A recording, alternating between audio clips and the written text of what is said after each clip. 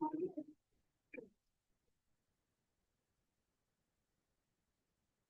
morning, everyone.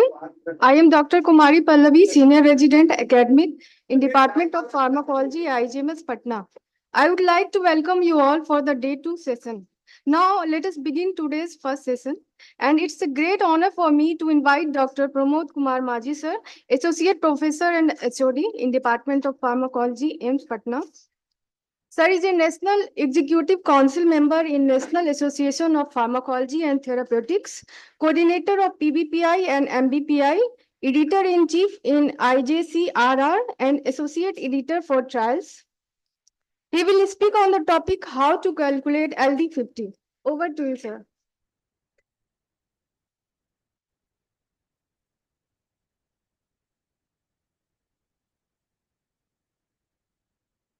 Thank you, Dr. Pallavi, for kind introduction. So, good morning, everyone. I said good morning.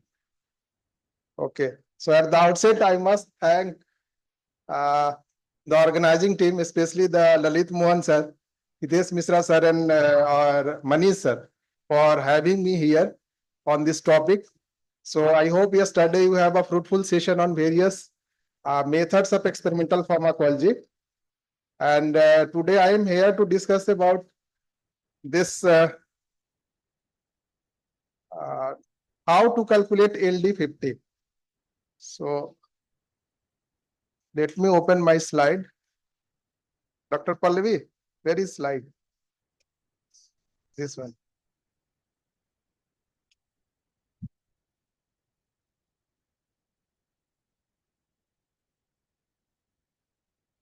Okay.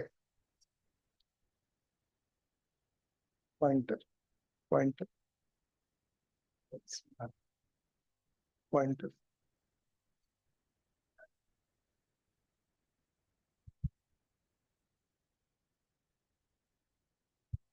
So in this session, we have a demo of how to calculate LD50.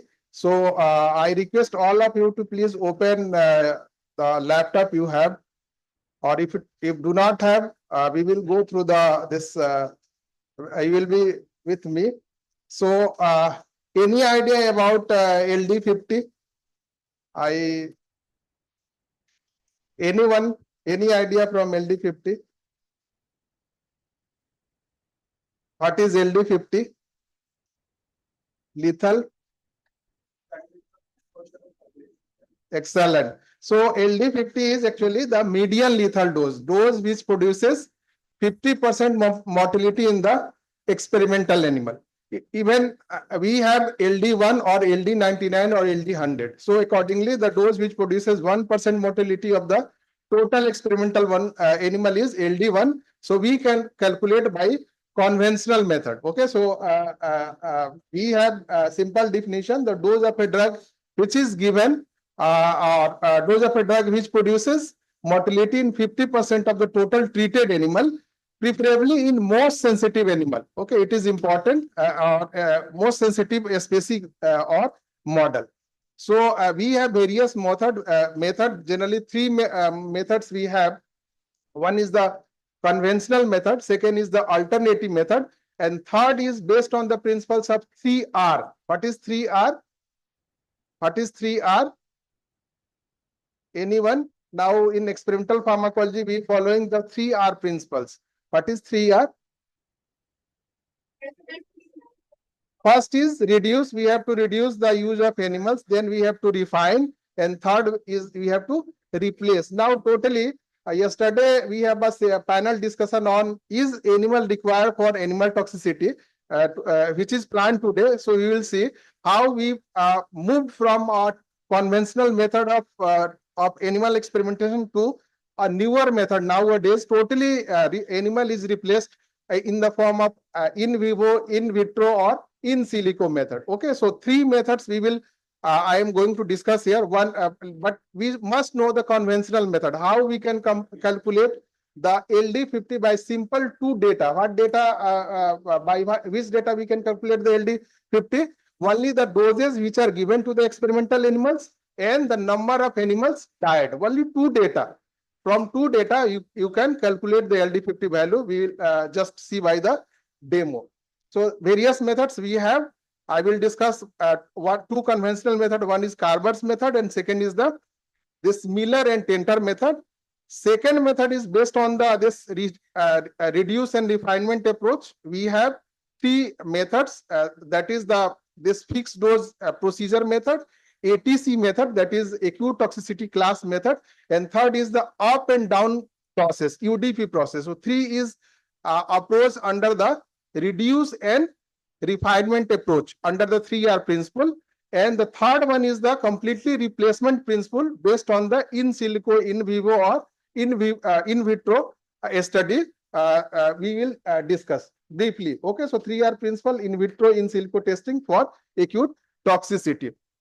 So just coming to the simple conventional method, first one is the arithmetical or mathematical method. So it is also known as Carver's method, which do not involve any plotting of dose response curve. You know, from your MBBS knowledge, we can calculate the ED50 or LD50 by simply plotting the dose response curve or log dose response curve. You know, we can simply plot dose response curve is a hyperbola and log dose response is a sigmoidal, and we can calculate by simply the drawing the percentage response and the doses. Okay, LD50, ED50 we can calculate the therapeutic index. So this arithmetical method is simple and rapid, even crude, when number of animal is small, and calculation is simple. As I told, we need two data, raw data. One is the doses given to the experimental animals, and second is the number of animals died. Okay, so by this two data, we can derive some two additional data, that is the mean mortality and dose difference. Okay, so two data we need to derive dose difference and mean mortality. So from this we have to derive the interval mean of the number dead or mean mortality. Mean mortality we can calculate by the difference between the two dose interval. Okay, in each group of the animals used, as well as the difference between the doses for the same interval, that is dose difference. So two data we have to derive. One is the dose difference between the consecutive doses, and second is the mean mortality from the two doses interval. Okay, which produces, and the product of these dose difference and mean mortality is obtained. So you can just remember DD multiplied by MM or AB. Simply A or B is for dose difference and B for mean mortality. Okay, and now the formula is the LD50 is equal to LD100 minus sum of the product of A and B divided by N. N is the number of animals. Okay, so this is simple formula. Just to write in your paper, write the dose. Let us take an example. Write the dose in milligram per kg. Just write, and you can calculate by paper or on the your this system, desktop or laptop. So just write this a table. Write a group of this experimental animal 1 to 5. Please write. Please, this is a hands-on. Just write. Just write. You do. Don't see the PPT. The dose is 20, 40, 60, 80, and 100 milligram per kg in 5 group of animals. And total number of animals in each group is 10. Then number of animals died in each experiment is 0, 3, 6, 9, and 10 respectively. Now we have to calculate two numbers, dose difference and mean mortality. Okay, so dose difference is between the two consecutive doses. So just to see, group 1 there is no dose difference. For group 2 you have 40 minus 20, 20. Subsequently there is only 20 in all the group. There is a dose difference of 20 milligram per kg. Okay, then mean mortality we can calculate again from the two consecutive doses interval. So for first it is not applicable. For this group 1 and 2, the 3 mean of 3, 0 and 3 is 1.5. Mean of 3 and 9 is 4.5, 6 3 and 6 is 9, divided by 2 is equal to 4.5, and 9 and 6 again 16. 9 and 6 is 15, so the mean is 7.5, and 10 and 9 is 19, and mean is 9.5. And the calculation is product A and B is, you can just simple calculation, 30, 90, 150, 190, total is 460. Are you with me? Simple calculation. So just we have this process 20, 40, 60, 80, and 100. And the second, we have the number of animals died 0, 3, 6, 9, and 10. So by these simple two data, we can calculate this dose difference. So dose difference is between the two consecutive group. So for group 1, there is no dose difference. Group 2, 40 minus 20, 20. Again here 60 minus 40, 20, 80 minus 60, 20, 100 minus 80, 20. Okay. And the number of animals in each group is 10. That means n is equal to 10. Mean mortality is, you can calculate from the number of dead animals. Okay. From the two consecutive groups. So 0 plus 3, 1.5 by 2. 3 plus 9 by 2 is equal to 4.5. 6 plus 9 by 2 is equal to 7.5. 9 plus 10 by 2 is equal to 9.5. Is it clear? So we can calculate those difference and mean mortality. Now we have to derive the product. So product is this A and B. 20 multiplied by 1.3 is 30. Then 20 multiplied by 4.5 is 90. 27.5 is 150. 20 multiplied by 9.5 is 190. And the sum of these products is 460. So what is the formula? What is the formula? LD50 equal to LD100 minus summation of this product divided by N. Okay. So what will be the LD100 here? LD100 means the dose which produces 100% mortality. Okay. So here is the dose is 100 milligram produces all the animals died. Okay. So it is 100 minus 460 by 10. So what will happen? What will be the LD50 value? 54. Are you with me? This is simple calculation, simple formula. Dose difference and mean mortality. Okay.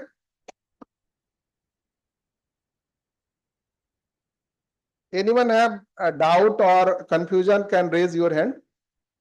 Anyone have doubt or confusion?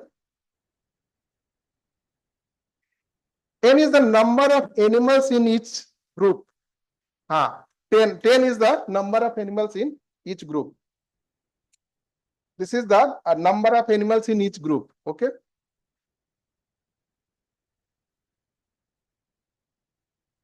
Anyone? All have calculation?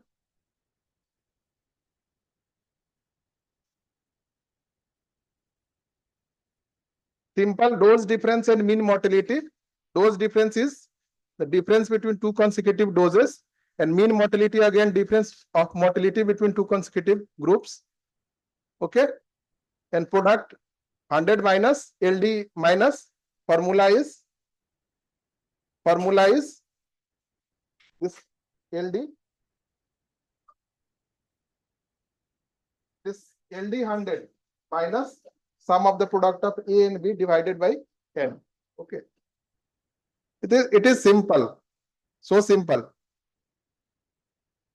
नहीं समझ में आया? Just write on a paper. Dose is, you have dose 20, 40, 60, 80 and 100. Just write. Just write. Five group is there. 20, 40, 60, 80 and 100. Just write quickly. It is so simple. 20, 40, 60, 80 and 100. And the number of animals died from correspondingly 0, 3, 6, 9 and 10. Right? 0, 3, 6, 9 and 10. Okay. So what is the dose difference between group 1 and 2? No. First for there is no dose difference. Not applicable. 2 and 1, 20. 3 and 2, 20. 4 and 3, again 20, this 5 and 4 again 20. So this is dose difference. Okay. Mean mortality, we can calculate the number of animals died from each doses. Okay. So here the at 20 milligram per kg, the no any animals died. Okay. 40 milligram, 3 animals died out of 10. 60 milligram, 6 animals died. 80 milligram, 9 animals died, and at 100 milligram, 10 animals died. So what is the LD 100 here? 100 milligram, because all animals died, all experimental animals died. Okay. So from these number of dead, we can calculate the mean mortality. What is mean mortality? Mean mortality is the mean of the two consecutive group. Okay, mortality. So 3 here is not applicable. 3 plus 0 by 2, 1.5. 6 plus 3 by 2 is equal to 4.9. Similarly, now we have to product this dose difference and mean mortality. So this A and B you have to multiply here. Okay, and the sum of these product added. And what is the formula? What is the formula? LD 50 is equal to 100 minus 460 by number of animals. So 460 by 10, 46, and minus 100 is 54. So it is so simple. Okay. Now moving to this next graphical method. Again, it is simple, but you have to do. So graphical method is also known as Miller and Tenter method. Okay. So it is more accurate than the Carver method, and the principle is just be with me. The observed percentage mortality is converted into probit. Okay, by using probit table and plotted against a log dose.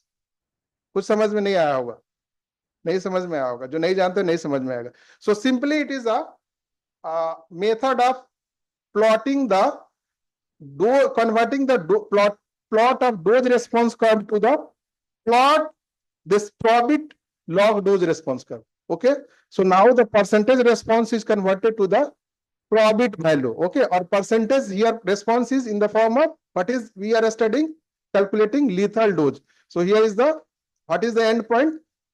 Toxicity or mortality. So here the percentage mortality is converted into the probit. Okay, and again it is plotted against the log dose. So this is the principle. We have to plot a probit value with the log dose. Okay, so what is the advantage of probit? What is probit? Anyone?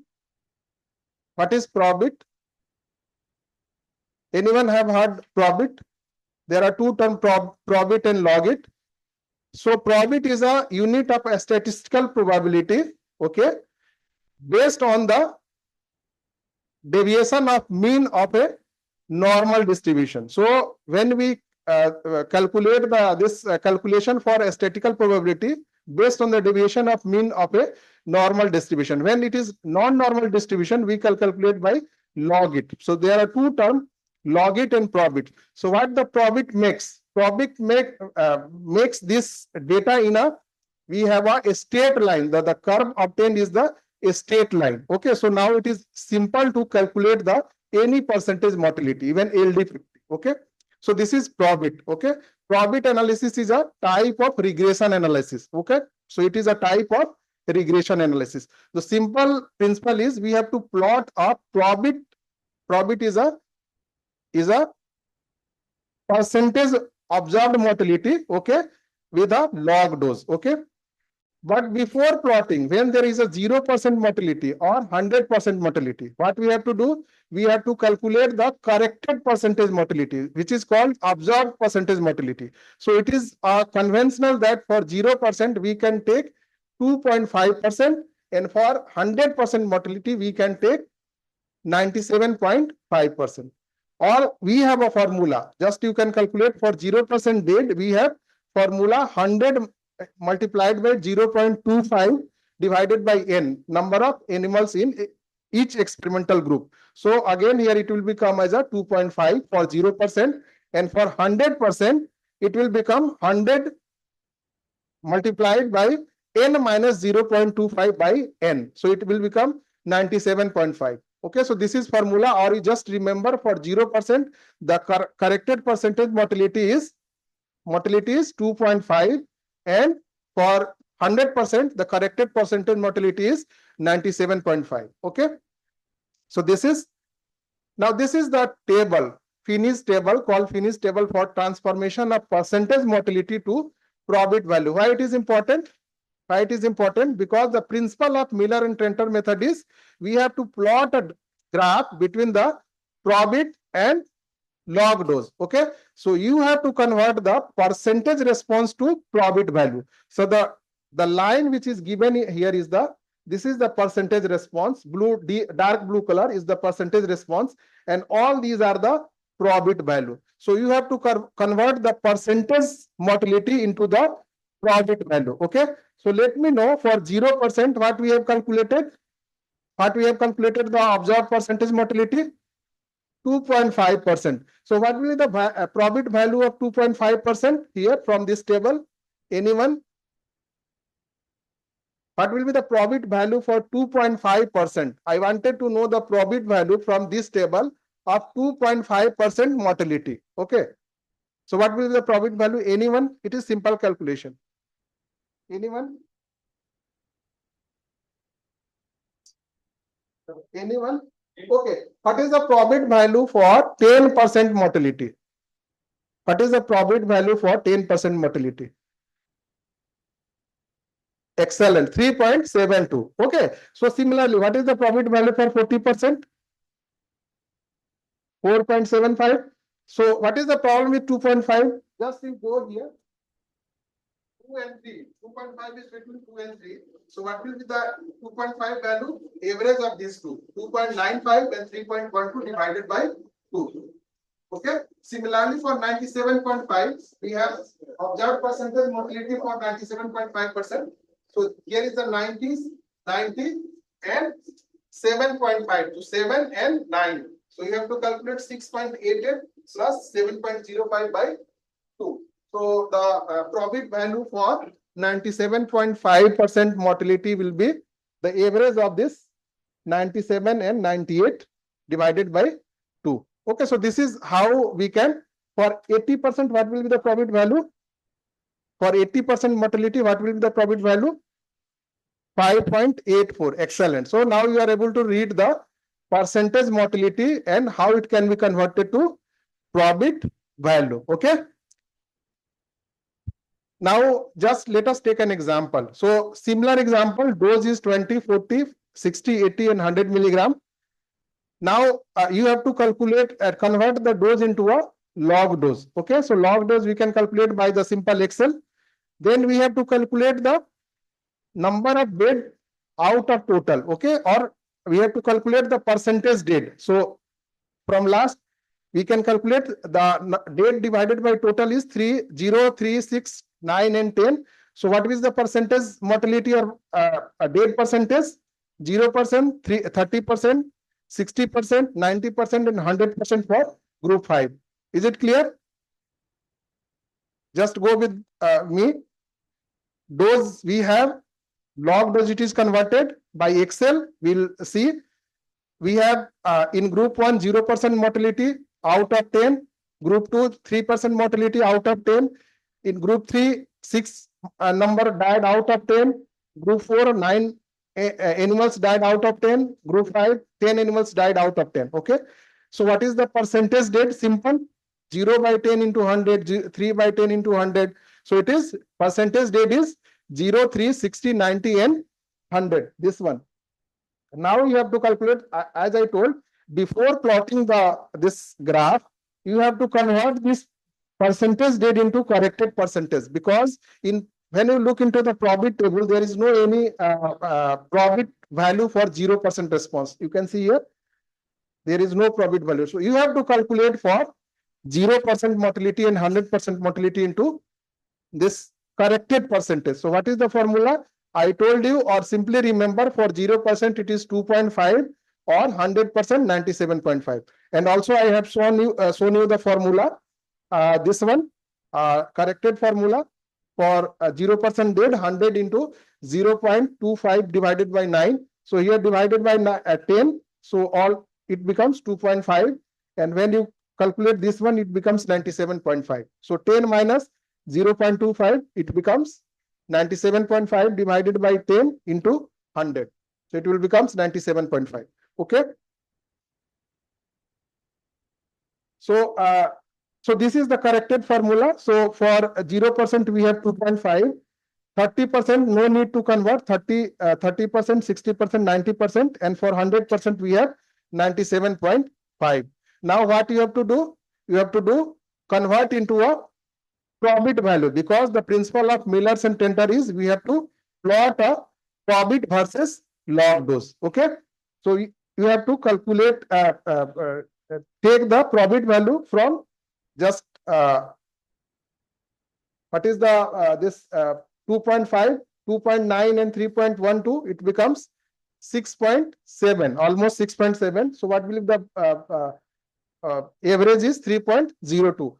For 40%, this 40% corrected 40% mortality or response, what we have profit value 4.48.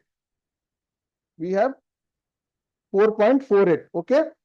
For 60%, we have 5.25. Okay, for 60% mortality, we have 5.25. For 80%, we have 6.28.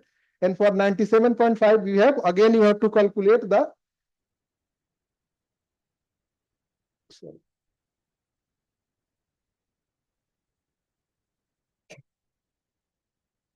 Sorry.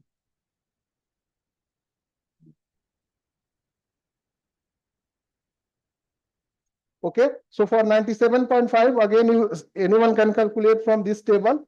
97.5, 6.88 plus 7.05 by 2. So it becomes 6.96. Okay.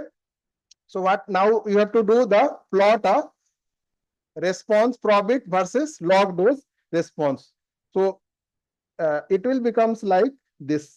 This will be the graph we will show with the demo.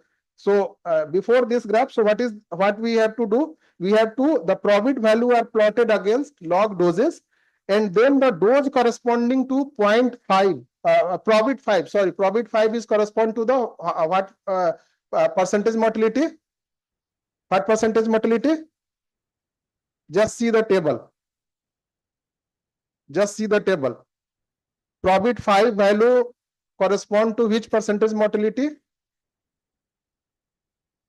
5. Profit 5 correspond to which? 50%.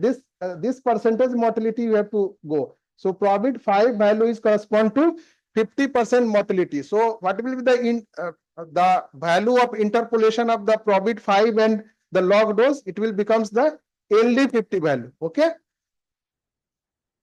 So the profit we plot this log dose and corresponding profit is 50% is found out in the figure.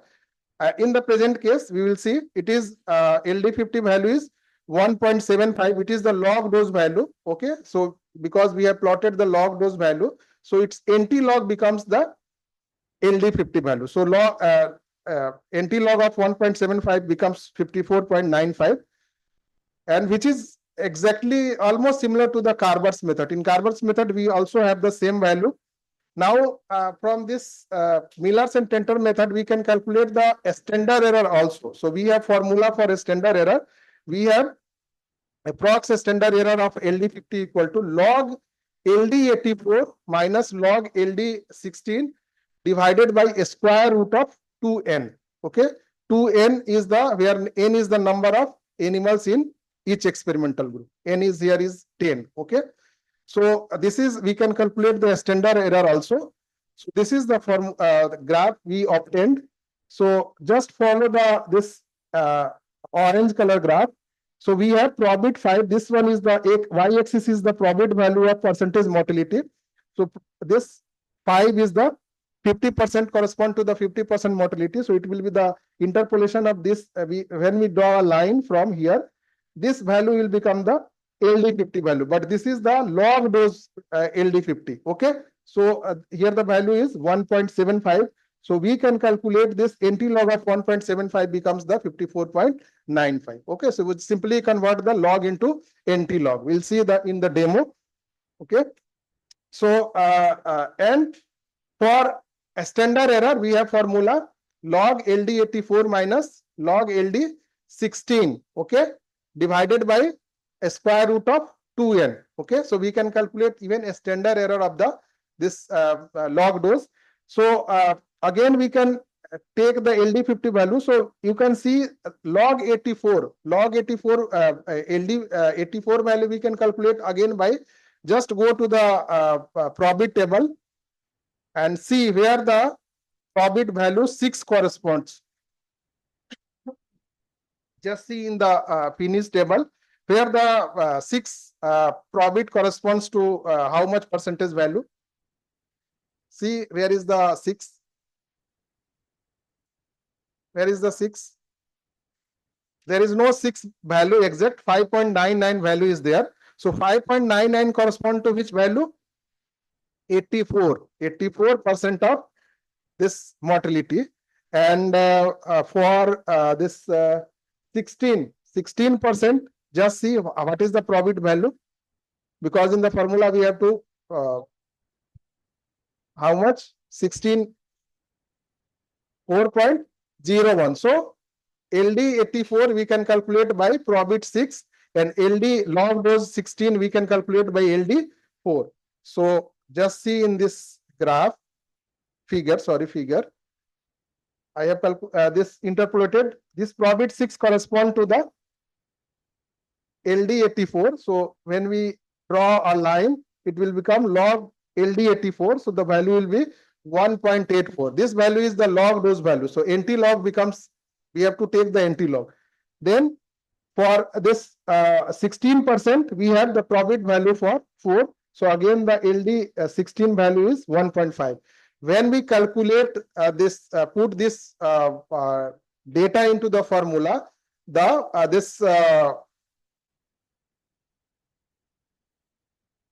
so what the probit of 84 and 60 from the table 2 are 5.99 and 4.01, approx 6 and 4 respectively. The log LD values of the probits 6 and 4 are obtained from the line on the graph as I saw shown, which is in present case are 1.85 and 1.5. Using these value in the formula of a standard error, this 0.0783 and its NT log is 1.19. Okay, so the final LD value is the 54.95 plus minus 1.19, and with 95% confidence interval it will becomes 53.76 to 56.14, okay, milligram per kg. So this is the methods by which we can just calculate the LD50 value by graphical method. Let us begin with this Excel sheet. We can draw simply, it is simple. So anyone can open your laptop, this Excel sheet simply. It will take hardly 5 minutes to draw the graph.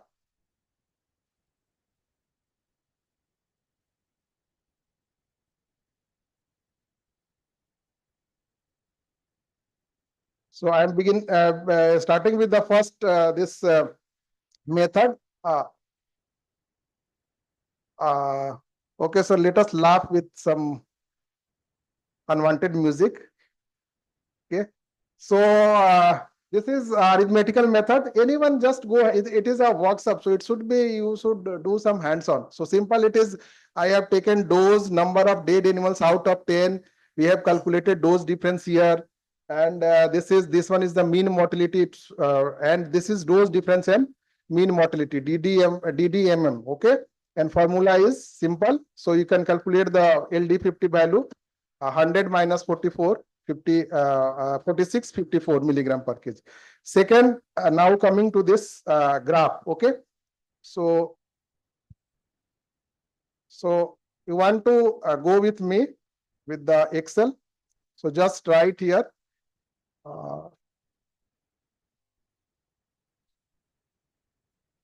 dose milligram per kg. Now what is the dose we have? Tell me, for 5 group of animals. What is the dose we have? Tell me. 20 for first group. 40 milligram per kg per second, 60 for third. How much? Next group for fourth group and 100 milligram. Okay, so this is dose. Now, what we have to calculate? Log dose. Okay, because we have to plot the log dose. So how log dose is calculated? We have to put equal marks, then log, then this value in bracket, this value bracket closed, then you have to enter. So what value becomes? Now you have to scroll. Now we have this log dose value. Okay. Now what I told, you have to know the number of dead animals. Two data we need, number of dead or dead number or simply number of dead. Number of dead animals. How much number of dead animals we have? For group 1, 0. Group 2, 3. Very good. Group 3, 6. Group 4, 9. And group 5, 10. Okay. So what will be this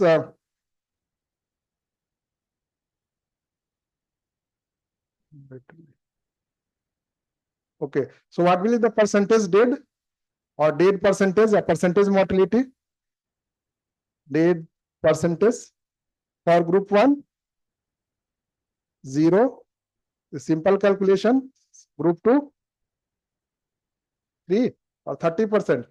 30%. Simple calculation. No need to use computer. 6 by 10 into 100. 60%. 9 by 10 into number of animals in experimental group is 10. So 9 by 10 into 100. 90. Then 100. Okay. Is it clear? Now what I told you, before plotting the graph, what we have to do? What we have to do? We have to correct the, no, before profit, we have to correct the percentage dead, because percentage dead, corrected percentage mortality. So let us write it, corrected percentage. Okay. So what is the, I told you for 0%, 2.5. For 30%, it will be same. For again 60, this 90, and for 100%, 97.5. Excellent. Now what we have to do? Now what we have to do? We have to take the profit value of this corrected percentage, or it is called observed percentage mortality, or it is also called cumulative mortality. Okay. So we have to take, just tell me the profit value from any one of you have table. What is the profit for 2.5? 3.04. Next group, please. What is the profit for 30%? Next group, 4.48. There are 4 group now. So group, another group, just tell me what is the profit value for 60% mortality? 5 point? Excellent. 5.25. Okay. Then for 90%, what is the profit value? 6.28. Excellent. Then for 97.5%, what is the profit? 6.96. 6.96. Okay. Okay. So now what we have to do? So these data we have just gathered. Now what we have to do? What we have to do?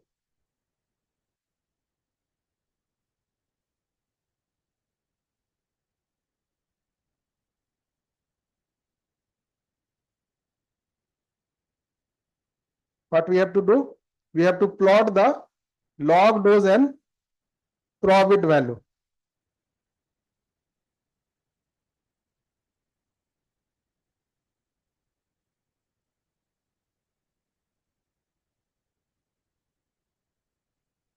Okay. So let us plot a graph of this log dose and profit value. Insert a graph.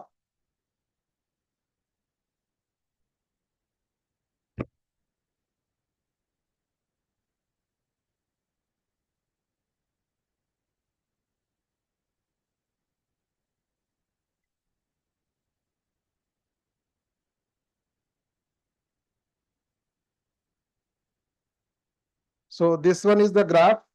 You can just make a chart title, also axis title. I wanted to give here a trend line. Okay.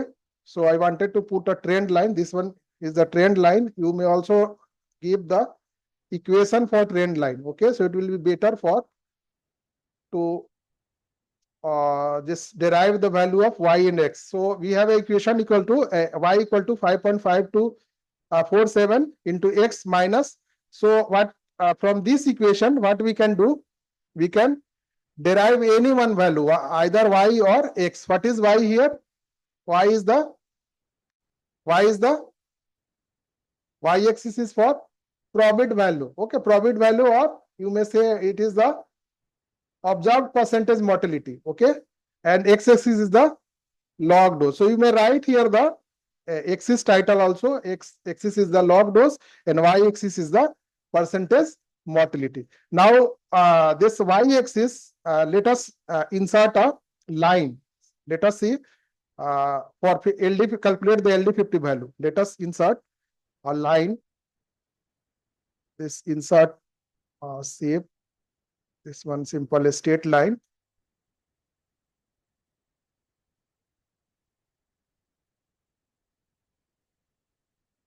Okay.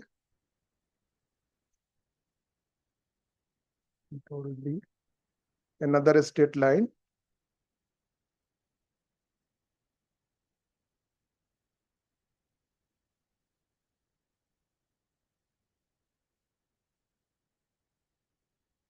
So from this graph, it looks the value is almost 1.74, or also you can calculate by this uh,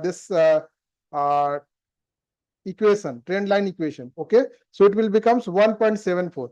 So what is the value here by this simple graph? What is the LD50 value? Log dose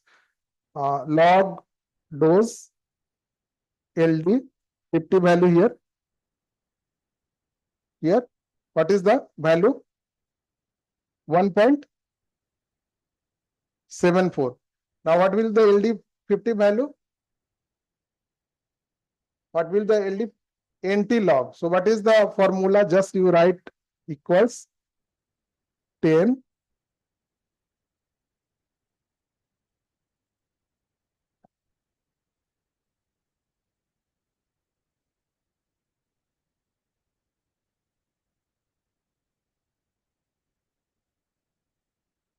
is not coming actually. Whose computer is this? Anyone can help me? Just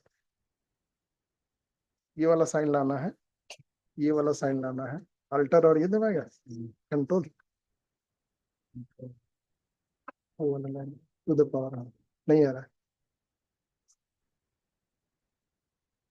हाँ, thank you. Okay, this value. So what is the value now? NT log is 54 point, or you also calculate the NT log of 1.75. Okay. Am I clear? Am I clear? कहाँ पे confusion है पूछ सकते हो. कौन सा ये graph? Okay. So this is 5 is the probit 5 value correspond to the 50% mortality. So you have to simply draw a line and see whether it is falling. Okay. So this x-axis is the log dose value. So this value is correspond to between 1.5 to 2.5. So 1.75. You just calculate by this equation also. So y here is the 5. So you can calculate simply x value. Okay, simple calculation. Okay, so and this x value is the LD50, log dose LD50, not LD50. So this NT log will become the log dose value. Okay.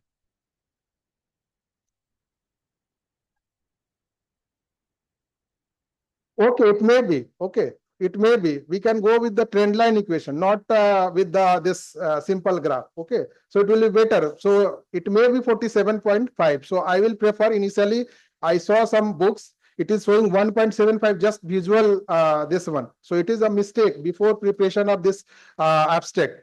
So again, this is more accurate. This one is the Miller and Tenter is more accurate. We should follow this trend line equation. So 47.5, again the this LD50 value is less than 54 point.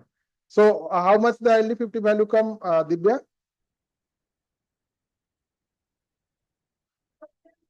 Yeah. What is the log dose value? 1.68. So I will go with the trend line equation, nothing with the just visualization method. Okay. So with trend line equation, I will rely on the trend line equation. So the trend line equation says when we put the value of y5, the x value becomes 1.68, and its NT log become 47 47.86. Okay, excellent. So it is lesser compared to the Carver methods. It is more accurate, okay, conventional method. So this is okay. Anyone confusion? It is simple of plotting a graph, simple percentage mortality to convert it to probit, and probit versus log dose response, and simply we can calculate the x or y value by simple trend line equation as shown. This is equation is very much important. This equation is too much important. Okay. So any even LD1, LD99, ED1, ED99, the percentage response may be your therapeutic response or death or mortality. Okay, so by this trend line equation, you can calculate simply this x or y value, percentage response, or this LD value or ED value. Okay, lethal dose or effective dose, or even for microbiology inhibitory concentration, IC value. Okay, so all are LD50 or LC, C for concentration, D for dose. Okay, so is it okay? Then I will move for the calculation of a standard error. Okay, for everyone. Simple calculation or graph method.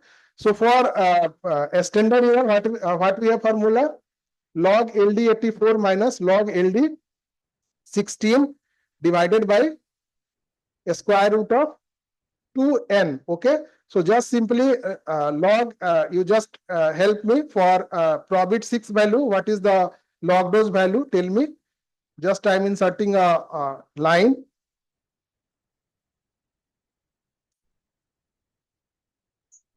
Just help me for just calculation.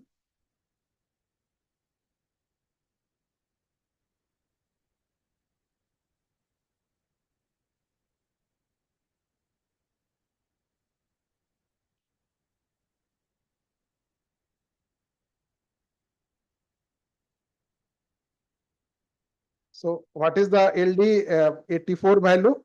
Log LD84 value? Log LD84 value is 1.86. Okay. And again for log 16,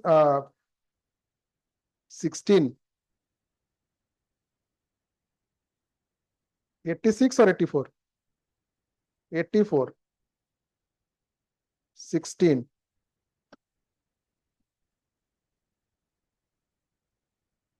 So now we have to calculate the log 16 value. It is simple, 1.5.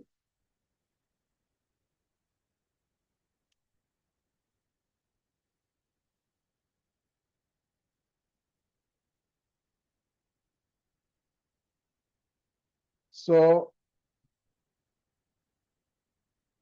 it is log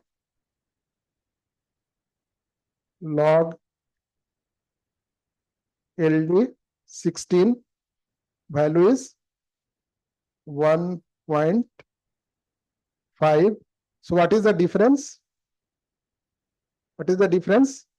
0.36. Just divide by a square root of 2.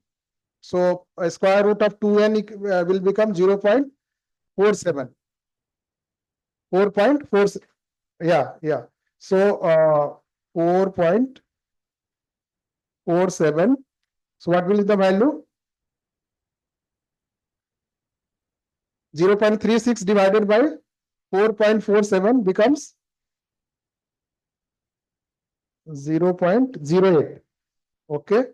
So this is the log dose value of a standard error. So it's anti-log. What is the anti-log? Just you put this value equals 10.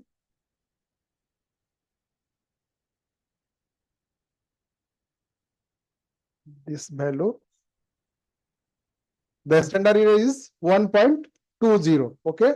So now what is the this LD50 value with a standard error? 47.86 milligram plus minus 1.2. Okay.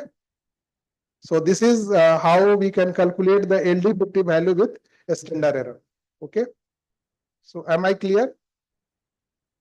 It is simple. You can practice and do. It is not difficult. And again, I will say it is a outdated method. It is conventional method. Okay. So let's go to the some newer method without animal, without the approach of 3R principle. Okay. So everyone okay with this graph or a simple hands-on? Okay.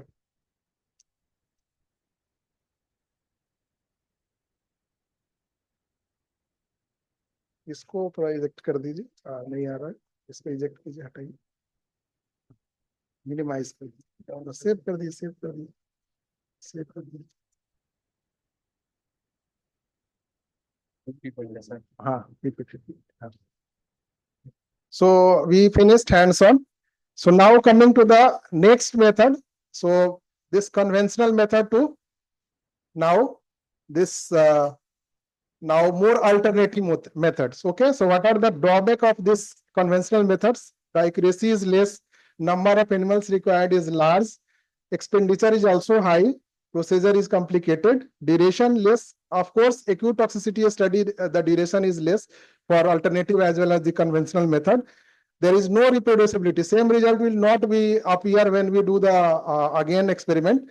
And here the end point is sign of toxicity and death. Acute toxicity study is generally observed for 24 hours, but even we can observe animals for 7 days also, 14 days also. And these methods have no regulatory approval. Okay, so these methods lack regulatory acceptance and they are not in conformity or as per the 3R principles of this reduction, refinement, and replacement principle. Okay, so we move now for this 3R principle, that is an incorporation of this LD test into the OECD guidelines. What is OECD? What is OECD guidelines? Anyone? OECD, full form of OECD, it looks not related to the medical organization. OECD, anyone? All the guidelines are as per OECD guidelines 423, 420, 425. What is? It is the Organization for the Economic Cooperation and Development. It is a standard international ethical guidelines set for chemical testing of substances, even drugs, any substances, chemical testing, and they characterize based on their nature: high, extremely toxic, highly toxic, moderately toxic, least toxic, or harmless. Okay. So these principles. So this fixed dose procedure introduced in 1992. So what is done in this method? So the test substance is given at one of the 4 fixed doses, 550, 500, 200,000 milligram per kg to 5 male and 5 female animals of the same species. The objective of this fixed dose procedure is to identify a dose that produces clear signs of toxicity but no mortality. What is the endpoint here?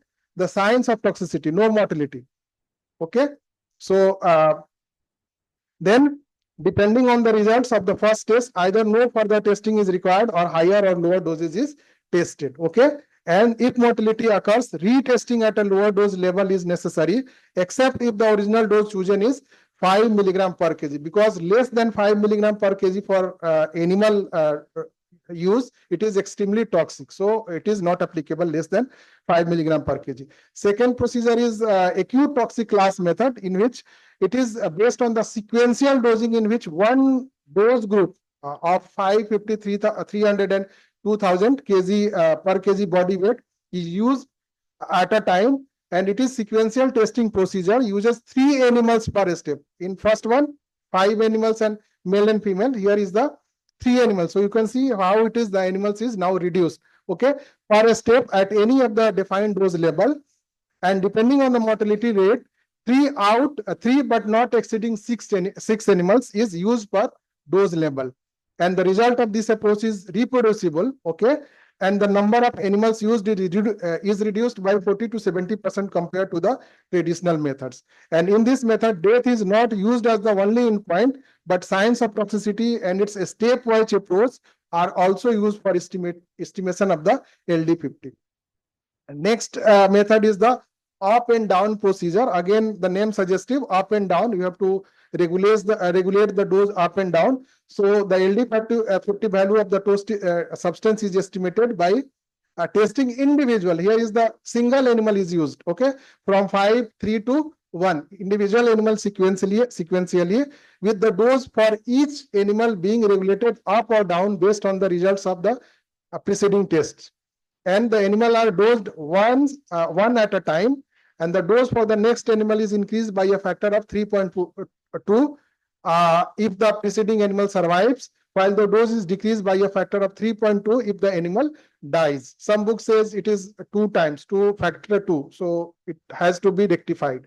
Okay, it takes 1 or 2 days to observe each animal before dosing the next animal. Thereafter, animal that survive the test are monitored for delayed toxicity for 7 days.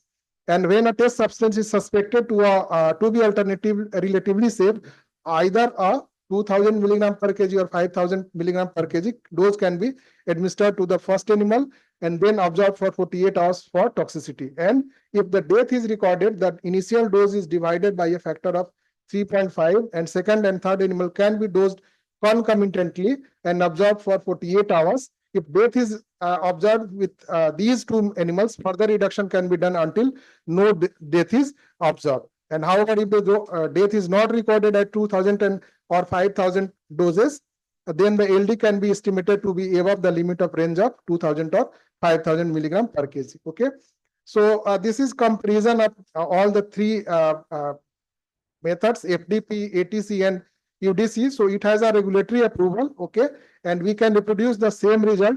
Okay, and the end point is sign of toxicity as well as the death. And here the number of animals required is less compared to the conventional method. Okay, so let us summarize what we have moved from conventional method to this traditional method. We have Carbas and Miller and Tenter method. Then we move to the alternative method as per 3R principle and OECD guidelines, fixed dose procedure, acute toxic class testing, and up and down procedure. And nowadays we have more replacement principle, okay, in the form of this in vitro, in vivo, and in silico method, even organ on the chip, okay, and various cytotoxicity as well as the phototoxicity test, completely replacing this animal for this toxicity testing. Today we have a panel discussion on this is animal required for toxicity testing. So we will hear. So that's all from my side. Any questions, I will be happy. These are the few references I just gone through and read. So thank you so much. Any questions, I will be happy to answer. So sorry for a little bit late. Okay. Any questions, I will be happy to answer. Any questions, any confusion?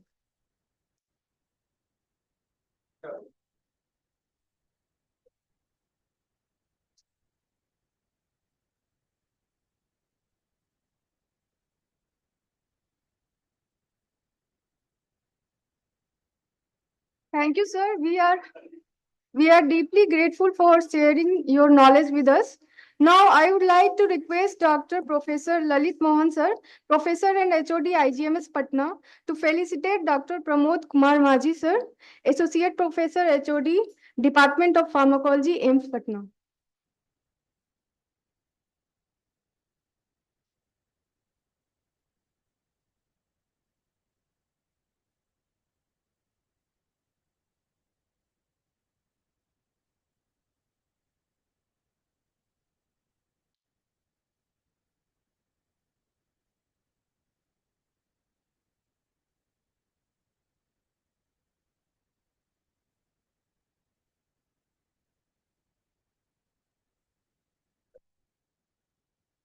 For next sessions, we will move to Department of Pharmacology, third floor, as yesterday. There we have 4 sessions in 4 different rooms. So kindly proceed to Pharmacology Department.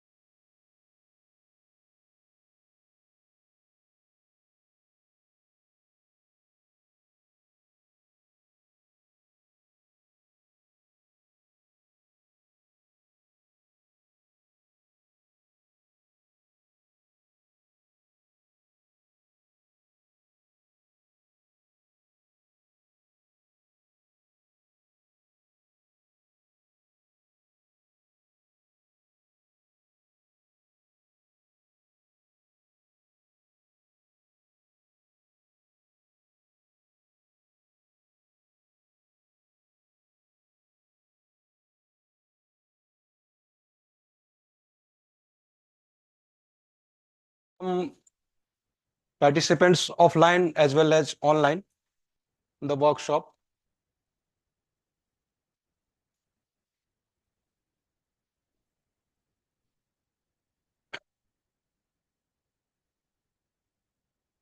Second annual workshop on animal handling and experimental pharmacology, which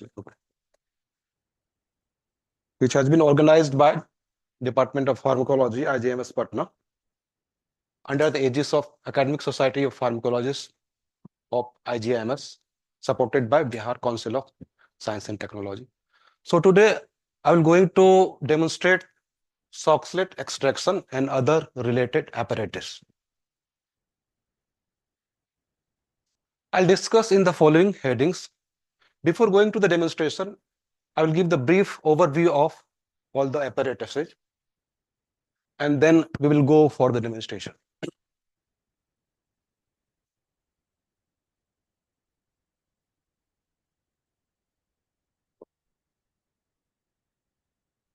So coming to important terminology, these are few important, we will discuss in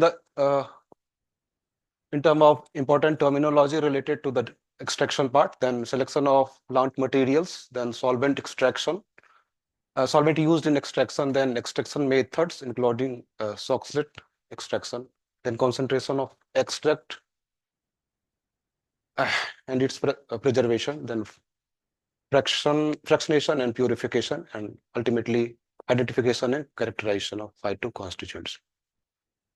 Coming to the important terminology, so we will frequently encounter this terminology like what is medicinal plant and menstruum, then mark, micelle. So what is medicinal plant? We all know this is the plant which have some medicinal property, which is usually claimed by the traditional medicine. Okay, so in traditional medicine, if somebody say this particular plant, whether it is leaves or roots or flowers, seeds, fruits, etc., has property of any medical activity, so we call it medicinal plant. Then what is menstruum? Menstruum is a liquid that we loosely call it solvent. Okay, it is liquid or suitable solvent that will be used for extraction purpose. Then mark is whatever left after extraction. When we filter the extract, then something semi-solid or paste-like material will be left over. That is called mark. Okay. In simple language, if we take the juice of orange, then ultimately what is left over? That is called mark. Okay. Then micelle is the mixture of what is our product of interest and then solvent. When we mix those things, so basically what we obtain at the end of extraction, that is called micelle. And then primary plant constituent and secondary plant constituents. So primary plant constituents, mainly these are the nutritional products of components of plants. These are not of biological activity. These are not of our interest. Okay, these are the product in plants that produce plant for their own use. These products are not for our use. Okay. So these products of primary plant constituent have no biological or medicinal properties, but secondary plant constituent, these are the product which are of our interest. Okay, that we actually extract. Okay, these are known as secondary metabolites, usually alkaloids. We already know what is alkaloids like morphine and plant alkaloids like atropine, and then many reserpine, many products we extract from the plant. So these are the alkaloids. And then terpenoids, saponins, phenolic compounds, flavonoids. So these are the products we actually extract, and we see whether it has a biological activity or pharmacological activity. So this is our product which are of our interest. So basically we always focus on these products, secondary plant constituents, while we go for the extraction. Now coming to selection of plant materials. So how we select plant material? What are the criteria which is based on which we decide whether we have to go for this we have to select this particular plant? So the very first thing is traditional claim. Traditional claim means in traditional practice, some practitioners say that this particular plant material has some medicinal property, and it has been proven by literature also. So idea comes from the traditional system of medicine. Then what is our availability? Usually we choose locally available plants We can choose also other plant that is remotely available. We actually imported plant for the extraction of artemisinin and then quinine from China. That is originated from China. So we can tell. So that is basically based on if it is available locally, it is better to go for the local. The advantage is that for locally available plant, there is no need of transit. So there will be less spoilage of plant material. Okay. So wherever possible, you choose locally available plants. Once the plant material has been selected or decided, then we go for the authentication, whether this plant material is the same thing that we are expecting, that we are trying to use in extraction process. So before going to the extraction, it must be identified and verified by the botanist and taxonomist. Taxonomist for the classification and botanist for the identification. Then parts to be used, which part we have to use. Who will decide which part we have to use? So it will be decided by the traditional claim. Some traditional claims say this leaf has medicinal property, then we will take only leaves only, okay? So depending upon that traditional claim, we use that particular parts. So usually we use leaves, flowers, almost everything of plants. Then processing of plant material.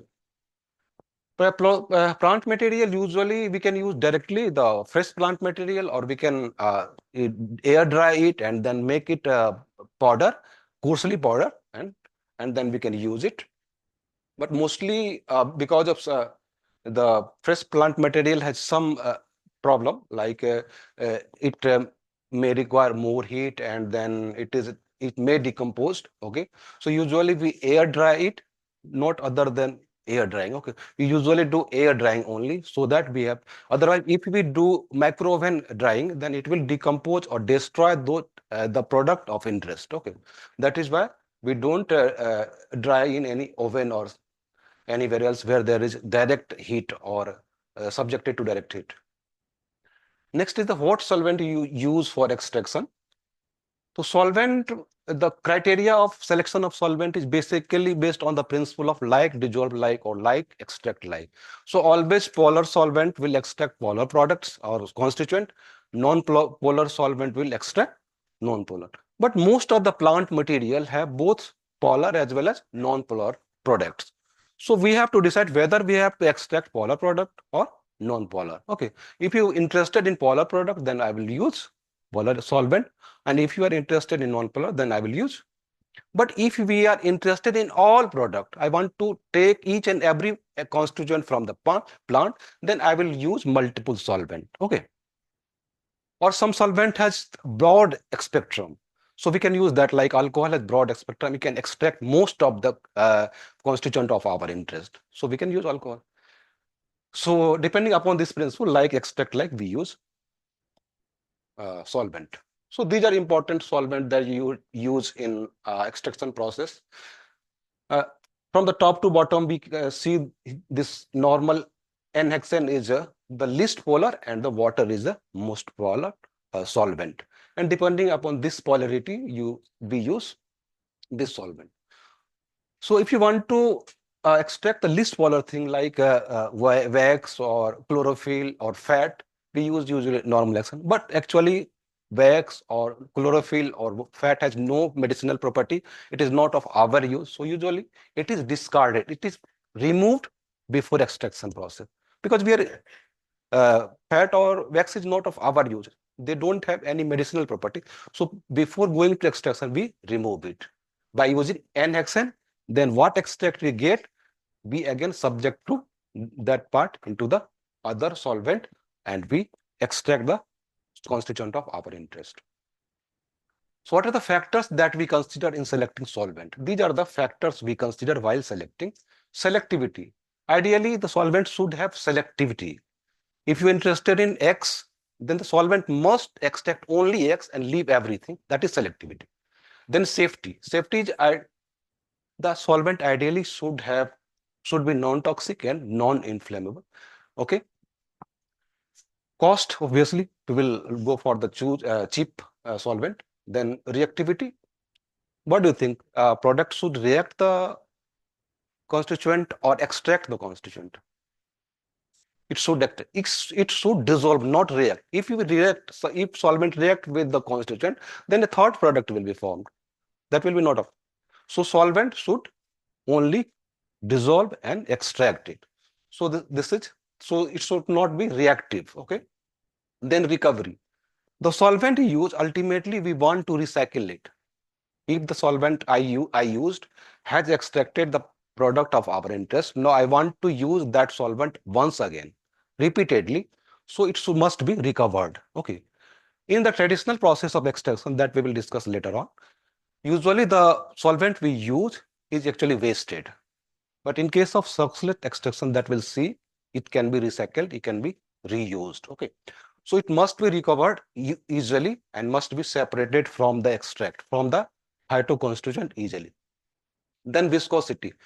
Viscosity should be less so that it will allow the penetration. Okay. Then boiling point. Many plant constituents are heat sensitive. What we say? We would like to heat to higher temperature or lower temperature. We would like to heat at lower temperature so that they could not be destroyed by the temperature. So ideally the solvent that we use should have low boiling point so that the product of our interest should not be destroyed by the temperature and the solvent can be evaporated. So these are the criteria. Now coming to the properties.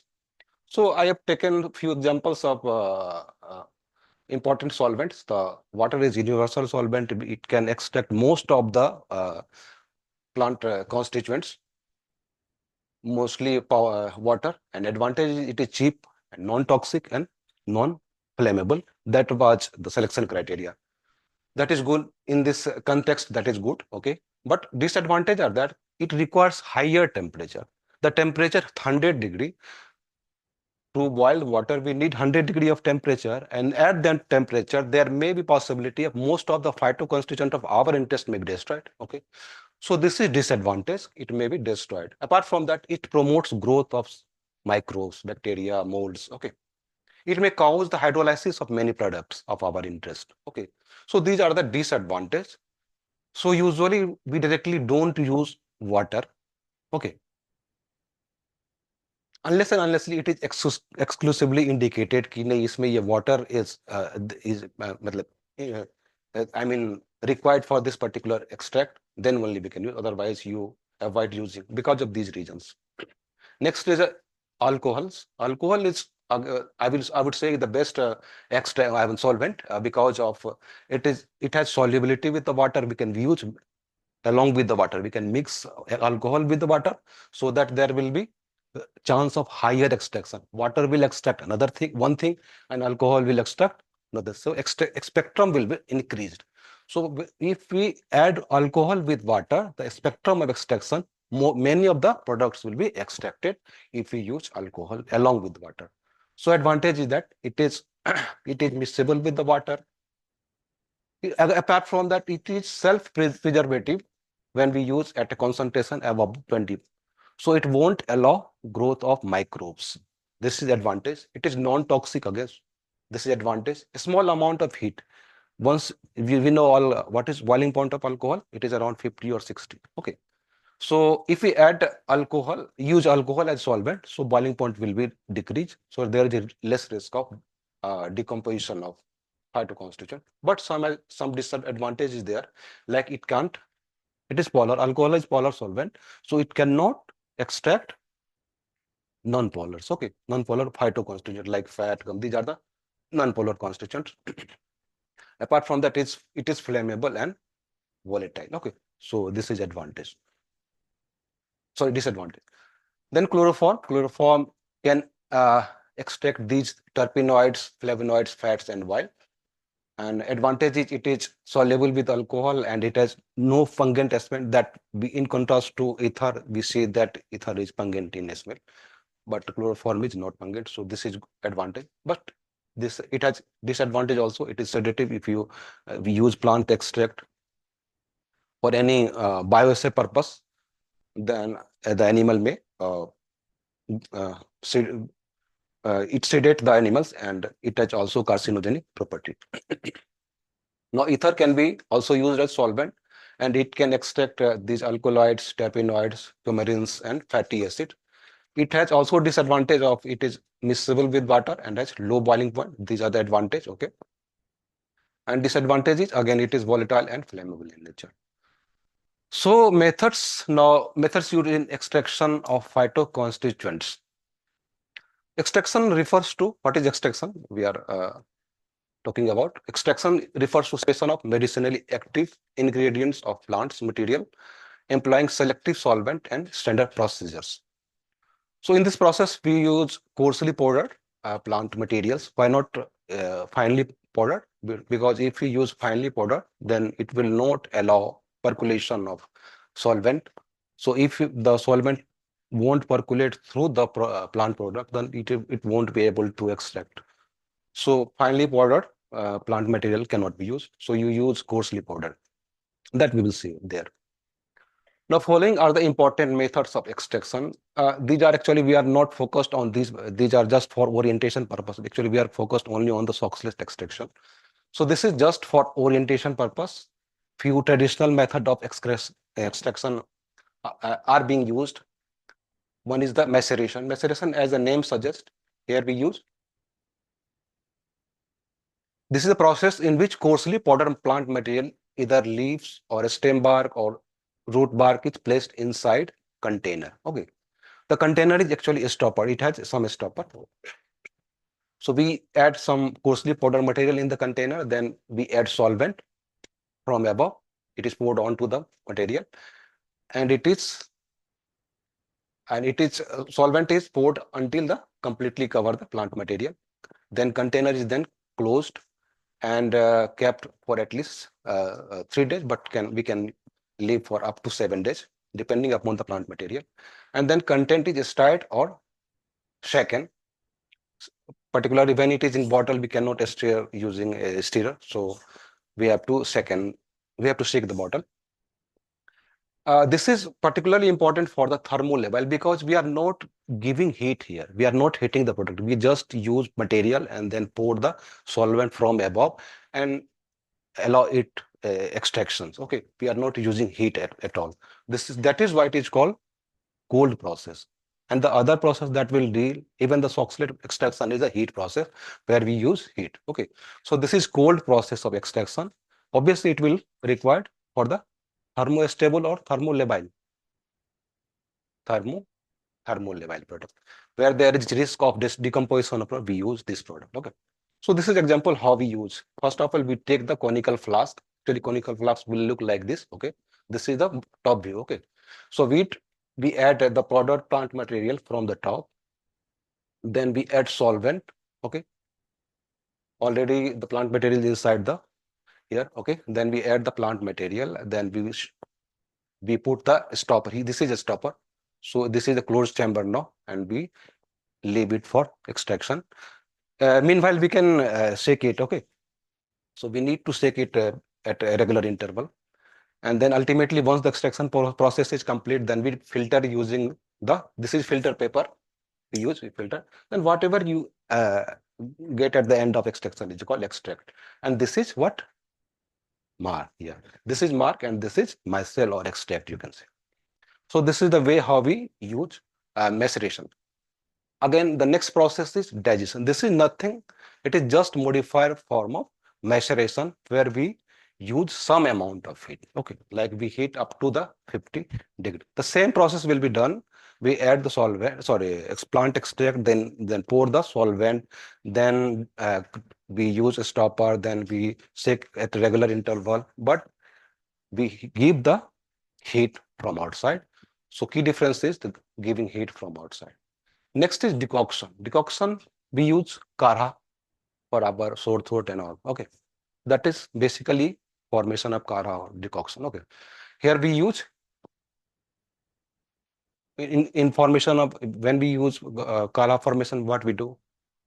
We use whatever the product you want to make kara, elaichi, and what and all that we use, and then we give water and then we boil it. That is decoction. Okay. In hot extraction method using water as a solvent. So here we use water, a grounded or A dried and grinded powdered plant material is placed into clean container. Okay. Water is then powdered and stirred. Okay. Heat is then applied throughout the process, as we know in the Kara formation. And this process is run for up to 15 minutes. Once we expect that the entire plant material has dissolved, then we take the plant material and we filter it. So obviously it is a hot process of extraction. How we do it? This is a beaker in which we transfer the plant material. Then in the plant material, we pour the solvent. Okay. Then we stir the materials. Okay. Plant material as well as solvent. We stir them and then we put on the a mantle, heating mantle. Okay. Have you heard this term? Have you seen heating mantle before this? Heating mantle. This is a heating oven-like thing. Okay. I mean, it is a stove type of thing. This is mantle. The net-like thing you see, this is the mantle. Okay. That is why it is called heating mantle. It is over there. Okay. We'll discuss. So this is a heating mantle. We heat this process by using heating mantle. Once the extraction process is complete, then we filter it. Yes, ma'am. Yes, ma'am. Yeah, mantle is the same thing. Yeah. Right. So at the end of extraction process, we take the extract and the mark is left over. Next is percolation. As the name suggests, here what happens? The plant material is put in conical flask and we pour the liquid or solvent from the top and we leave the material for few hours and then we open the tap. There is tap at the end of, we will see the image. There is tap at the lower end. Initially, we close the tap and we allow the solvent to dissolve the plant material. And at the end of 4 hours, once the plant extraction process is complete, we open the tap from bottom and we take the extract. So this is percolation. In percolation, the solvent go down through the plant material. So here we use a excuse me.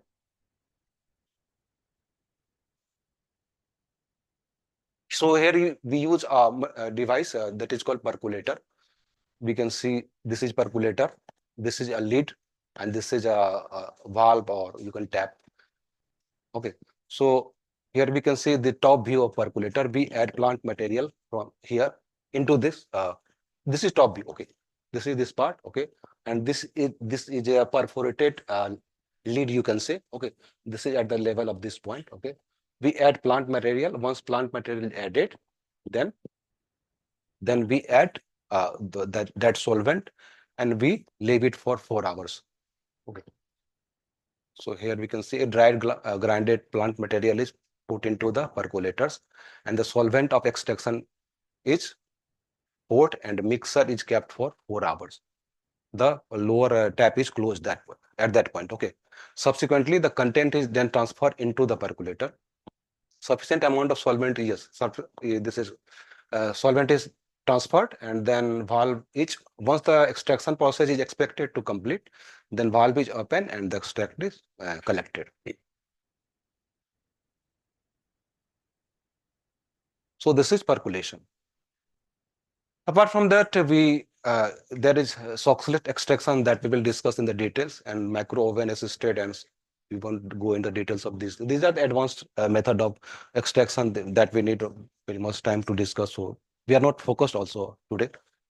So today the topic of interest is Soxhlet extraction. These were the overview or basic outline. Now factors to be considered in choosing extraction methods. These are the criteria that decide the selection of extraction method. So if you want to extract heat stable product, which process we will use? Heat stable. We can heat it. Heat stable means we can use hot process. If you want to heat labile, whole process like maceration. I think it is clear. Okay. Then nature of solvent. If you want to extract non-polar. If you want to extract polar, we'll use polar solvent. Cost of drug. Cheap drug are extracted using maceration. Okay. And costly drug are extracted using percolation. Duration of extraction. Some process require longer duration. Maceration is suitable for plant material required for long exposure. Okay. Whereas techniques such as microwave or ultrasound assisted extraction are used for shorter duration. Final volume. What volume you want at the end of extraction? Large volume products such as tincture. What is tincture? It is alcoholic extract. Okay.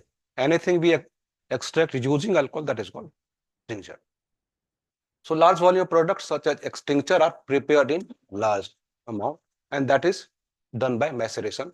But in case you want concentrated product, we use percolation or shock slit extraction. Now, what is our intended use? If you want to use the product for consumption, usually use maceration process that we start in the beginning we discussed. And if you want to use for experimental testing like uh, a bioassay, or you want to see what is the new product, a new biologically active product in that particular plant, if you want to screen or no, then we can use Soxalate. Okay. Now, Soxalate extraction, that is our topic of interest today. Soxalate extraction is actually done by using a apparatus that is called Soxalate extractor. Okay. It has got three parts that we can see there. Okay. We'll go to the demonstration part. Okay. So this is Soxalate extractor. Okay. It has got three parts that we will see in the image. Extraction chamber. Okay. It is the middle part. Okay. Starting from the bottom, it is a round bottom flask. It has a lower round bottom flask, then extraction chamber, and then condenser at the top. Okay. Extraction chamber has two tube that we can see there. Two tube, the middle part, side tube, two side tube, right? So it has two side tube. One side tube is for evaporation, okay, and another side tube is for condensation. One allow rise of vapor, another allow draining of solvent. Okay.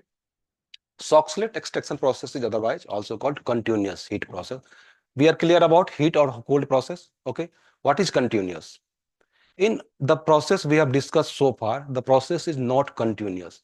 We use plant material, pour the solvent, and take the extract out. It is continuous, it is not continuous. It is the end process. Okay, we have to repeat it. But the Soxalate process is not single process. It is the repeat process. It uh, extract the product continuously in the cyclic process, that we will say. Okay. So Soxalate is the continuous process. It extracts the constituent in the repeated way, in the cyclic way. Okay. So these are the parts that we discuss. It has three parts. Lower is the this much part in the yellow shade. This is the round bottom flask. Okay. And the middle one that is in the blue shade. Okay. Blue shade arrow. This is the extraction chamber that we put into the plant material. We put plant material over here. Okay. Then the upper part is condenser. Okay.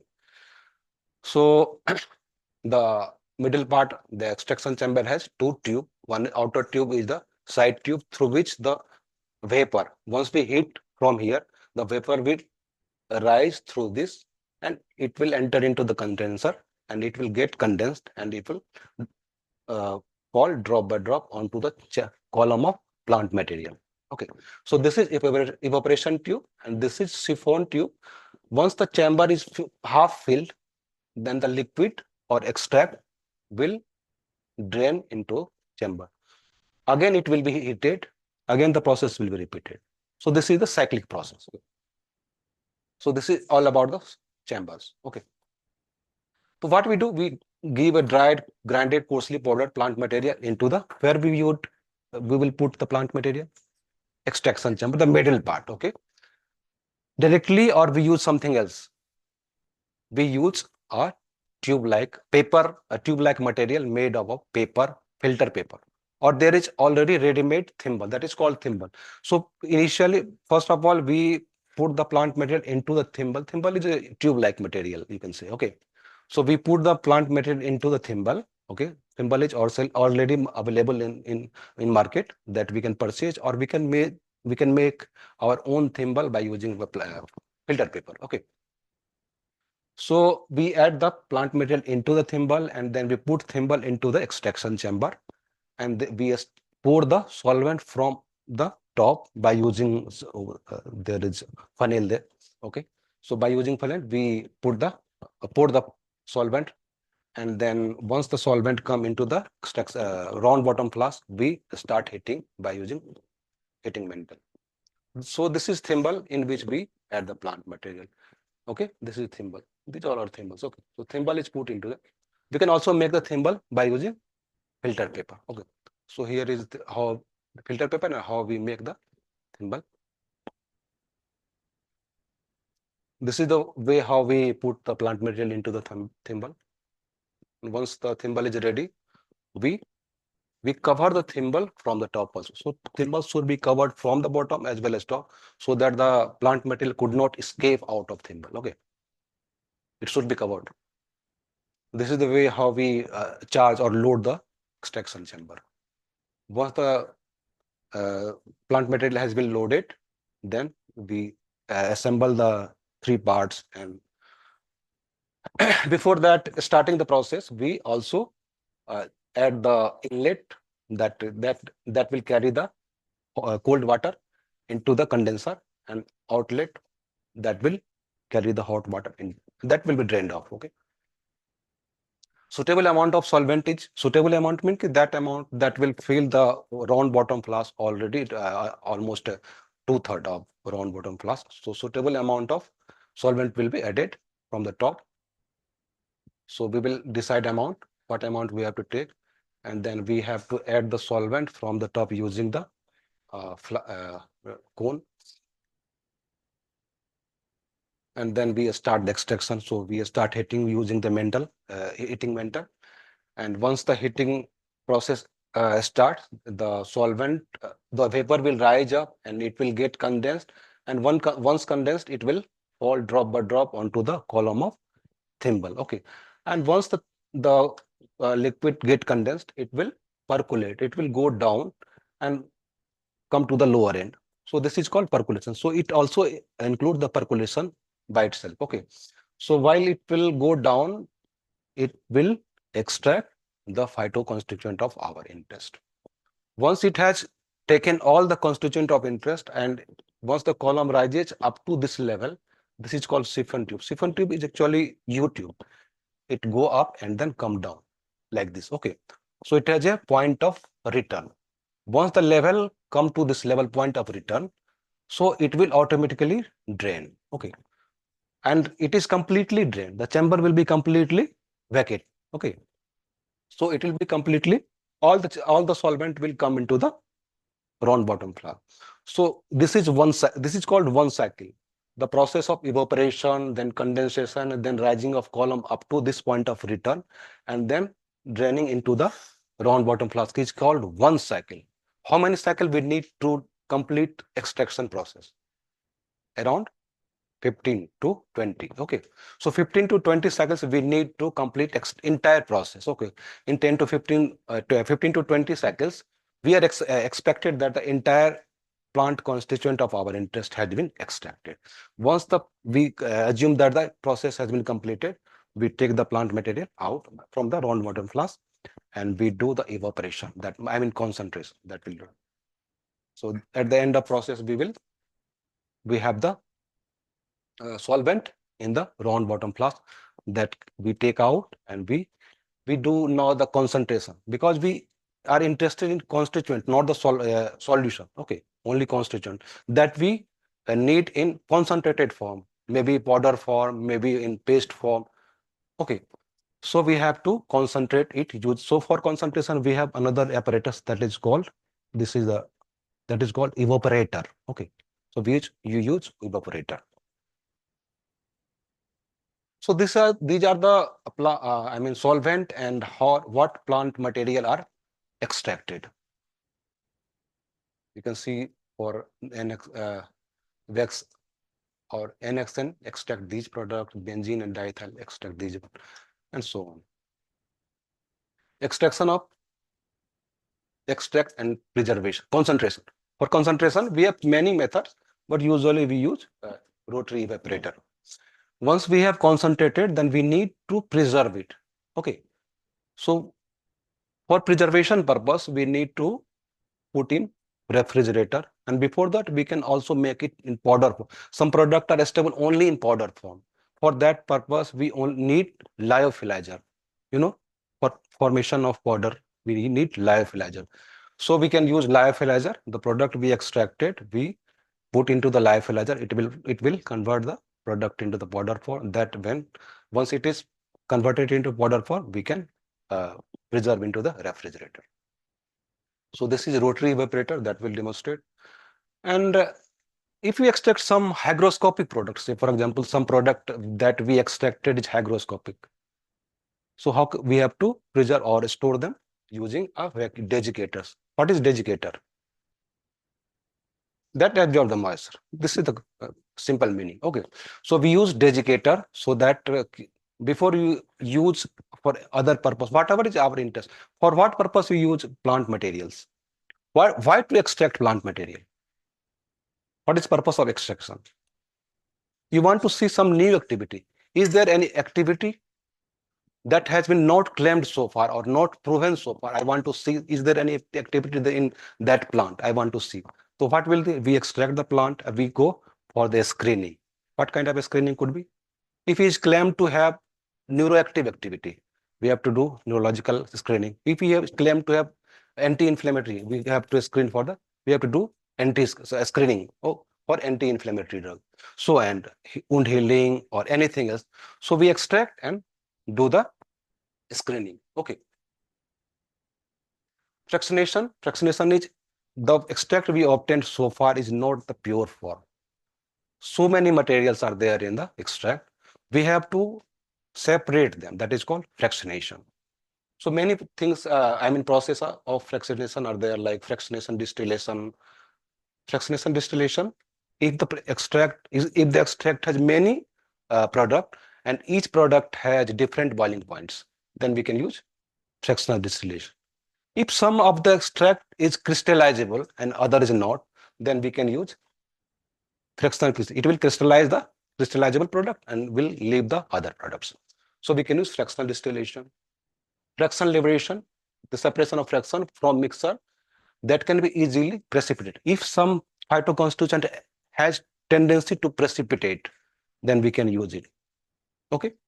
Sublimation, if some phytoconstituent ability to convert directly into solid to into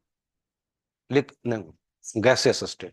In that case, we use sublimation. So depending upon what type of constituent is there and what constituent is of our interest, we use the respective. Even chromatography is the most commonly used process. So many methods of chromatography. Actually, we are not focused on this. Okay, it will waste our time. So let's go to the demonstration part. Cameraman, please focus there.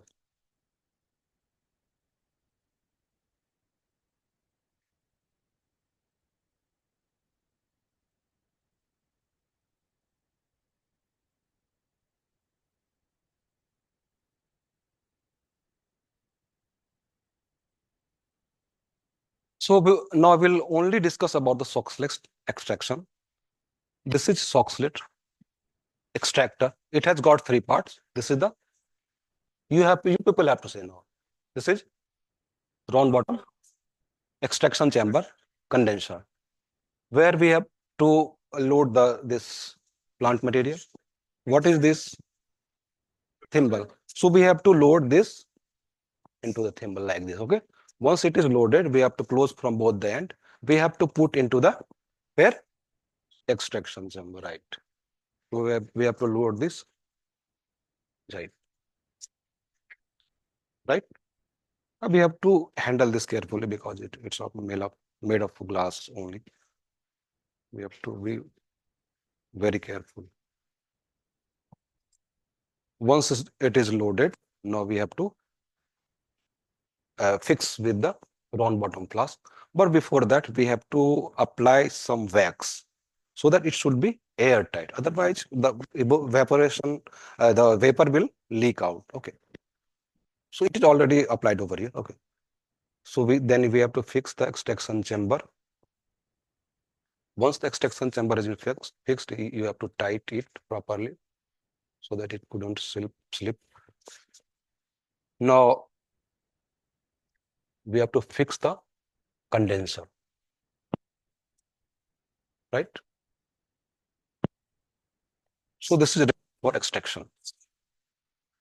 Now what to do? We have to add solvent. We have already added solvent. We have done extraction of same material by using two solvent. This is one solvent, this is water only, and this is methanol. This is methanol solvent. Okay. Actually, hydromethanol. I have used 20% of methanol. Here I have used water only. Okay. So we can see there is clear-cut difference between these color. We can see why there is difference between these color. Because of we have used two different solvent. This has extracted X and this has extracted Y. Different things, no? That is why the extract over here, I mean constituent is X and Y, different constituent, and there, so color is there different. Now we have to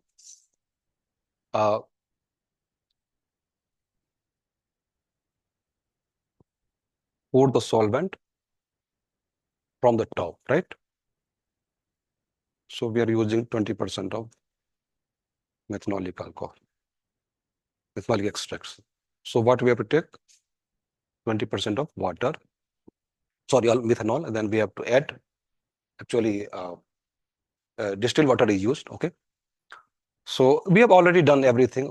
So there is just for demonstration, then we have to, and we can also use 80%, 70%, depending upon your hydro constitution. Then we have to pour this way, okay? I'm not pouring it, okay?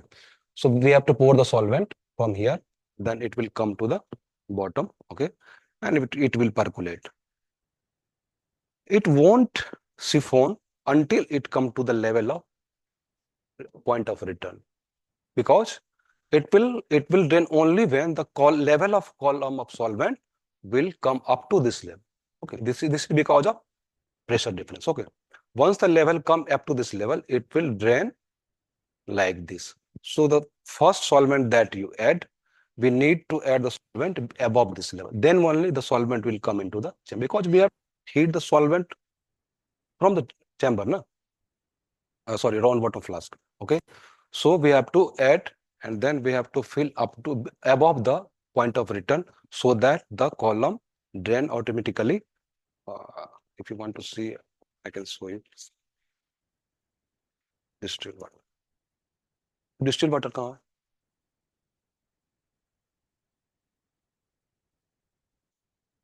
Okay, so suppose we have filled here, so we need to fill. We have to take such an amount that can fill 2/3 of the round bottle. We have to select in such a, usually 250 or 300, because the volume of this is around 350. Okay. So usually we have to take 250 or 300 ml of solvent. It will fill 2/3 of the round bottom flask. Once it is filled up to 2/3, we have to start heating. We have to switch it on and start heating. Since I have not filled this, I won't heat it. I will heat it. This, okay.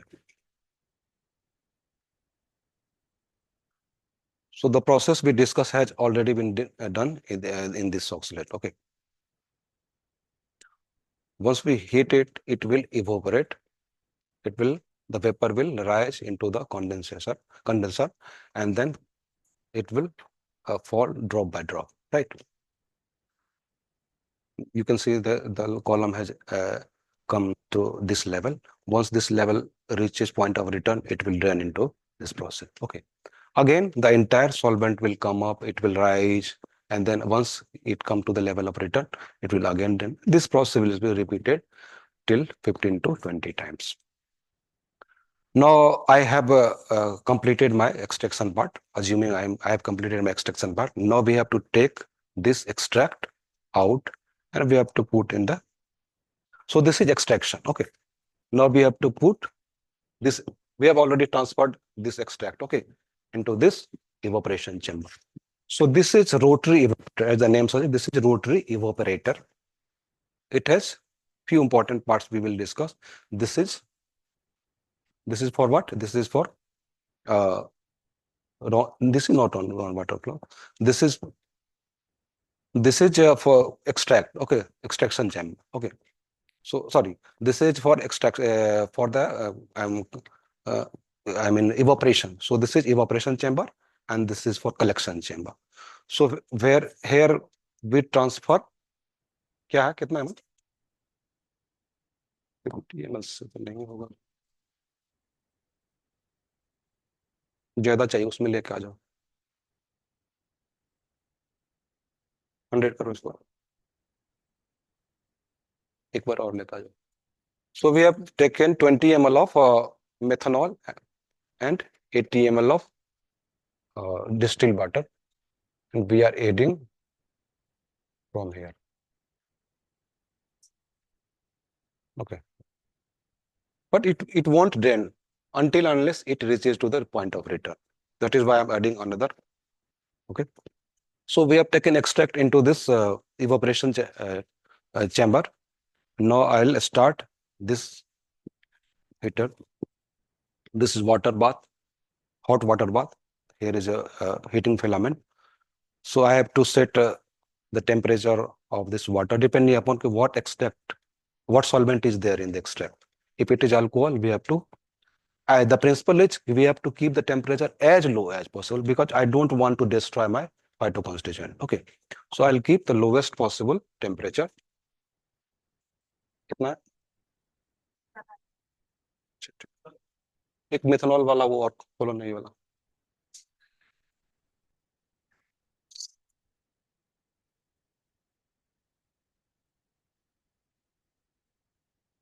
वो खुला हुआ है तो खुला हुआ होगा शायद so I will switch it on.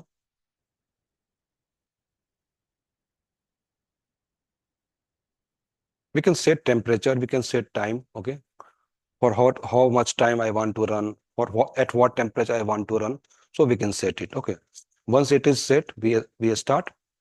Okay, like this. Okay, so here we have set what is this? This is time. Okay, so we have set time 80 minutes of running time. Okay, so it will run rotate for 80 minutes. So we can now we can change its rotation speed RPM. RPM is usually is fixed around lowest possible RPM because we have to evaporate. We don't have to I mean destroy our products. So you usually we keep the rotation at the lowest possible speed. Our RPM is usually around the 30. So here we can see 46. So we can also lower down 30 or 35. So in this way it keep on rotating and doing and heating process is also there. The heating has started. So it will keep on rotating and the vapor will be formed. It will come up and during once the vapor comes up, we have to open this condenser. Okay. So inlet should be open because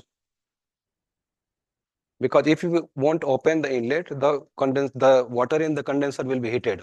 So water should be drained continuously. Okay. Now condenser is ready. So this is the way how we evaporate the. Ultimately, what will happen? The extract will remain into the extraction flask, and the vapor will come into the receiver flask. This is the receiver flask. So ultimately, extract has left over, and I mean, solvent has come to the once solvent, entire solvent, the process is completed usually in 3 to 4 hours. Once the solvent has come in, I expect that almost all solvent has transferred into the receive chamber. I will take it out and I will use again into the SOX lid. So this is where we have recycled we have not wasted our solvent. So this is used evaporation as well as recycling of solvent. So this is the way. During the process, we can use vacuum pump also. What is significance of using vacuum pump? When we reduce pressure in any chamber, what will happen to the boiling point in closed chamber? If you reduce pressure inside the closed chamber, what will happen to the boiling point of that solvent? Boiling point decrease. Obviously boiling point will be decreased. That is our goal. I want to lower the temperature as much as possible. That is why we can, if I expect that the plant constituent is very heat sensitive, but I want to recycle or reuse the extract, then we need to give vacuum by using this. Okay, so that boiling point will be decreased. Without vacuum, if it require 80 degree, then if we give the vapor, maybe it may require 50 or 60 degree. So this way we can use vacuum pump.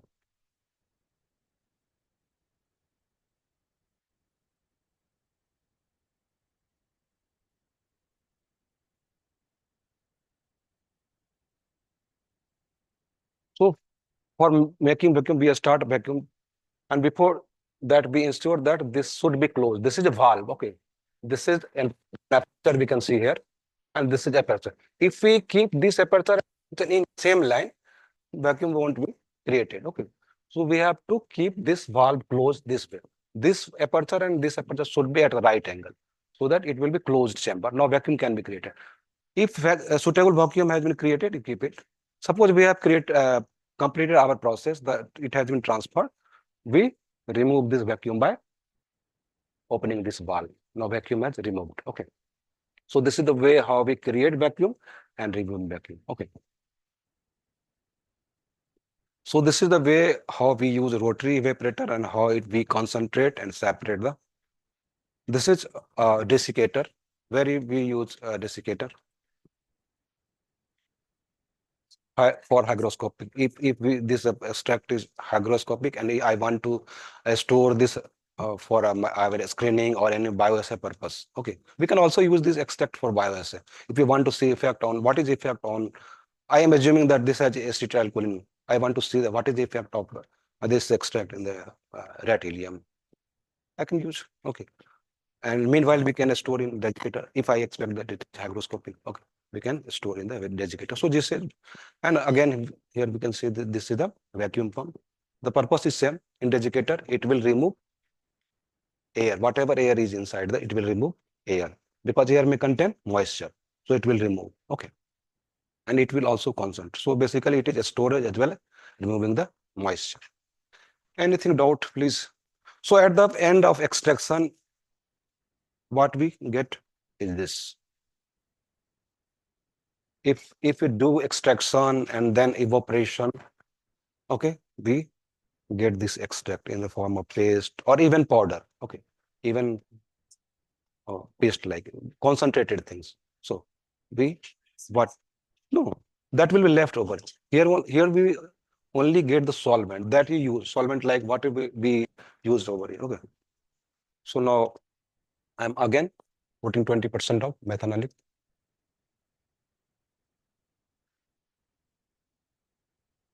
What is happening now? It is siphoning, okay. I just want to show that the level of this column, the siphoning will occur only when the level of solvent will rise above the point of return. Otherwise, it won't drain, okay. So in here also, if this level of extract comes at this point, this will be drained and this is repeated. Anything doubt, please clear about, and you can ask, and let's. Yeah, at the end of siphoning, the extraction chamber will be vacant, and the entire solvent or extract will be in the. It will again be evaporated. It will be again condensed. It will again come onto the chamber. The column will keep on rising. It will come to the point of return. Again, it will be siphoned. It will be completed. So this process is cyclic process. One process is evaporation, condensation, and then siphoning. This is one cycle, and this cycle should be 15 to 20 times. In we will get the extract. It will depend upon what solvent you used, what plant product you used. Suppose, so what extract you, what extract, the amount of extract will be same that the solvent you use, the amount of solvent you. Ultimately, what extract, I mean, what concentrated form of extract we get, that will depend upon the what concentration of that particular phytoconstituent is present in plants.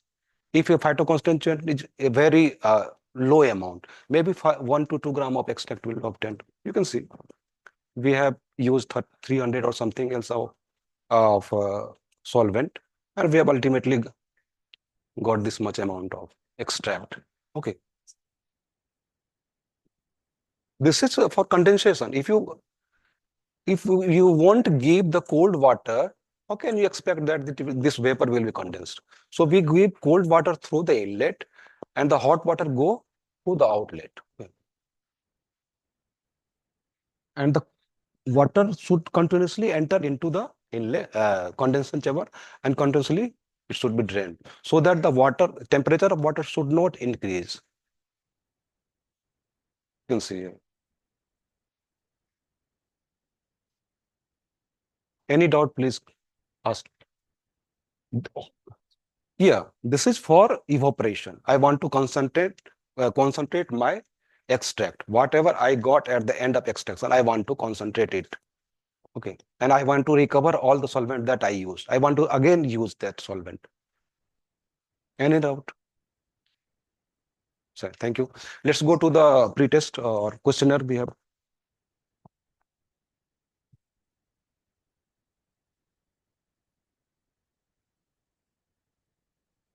Pre-test wala. Please open it. Yes, ma'am.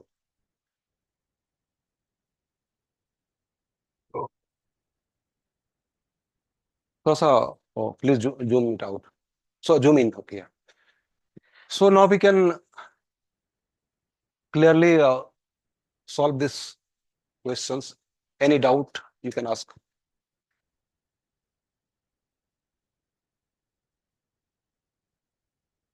This should be the answer. B is not the extraction process. It is the separation process we have discussed. Okay. Second, the most suitable method of extraction of thermolabile. See, right? Next.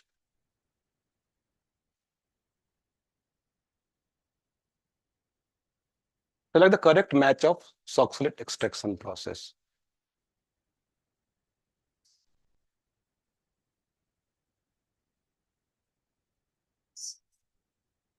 C, methanol is solvent, extract all plant constituent. No solvent can extract all solvents or constituent. Diethyl ether is solvent, relatively less temperature is equal. Yes, that is okay. Okay.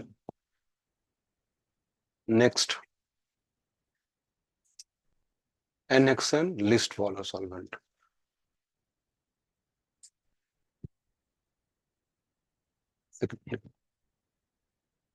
During oxalate extraction process, which one is correct? Okay, fine. Okay.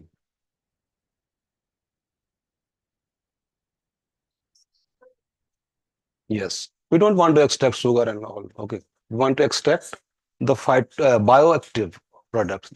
Okay, 6-1. During oxalate extraction process, which one is correct?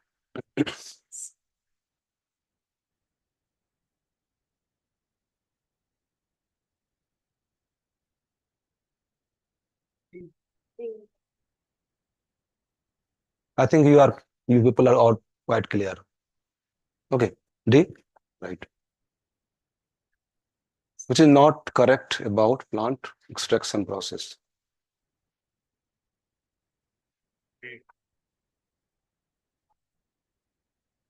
उधर का हो गया है का कोई नहीं ना B, it is always bad idea to choose locally. नहीं ये तो आइडिया अच्छा है ना. Okay, then 8, all the yeah.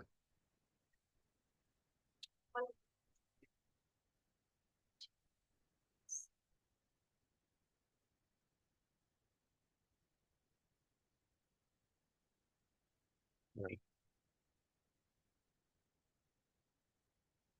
D, yeah.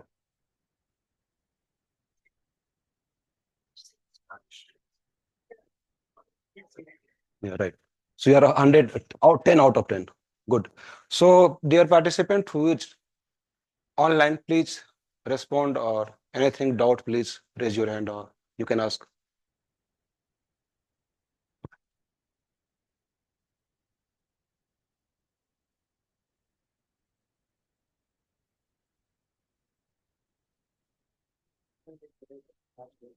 Look at my concern. क्या है क्वेश्चन? क्या क्वेश्चन है? बस वो देखा ही नहीं। Good afternoon, sir. I would like to know the Yes, Dr. mark. Radhika Vijay. Yes, sir. I would like to know, like, while pouring the solvent into the tubes, you were telling about the mark. That thing I could not understand. Dr. Radhika Vijay, yeah, you can ask me. What is your doubt? Yes, sir. I'm asking. Can you hear me? Can you hear me, sir? Can you hear me, sir? यहाँ से unmute है, यहाँ से unmute है ना मेरा? ठीक है, चैट वाला खोलो, हाँ. Okay, you can. So explain, please explain this again, sir. Answer type, answer. Either. Huh? Can you hear me, sir? अभी अभी का नहीं है कोई. Okay.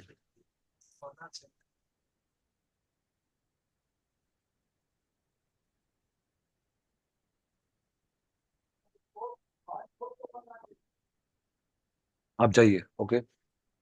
So I think there is no questions from online participants. So I am logging the online session. Thank you.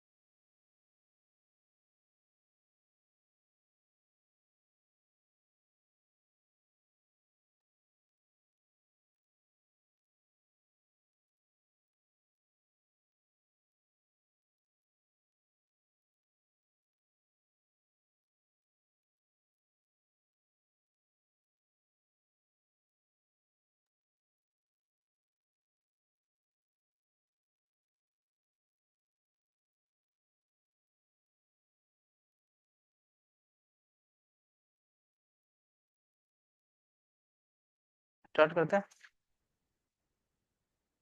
आ रहा है उसमें।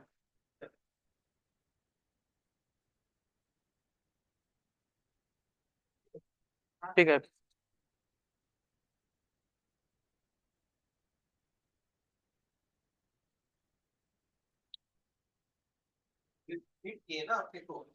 हम लोग म्यूट है ना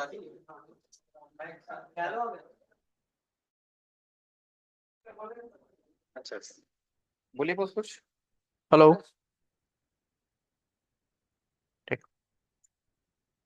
So good afternoon to offline and online delegates. Here in this session, we will be talking about demonstration of bioassay of acetylcholine, which will be done with computer assisted learning, that is CAL, through the software MyCalPharm. So coming upon to the definition of bioassay, that what is bioassay?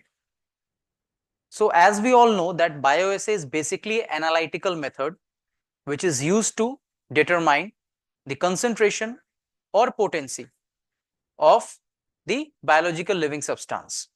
In this experiment, we will conduct bioassay by 3-point assay method.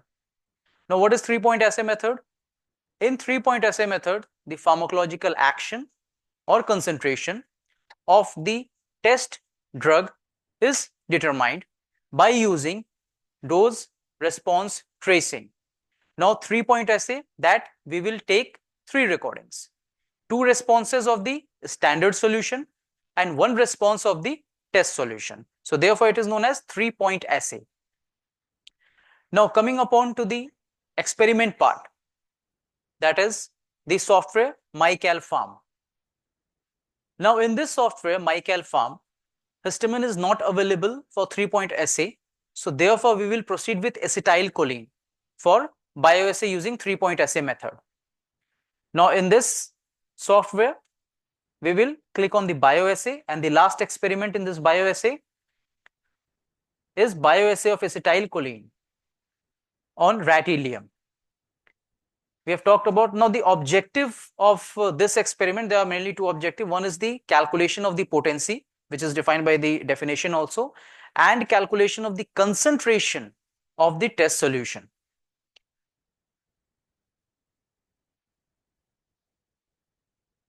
Now, this is the setup of the bioassay, which you have seen or you will be seeing in hall number 4, the traditional setup. The only difference in this software is that here we have the transducer and display attached to this system in place of chymograph and lever.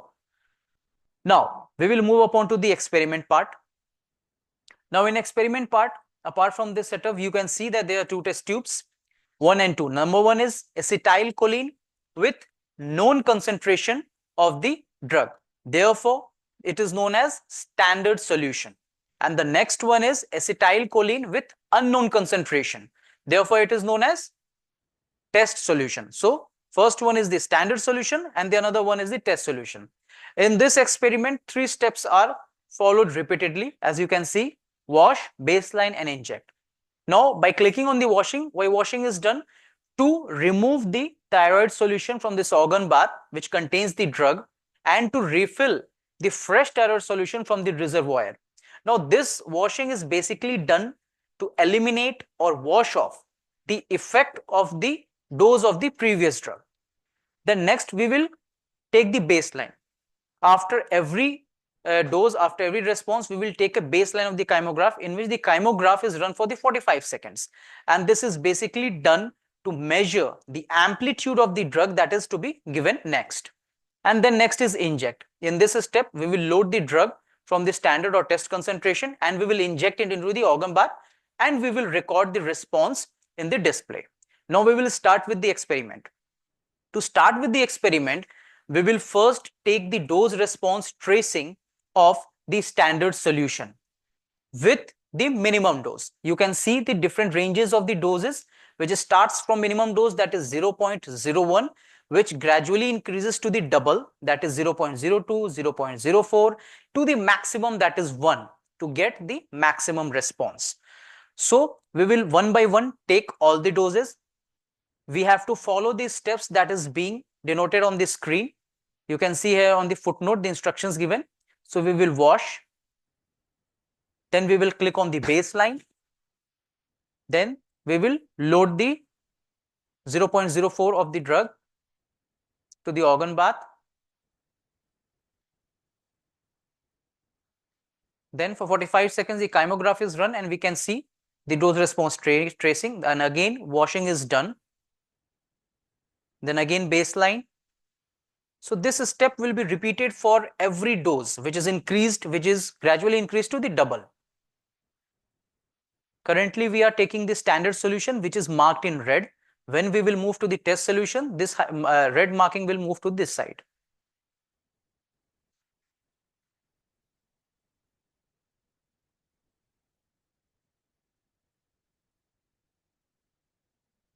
So we again take the drug from here. It is loaded into the organ bath. Chymograph is run for 45 seconds. You can see the tracing also here. It is being noted. Then wash. The thyroid solution is being emptied. The fresh thyroid solution is being entered into from the reservoir.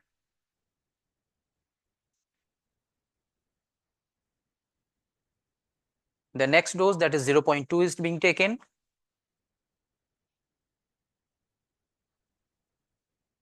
Again, washing is done. Then baseline for 45 seconds is to be taken.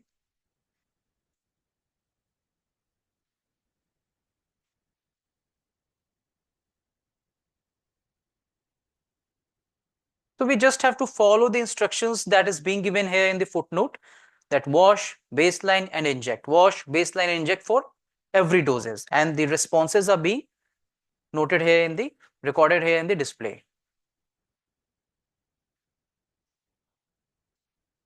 One difference from physical setup, that in physical setup we give 3-minute time for relaxation in between seconds.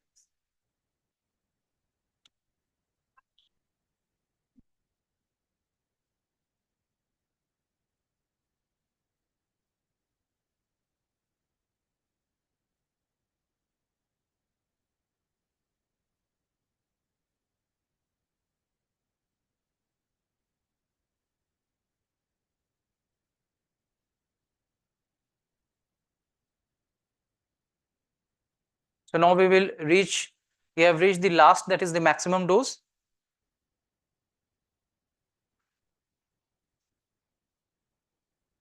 Recording is done for 45 seconds, wash, and then for the last time we will take the baseline.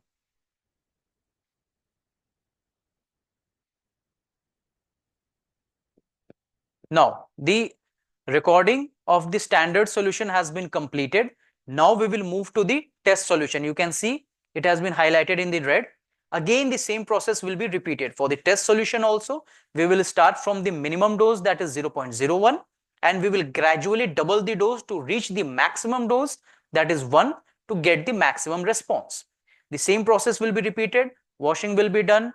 Then baseline for 45 seconds, the chymograph will be run, and then the drug will be injected into the organ bath.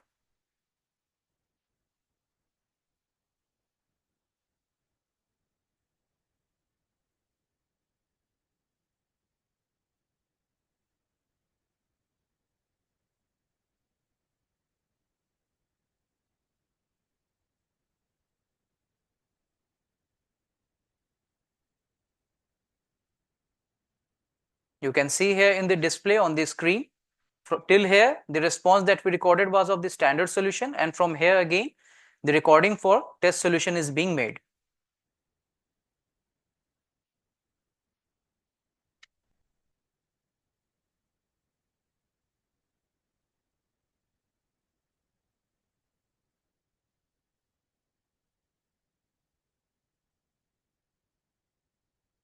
You can follow the instructions that is giving here on the footnote, that what next is to be done.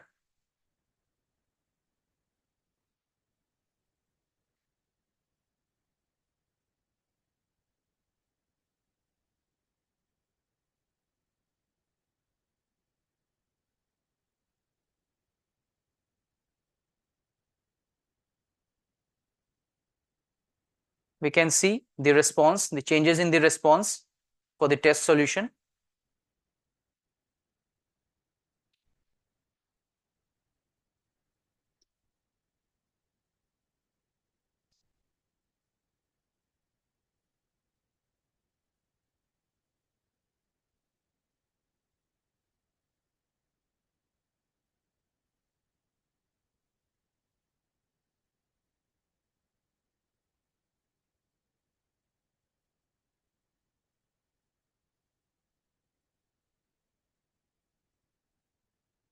So we have reached 0.2 of the dose. Next 3 doses remaining 0.4, 0.8 and 1.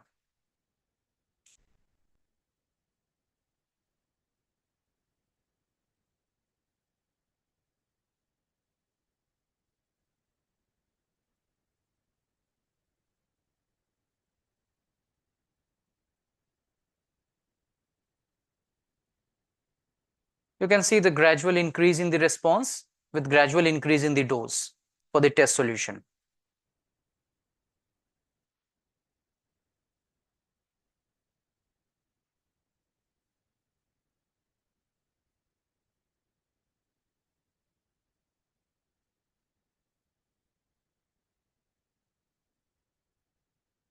So now we have reached the maximum dose, that is 1 for the test solution.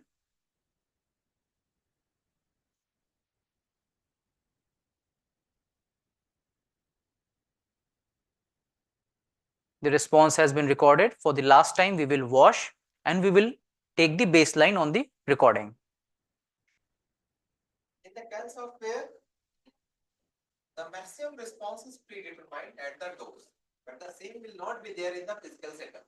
In physical setup, you will keep on repeating the experiment till you reach the Maximum dose. By increasing the dose, the response will not increase. Here in the CAL, it is easy. It's predetermined that after reaching 1, you will reach the maximum dose. So by this, we have recorded the dose response tracing for standard solution and test solution. We will go to the observation part. By clicking on the observation tab, we can see the graph. The graph here shows the response. From here to here is the response of the standard solution, and each response by each drug that will be measured with the help of the scale. What up to what mm the response we got. That is, for example, 34 mm. And from here onwards, there is the recording of the test solution. So to save time and because of the time constraint, we have beforehand calculated, measured each responses, and we have noted, and Dr. Sajid will enter the each responses in the given column. So we have measured these responses with the help of a scale starting from 0.01, 4, 6, 14, 22, 33, with the help, which was measured with the help of scale, 48, and the maximum response was 50 mm for the standard solution. Same, we have measured the response that we got from acetylcholine test solution.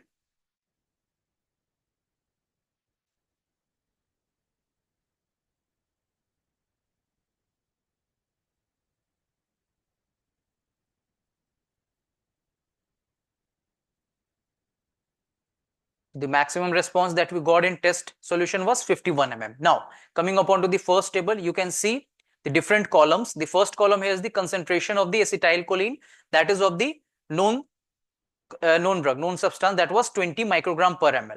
The next is the amount that was added to the organ bath, that was 0.01 ml, जो हम लोगों ने increase किया. Then is the amount that was added to the organ tube. So it is calculated by multiplying 20 into 0.01, that is 0.2. Then next is concentration in the organ tube. Now the size of the organ tube was 10 ml. So this value is calculated by dividing the amount needed added to the organ bath, that is 0.2 divided by 10, which is equals to 0.02. So these are the values for each responses, and these are the responses measured in mm from 4 to 50. Now we have got the responses. The table is ready for the standard solution and for the test solution. What next we have to do is calculation of 6 values on the total: N1, N2, S1, S2, small t and capital T. First we will talk about N1, N2 and S1, S2. So these are the responses which is denoted by S, and the dose is responded by N. So now what we have to do is we have to calculate N1 and N2. Now N1 and N2 is calculated, which should fall between 25% to 75% of the maximum response. So the maximum response that we got is 50 mm with the standard solution. So 25% of 50 mm is 12.5. And the maximum, that is 75%, that is 37.5. 50 mm का 75% कितना हो जाएगा? 37.5. So N1 and N2 should fall between 25% to 75% of the maximum response. That is, it should fall between 12.5 to 37.5. Now we will scroll for the values over here and we have to select consecutive values.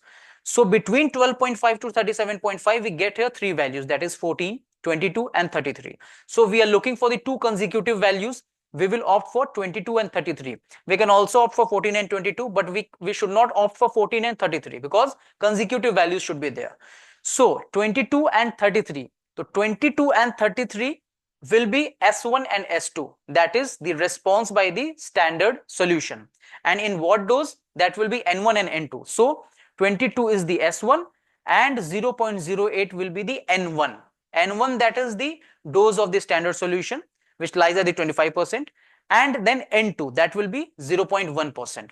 So standard solution के table से हम लोगों ने चार values determine किया, N1, N2, S1, S2. I repeat, N1 will be 0.08, N2 will be 0.1, S1 will be 22 and S2 will be 33. We got these four values which will be calculating for potency. Now coming upon to the next table, that is the interpretation of responses of the test solution.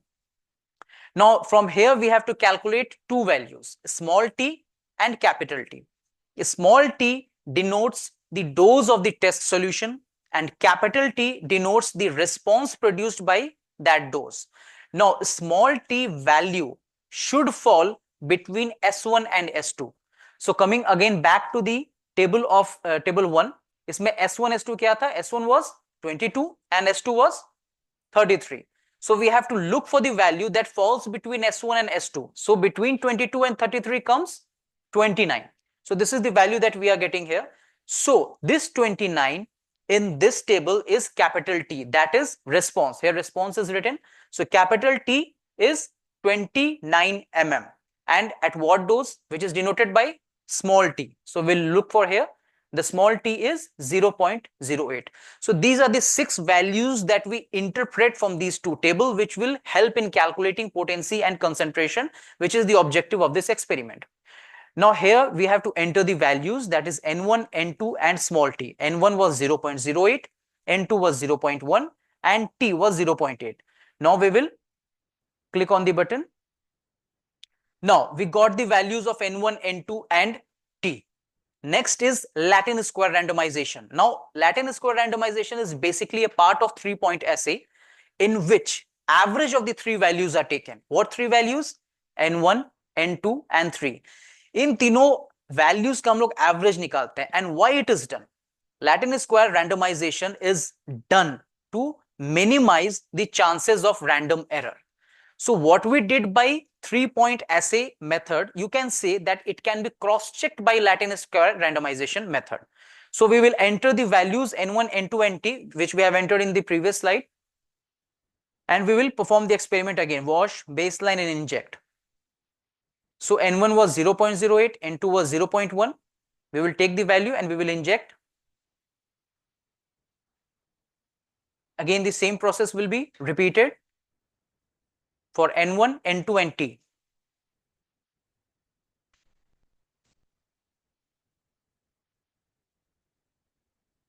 Then N2 is injected.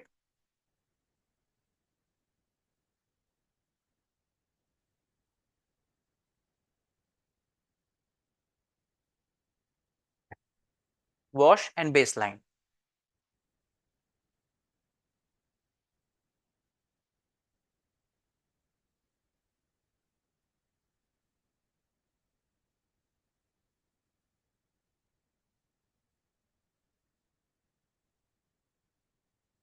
So we have done Latin square randomization. Now we will enter the values here. N1, N2 and T.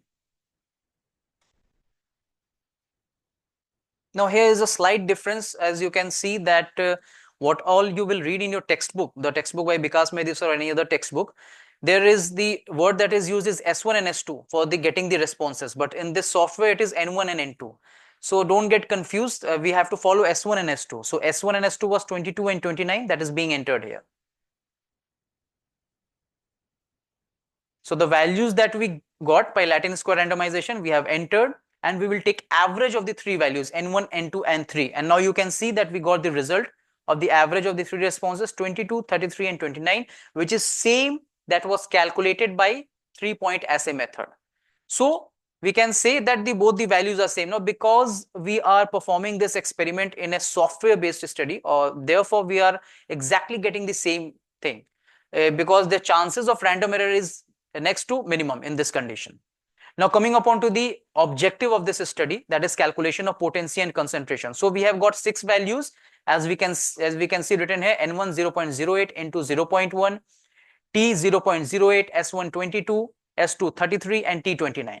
Now, potency of the test solution will be calculated by the given formula, which is also given in any of the textbooks. That is T minus S1 divided by S2 minus S1, which is multiplied by log N2 by N1. We will enter the values over here, and by simple mathematics, we will calculate, and we will get the value of 0.061, which is the potency ratio of the test solution. That is the first objective of this experiment. We have calculated the potency. Next objective was to calculate the concentration of the test solution. So concentration of the test solution is calculated by this formula: N1 by small t into anti-log of M. We will enter the values of N1, small t, and M. M, that is the potency ratio which we just calculated, 0.061, and we will calculate, multiply it, and we will get the value of 1.15, which is concentration of the test relative to the standard. Next, we will calculate concentration of the test. So this value is the concentration of the test solution in relation to the standard solution. Now we will calculate the actual concentration of the test solution. So it is calculated by this formula, that is relative concentration multiplied by concentration of the standard. What is relative concentration? We just now calculated.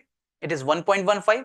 And what is concentration of the standard? You can recall it was 20 microgram per ml. जो standard solution का हम लोगों को known amount मालूम था, that was 20. So it will be multiplied 1.15 into 20 microgram per ml, and we get the value 23 microgram per ml, which is the concentration of the test solution. That is the objective of this experiment.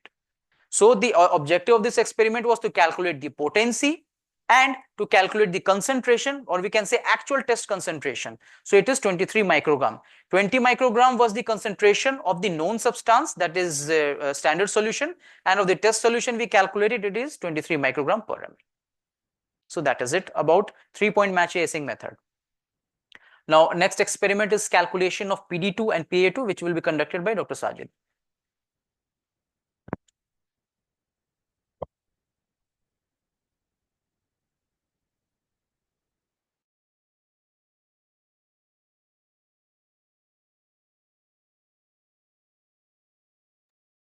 So these two concepts, they are asked in the MD examination. They are PD2 and PA2. PD2 is the potency, relates to potency of agonist, that is acetylcholine in our case, or histamine. And PA2 value is potency of antagonist, that is atropine in our case.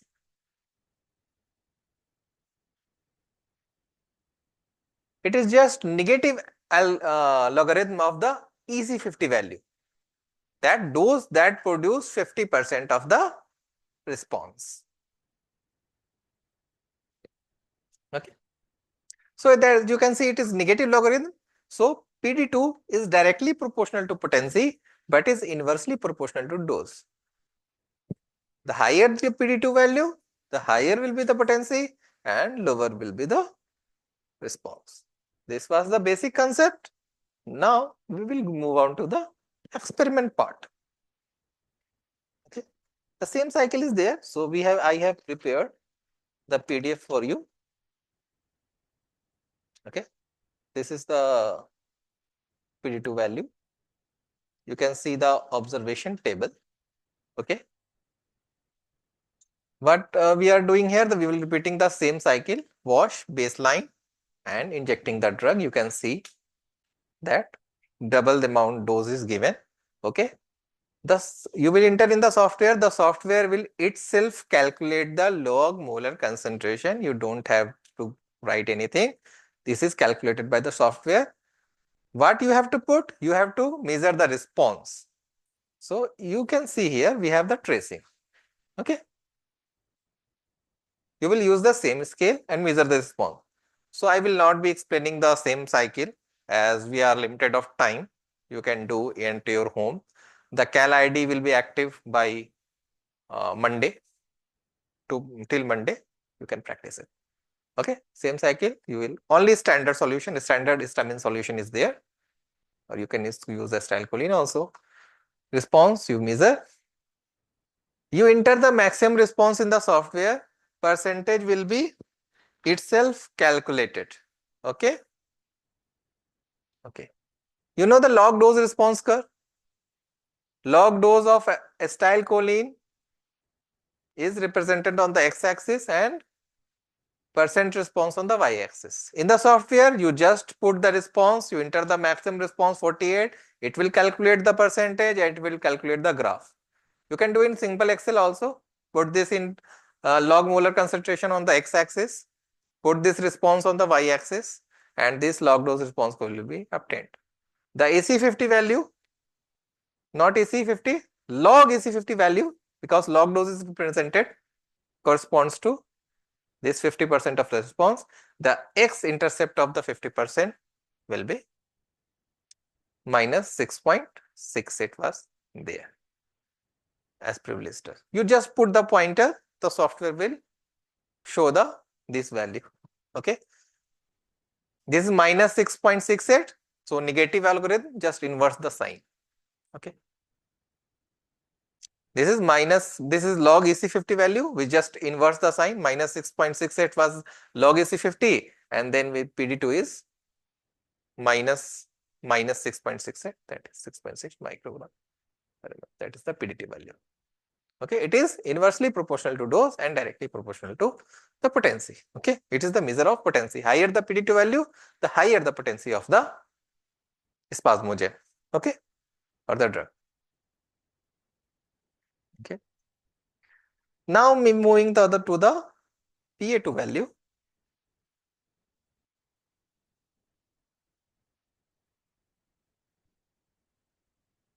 So what is it? We will look it is the I say earlier, it is the potency of competitive antagonist. Okay. So the PD2 was just negative logarithm of AC50 value, but it is the negative logarithm of antagonist, yani atropine concentration, that produce two-fold shift in the agonist. In our case, antagonist is atropine and agonist is the acetylcholine. So this is the Schill plot. What is it? Log dr minus 1 is plotted on the y-axis and the log concentration of atropine or antagonist is plotted on the x-axis. So what is dr minus 1? Dose ratio is equal to ED50. The dose required to produce 50% of the response in presence of atropine divided by in absence of atropine. That is the dr dose ratio. So what was the PA2? Two-fold shift. So for calculating PA2 value, dose ratio should be 2. So dose ratio minus 1 will be 1. And you all know that log of 1 is 0. So if we plot log dr minus 1 on the y-axis, so which y-intercept we will be taking? 0. Okay. We'll just skip it. Now moving to the experiment. So here there is only one difference. Okay.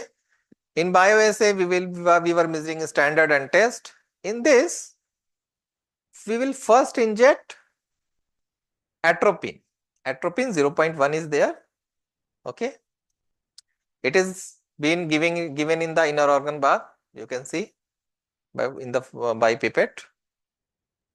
Now without wash, you can see I haven't given wash, and we are injecting the acetylcholine. That is the only procedure that differs from that previous setup of bioassay. That we are giving atropine and acetylcholine simultaneously. Okay, and acetylcholine concentration similarly was repeated. So just baseline. Okay. Now for your convenience, as I said earlier, I will draw. You can see these tracings are the in absence of atropine. This is in presence of 0.1. ml of atropine concentration. Now this is in 0.2 ml of atropine concentration, and this is 0.4 ml of atropine concentration. In the bioassay you have seen how you will measure. In the physical setup you are using the physical scale, in the cal setup you are using the virtual scale. Okay. Now moving to this table. Okay, you will measure and you will record the response. So you can see, if I was going to repeat that cycle in that much type of response and I would be recording it, it will take hours. So it wouldn't be in the scope of this 45-minute presentation. So I have done it earlier. You can repeat it in your home. So you have to value log concentration, will calculate the software. You have to put response in absence of atropine. You can see I have mentioned. In the presence of atropine, response I have given. Okay, in presence of atropine 0.2, we have recorded. We just enter the maximum response and this table is percent response is generated. Now, from log dose response, sorry, this is not that window, this window. This is the log dose response curve. Okay, you can see the blue one is in absence of atropine. The red one is atropine 0.1. The yellow one is atropine 0.2 and the green one is atropine 0.4. Okay. So this is the EC50 of acetylcholine. Here log concentration of acetylcholine is there. Here the percent response is there. We put this mouse here. That EC50 of blue one, that is minus 0.75. In presence of 0.1 atropine, it is minus 0.49. The yellow one, it is minus 0.43, and the green one, it is minus 0.23. I have recorded it there. You can see. I have just clicked submit. Okay. Then the dose ratio, it has calculated. It must be blurry. You can see 0.380 divided by 0.17. What is the value? 2. So as I have told in your PPT, the dose ratio is the ED50 value, not the response. Because in case of competitive antagonist, the efficacy is same. Okay. So in competitive antagonist, we are measuring the change in potency, that is ED50. But in case of non-competitive antagonist, what we are measuring? IC50, that is maximum response 50%. What dose is required? Okay. So our presentation is only on the PA2. We'll remain focused on that. So dr minus 1 will calculate the software itself. You don't have to put. What you have to put? You take the x-intercept at ED50 at 50% response and you put it here. This tab will be calculated by the software there. Okay. Can see box there. It is after you enter it, the software will itself calculate it. Okay. Now, here you can see the graph, this graph. Okay. What it has plotted? There was software error. It is not percent response. It is log dr minus 1 on the y-axis. X-axis, what is it? It is shield plot. X-axis, anyone? It is log concentration of atropine, not acetylcholine. Log concentration of atropine versus percent response. That gives the shield plot. So if dose ratio was 2, that is the PA2 value, twofold increase, then dr minus 1 is equal to 1, then log dr minus 1 is equal to 0. So what will take? Log dr minus 1, 0. We will take x-intercept of log dr minus 1, that is minus 8.65, and that negative minus 8.65, 8.65. So you must be assuming we were taking log. So log is already there, na? This is log concentration. So why? It is already there. We will not calculating the log. Log is already there on the shield plot. What is we will doing? We will just inverse the sign. That is the PA2 value. It is the measure of potency of antagonist. Higher the PA2 value, higher will be the. Okay. So the free subscription of CAL is provided till Monday. You can purchase it. You can request your institute to purchase it. It is 15,000 approx per year. Okay. So UG student and PG student can practice it in the CAL. As you will be knowing the how mounting the tissue in the physical setup of bioassay and keeping the tissue viable and measuring the response is too much hectic task. So the student can learn the concept in CAL. Okay. Any question from the offline participant? Online participant, due to time constraint and due to technical limitation, they can post their question on the WhatsApp group. Offline participant, any question? Okay. You just go and practice it. For your convenience, I will be sharing the 3 PDF, the bioassay PDF, the PD2 PDF and the PA2 PDF in the WhatsApp group. Okay. If you are doing that experiment in your home, that PDF will suffice you. Thanks. Thanks.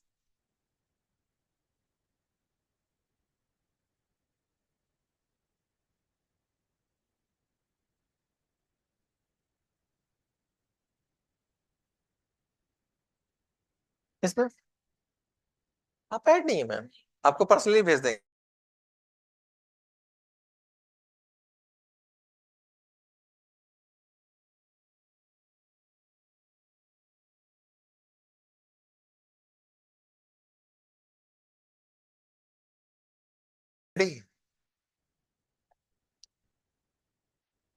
Laptop आप लोगों की, अच्छा दोस्त who are having mobile, ये eco क्यों हो रहा, eco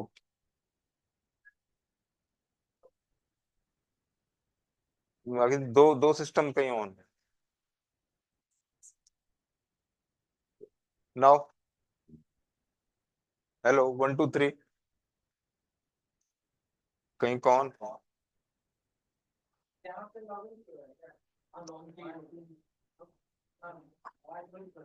आवाज म्यूट कर दीजिए आप, आपका जो है login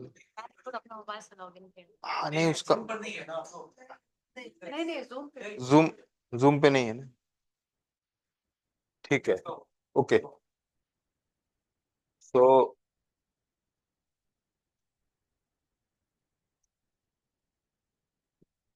okay, so I think it is good afternoon to all of you. I am Dr. Hitesh Mishra, okay, professor in the Department of Pharmacology here. And those who are having mobile, they can browse to the Google. You can open the MyCal Pharma software is there. And a login ID and password is being shared to all of you.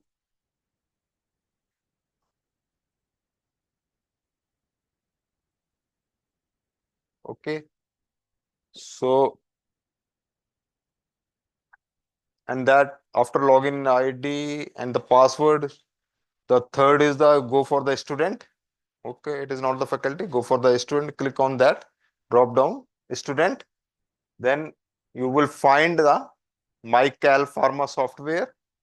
Okay, in that the dashboard is there. That dashboard is coming. After that, the experiments are coming. And if you are clicking on the experiment, the three you can say the drop downs will come. That is the tutorial mode. Okay. हम्म तो अभी जब आप जाएंगे then there are the two you can say the types of experiment. One is the X pharma and other is the Xcology there. And in the X pharma you can see there are the 5 experiments that are being provided. In total there are 32 experiments, okay, in this software. So there you can see in the X pharma there is the effect of the drugs on the blood pressure and the heart rate of the dog there. Okay, so if you click on this, this page will open and automatically, that is by default, the introduction will open up. Okay, now in the introduction part, Okay, that is a light blue button. That is this introduction will open there. So you can use just read or go through this. So this is about the dog experiment and about the dog. So which type of dog we should choose for the experiment? Okay, sometimes this question is maybe asked there. So there are the small size dog and the mid size and then the larger size dog. So depending upon less than 9 kilogram, it is the small size dog. Between 9 to 23 kilogram, it is a mid size, and greater than 23, 24 kilogram, it is the large size dog there. So the suitable dogs for this experiment are the mid sized dogs, okay, which are showing the good reflexes there. If you are going for the small dogs, the reflexes are weak, and if you are going for the large size, then you won't get the appreciation of the different reflexes there. Okay. So other than the, you can say the effect of the drugs on the heart rate and the blood pressure, okay, the dogs are also used for the experiment on the gastric secretions. And you can heard about the Pavlov reflex there. Okay, Ivan Pavlov reflex. Okay, salivation. Again, the dog can be used for doing the experiment on the pancreas. Okay, you know the discovery of insulin.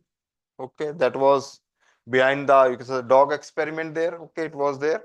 Okay, so that is about the introduction part. And then go on the left hand side of the page there, and there you can see the objectives are being written for this experiment there. So the two objectives are there.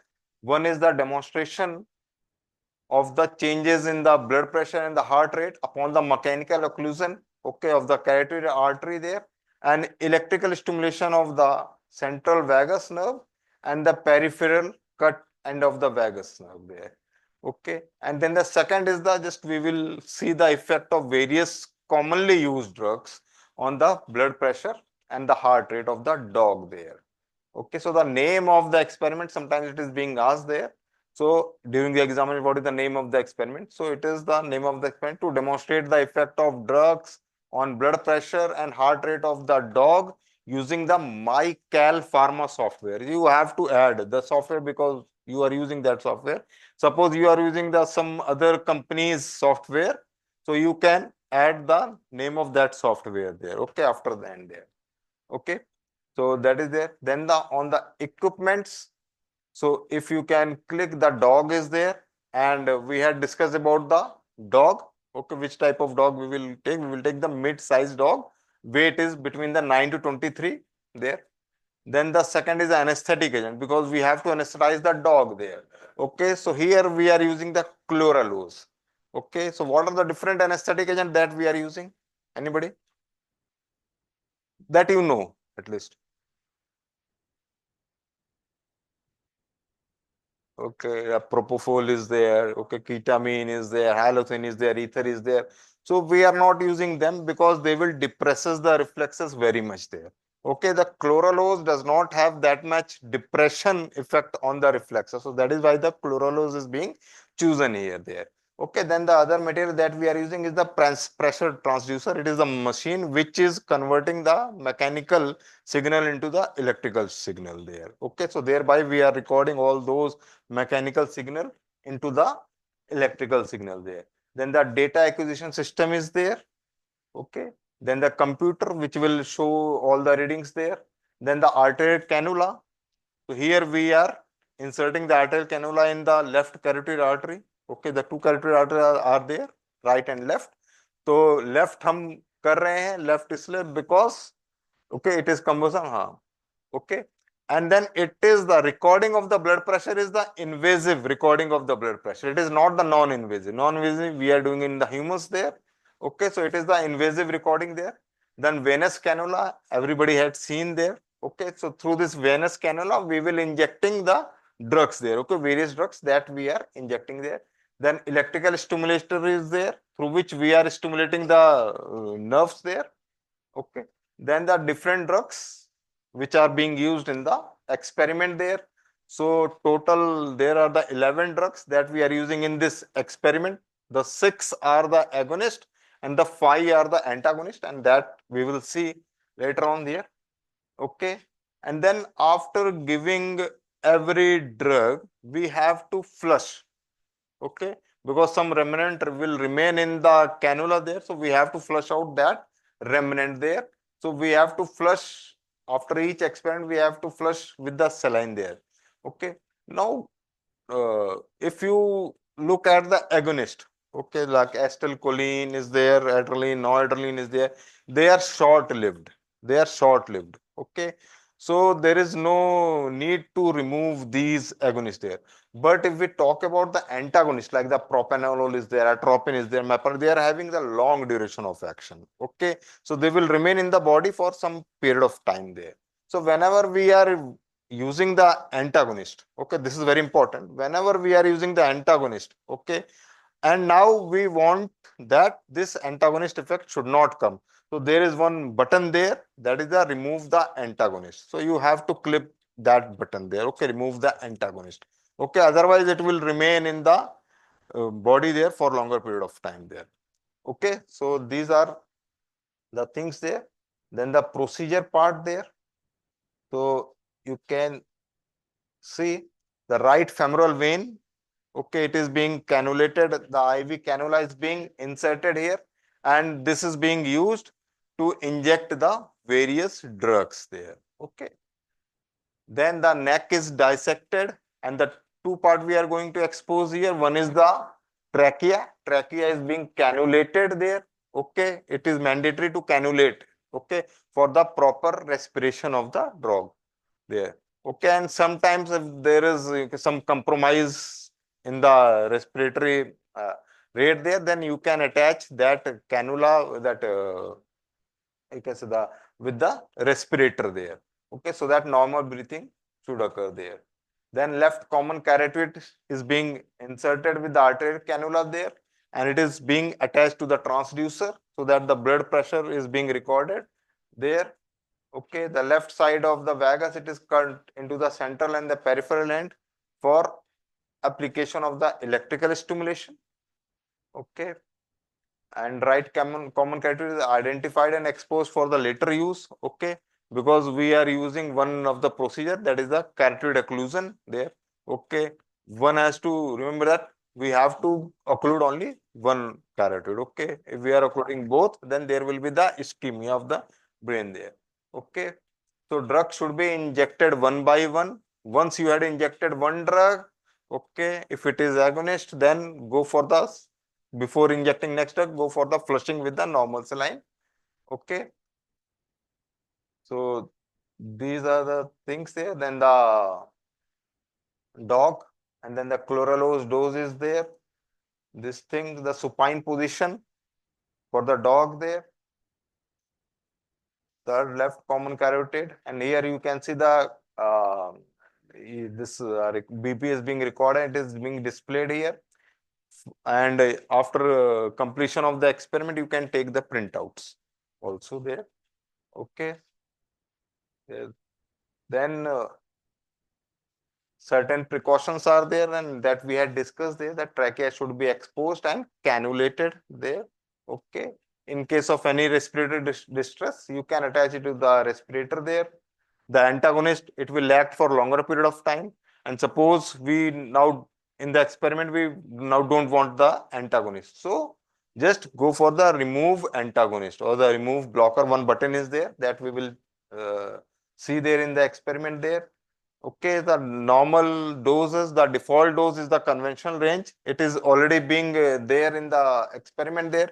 And suppose you want to see the effect of some other doses, so you can increase or decrease the doses by using the increasing and decreasing button there. Okay. Then adequate anesthesia there. Okay, so this is there. Then certain tips are also being given there. Sorry. There. Okay. So the low dose of acetylcholine, it is when given intravenously, it will produce the reflex tachycardia, okay, because there is no effect on the M2 receptors. There is only blockade of the M3 receptors, which will produce the reflex tachycardia. Whereas high doses will block both M2 and the this will cause the, you can say, the stimulation of the M2 and M3 receptors there.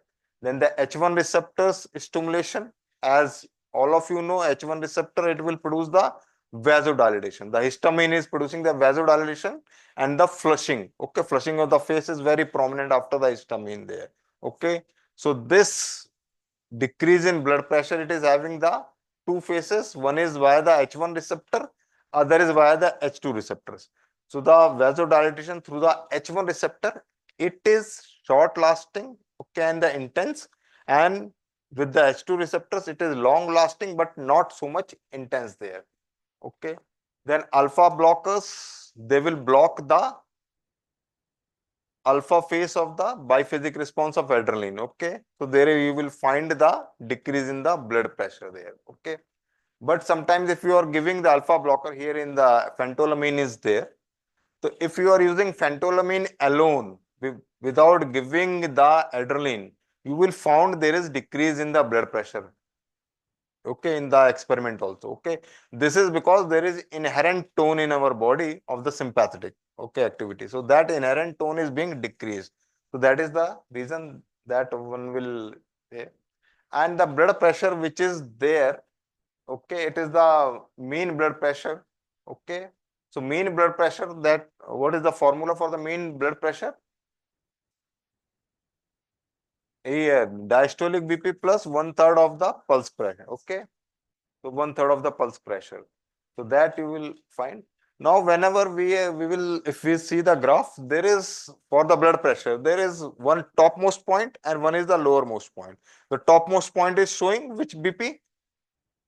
Systolic, and the lowermost diastolic. Okay, so when we have to take the reading between these points, so use the midpoint. Okay, from here and here, use the midpoint, that we will show you also here. So that midpoint will be the mean, it will roughly correspond to the mean blood pressure there. Okay, and acetylcholine and the atropine, there is a competitive antagonist there. Give the very high doses like the atropinization, what you will find? Okay, red as rabbit, okay, dry, mouth dryness, all those things are there. Okay, so after fully atropinization, if you are giving the acetylcholine, there will be no effect there. Okay, but if you are giving higher dose of acetylcholine, so what will happen? You will find there is increase in the blood pressure and the heart rate. Why? Due to the nicotinic receptor, NN receptors. Okay, so there will be the ganglionic stimulation. Okay, there will be no muscarinic action, but there will be the ganglionic action that will be there. Okay, then epinephrine will show the biphasic response there. And okay, this is sometimes being asked, the vasomotor reversal of Dale. Okay, by giving the alpha blocker, you will find. So sometimes this question is being asked, Sir, Denry Hale has used which alpha blocker? Okay, so it is the argotoxin. Okay, sometimes some examiner may ask there. So that is the argotoxin, which is being used by the Sir Henry Dale there. Okay, isoprenaline, it is being acting on the beta 1 and the beta 2 receptors. Okay, so beta 1 receptor will stimulate the heart rate and the beta 2 will cause the decrease in the blood pressure. Okay, and this decrease in blood pressure will produce the reflex tachycardia. So among these three, like that is the adrenaline, noradrenaline, and the isoprenaline, the maximum increase in the heart rate, it is via the isoprenaline. Okay, because it is having the direct action by the beta 1, and the reflex tachycardia is also there, and that we will see there. Okay, then stimulation of the vagus nerve will decrease both. Okay, the carotid occlusion, what it will produce? If you are occluding the carotid artery, what it will? There will be the ischemia. Okay, hypovolemia. Okay, the baroreceptor will sense there is a hypovolemia, ischemia is there. Okay, then what will happen? There will be the reflex tachycardia. Okay, so that one will find there. Okay, blockers we had discussed. So we have to, you can say, the remove the blockers before the next, you can say, the drug there. And okay, ephedrine. Ephedrine is the mixed action sympathomimetic. Okay, acting via the receptors and also acting via the release of the noradrenaline there. So if you are using them consecutively, so there will be the decrease in the stores of the noradrenaline, okay, that are stored in the vesicles there. So by giving continuously, we will found the decrease in the effect of the ephedrine there. Okay, so this phenomena is known as the tachyphylaxis. Very good there. Okay, so these all things we had discussed there. Okay, now go for the experiment on the right hand side. You can go for the experiment, and there you can see the graph will appear here. Okay, and on the left hand side, that is in the red, it is the heart rate, okay, which is the beat per minute, it is being written there. And on the right hand side in the blue, it is the mean blood pressure, okay, in the millimeter Hg, millimeter of mercury there.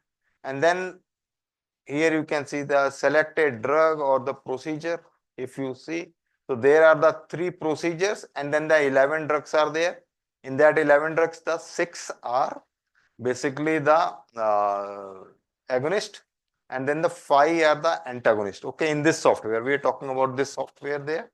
Okay, so you can take any drug there, then you can see the dose is being in the default there. You can increase this dose, okay, or you can decrease this dose. This depends upon there. Okay, जिन लोगों का अभी offline poster presentation है ना, वो लोग group में अपना नाम और टॉपिक प्लीज मेंशन कर दीजिए. those who are involving in the poster presentation, okay, for them. Okay, now here you can see on the blue, because this side blue, there you can see the blood pressure is there. This is the basal. Okay, so here you can see on the top it is a systolic blood pressure. Okay, in the trough it is the diastolic one. So whenever you are measuring the blood pressure, take roughly the middle point there. Okay, so that will be the mean blood pressure. Okay, it will be the corresponding to the mean blood pressure there. Okay, so here it is around, you can say the around 100, okay, mm of Hg there, and that you have to write in the recordings also there. Okay, and on in the red you can see it is the heart rate. Okay, the red one here, this one. Okay, so here you can see it is roughly around 140 like that. Okay, roughly around 140 there. Okay, so this is the baseline, and now we can see the effect based upon this baseline. Okay, effect on the blood pressure and the on the heart rate there. Okay, now here the certain other buttons are there, like the remove blockers. Okay, if you are using the blockers, then you have to remove. If you don't want to see the effect of the blockers, then remove the blockers there. Okay, and after giving every drug, go for the injection of the saline there. Okay, so once you put the norepinephrine or whatever drug you want to use, okay, then after that you have to put the, you can say the button it, the inject. Okay, then you can see the effect there. So after any effect is there, then you can write the observation on the extreme right. Okay, here it is there. Okay, so you just click it, and then suppose for epinephrine you want, you can say epinephrine is there. Then mean arterial blood pressure you can write, heart rate you can write there, because epinephrine is showing the biphasic response. Okay, so you can use the two, you can say the this two tables there for the epinephrine, one for the highest and other is for the lowest there. Okay, then heart rate you can also write it here, and then here you can your any remarks if you want to add. Okay, like the biphasic response is there, that you can write there. Okay, then in the last, the answer the questions are there. Okay, okay, then you can submit if it is there. Then MCQs are there. Okay, so like that you can go for this. Okay, so now the Dr. Noor will come. He is in my team there. So Dr. Noor will start. Okay. So Dr. Noor, please come.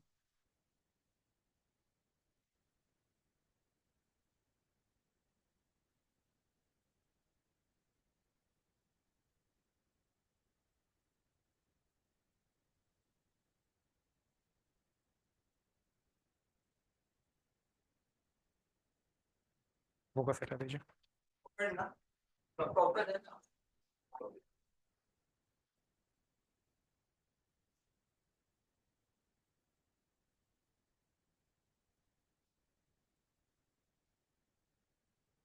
So let me walk through the receptors involved in this experiment. This experiment is CAL, computer assisted learning. What it do that it provides us a simulation based experiment.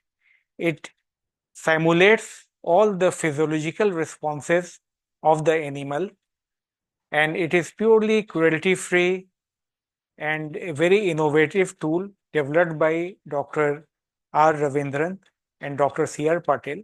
And this is the most valuable tool in the sense that we are promoting the animal free experiment for the learning. So for teaching purpose, as we can repeat it many times and we can practice this experiment virtually, and we can learn different concepts of the pharmacology. So just walk you through to the receptors which are involved in this experiment. There are sympathetic and parasympathetic system involved. In sympathetic system, there are receptors, alpha and beta receptors. The alpha receptor, alpha 1, is located on blood vessels and it is concerned with vasoconstriction. This vasoconstriction will cause rise in blood pressure. When beta 2 receptors will be activated, it is mainly located in the skeletal blood vessels. When it is stimulated, it is causing vasodilatation. So, we have to know that what receptors are activated by which drug. Suppose the prototype drug we are taking, the adrenaline. Adrenaline, as we know, that it acts on all four receptors: alpha 1, alpha 2, beta 1 and beta 2. So as we have talked that alpha 1 is causing vasoconstriction, so we can anticipate that by giving alpha 1 action, adrenaline will cause rise in blood pressure.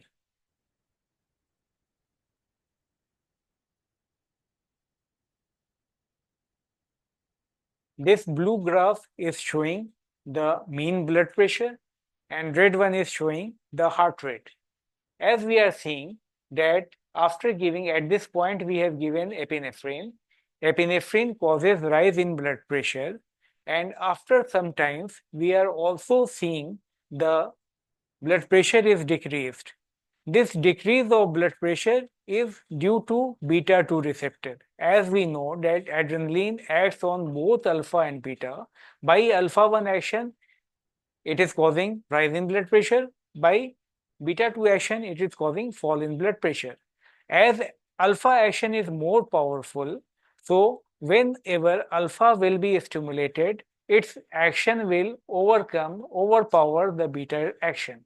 But beta is sensitive one, so at low concentration, when the drug is metabolized, when we gave the IV injection, initially all drug was acting on the alpha receptors, but as time passes by, metabolism occurs. When the concentration of drug drops down, now it is acting on beta receptor and it is causing vasodilatation. So we are seeing a very typical graph, the biphasic response of the adrenaline. In the next, just subsequent to this one is when we will give the alpha blocker, which is phentolamine given in this software. We give phentolamine. Phentolamine will cause the blockade of alpha 1 receptor.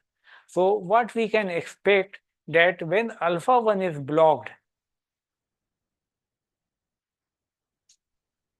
then the initial part of the rise of blood pressure, which was due to alpha effect, it should not be there. So complete vasomotor reversal of Dale is that first you have to give the epinephrine alone and then with alpha blocker. So after giving alpha blocker, we will again repeat the epinephrine and we can see that its effect is changed, that the rise of blood pressure will not be seen here. So we are seeing only fall in blood pressure. This is called vasomotor reversal of Dale. In re-reversal, what happens, that we will block the beta part. We will give beta blocker. When we will give beta blocker, then this beta part will not be seen, and we will see only the rising part, only uh, the first limb of the graph of the biphasic, right? So that is called re-reversal of Dale. Okay. Then the third drug is isoprenaline.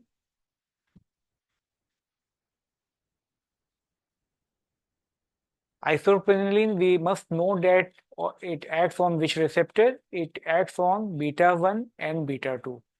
By acting on both beta 1 and beta 2, it will have action of beta 1 and beta 2. As we have just talked, that beta 2 is concerned with vasodilatation. So it will cause vasodilatation. And beta 1, it is situated in the heart at SA node and myocardium. At SA node, it causes increase in the heart rate. In the myocardium, it causes increased force of contraction, right? So it will be having the increased heart rate due to beta 1 action. And it is having increased heart rate due to beta 1 action also, and also through indirect mechanism. As it is decreased in blood pressure, there will be reflex tachycardia.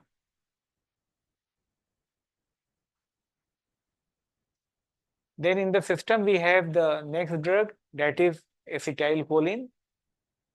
Acetylcholine is acting on parasympathetic nervous system. It acts on M2 and M3 receptor.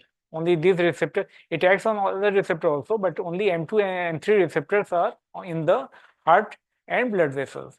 M2 receptor is in the heart, SA node and AV node, and M3 receptor is in the blood vessels, right?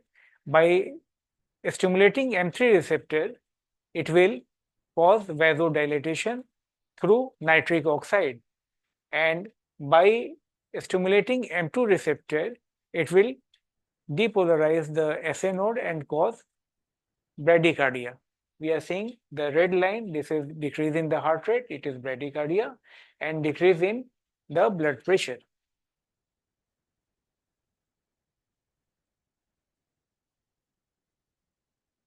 There was one experiment, as sir has just talked, that with atropine, we can block the action of acetylcholine.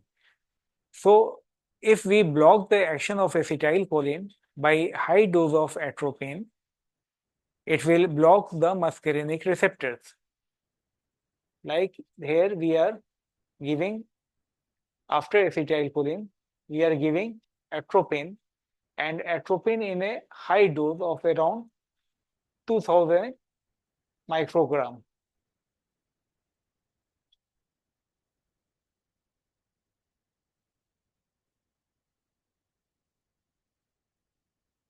So this high dose of atropine, it will bind to all of muscarinic receptors. All muscarinic receptors will be blocked by atropine.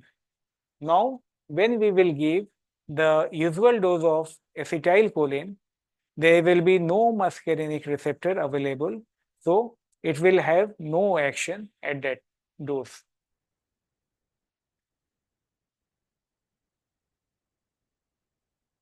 We are giving acetylcholine again in the dose of 5 microgram per kg.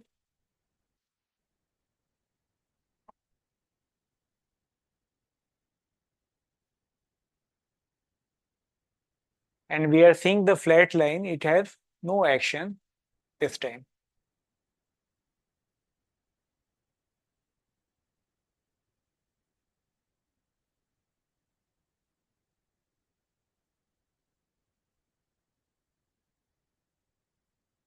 But when we increase this dose up to 150 microgram,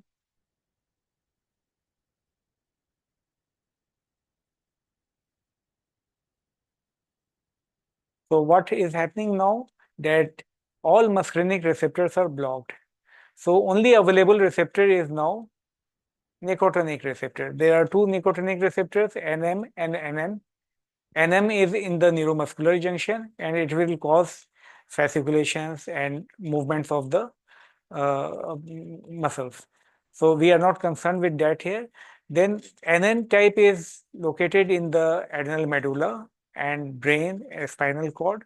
By NN receptor on adrenal medulla, it will release the epinephrine and norepinephrine from there, and it is causing the rise in blood pressure and heart rate. So it is very interesting to note that it is a paradoxical effect. Acetylcholine was having initially decrease in heart rate and blood pressure. By giving high dose of atropine, now it is acting just reversibly to original action. So after this, we will like to remove all the blockers.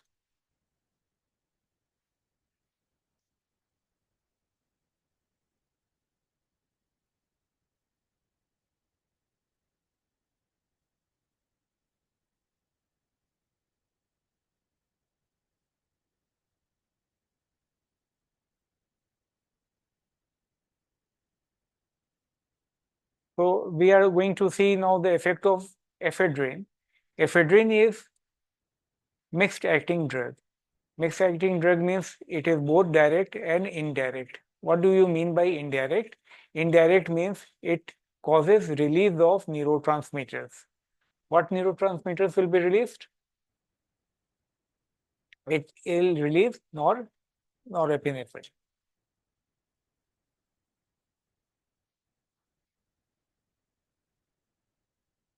So you will expect that it will cause rise in blood pressure, mean blood pressure, and rise in heart rate by giving ephedrine. A very a special phenomenon occurs with this, that it causes the property, it has property of tachyphylaxis. What do you mean by tachyphylaxis? By repeated action, tolerance will develop. And how you can overcome the tolerance?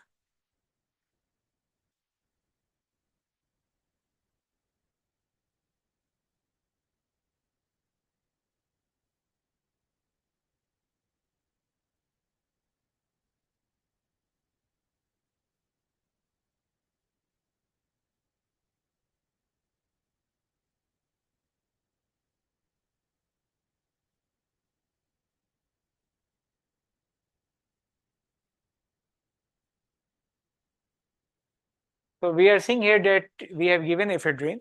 It causes rise in blood pressure and rise in heart rate. When we will inject again, we will see that the effects are diminishing. As it is indirect acting, it causes release of neurotransmitters from the junction, right? So this neurotransmitter will bind on the receptor and cause the action. By giving successive injections, successive drugs on the short time, we are depleting the neurotransmitters, and this is the reason for diminishing of the effect. So what we can do when we will stop the drug for some time, all the neurotransmitter will be replenished and we can get the actions back.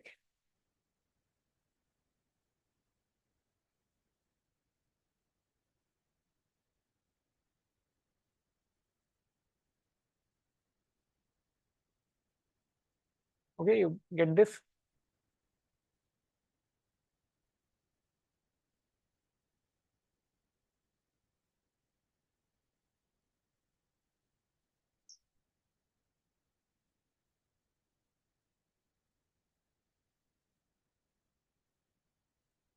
Our next drug is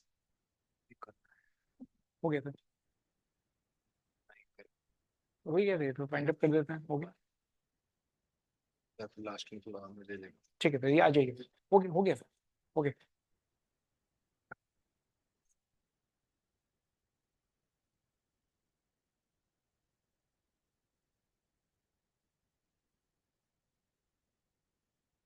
So I think Dr. Noor, you had explained beautifully all those things there. And now the software with you people there, okay, for remaining, I think some couple of days or even longer there. So you can use it, okay, in your workplace there, and use the drugs there, antagonists there. And in case any questions, if they are arising, we are having the WhatsApp group. Okay, it is there. It will be remain working there. Okay, for quite long period there. So you can send your feedbacks there, also there, and use it and use the software, and also show to your colleagues. Okay, those who are unable to attend. Okay, just spread whatever things are with us. You have to spread those things. Okay, so that will be beneficial for your colleagues also there. Okay, so all these effect again by, I think you had understand all the procedures. Okay, just you have to remove the blockers and all. Okay, that is one thing. Okay, they won't be flushed out with the saline there. Okay, so we are winding now. Okay, again move to your other, you can say, the next experiment. So thank you all of you.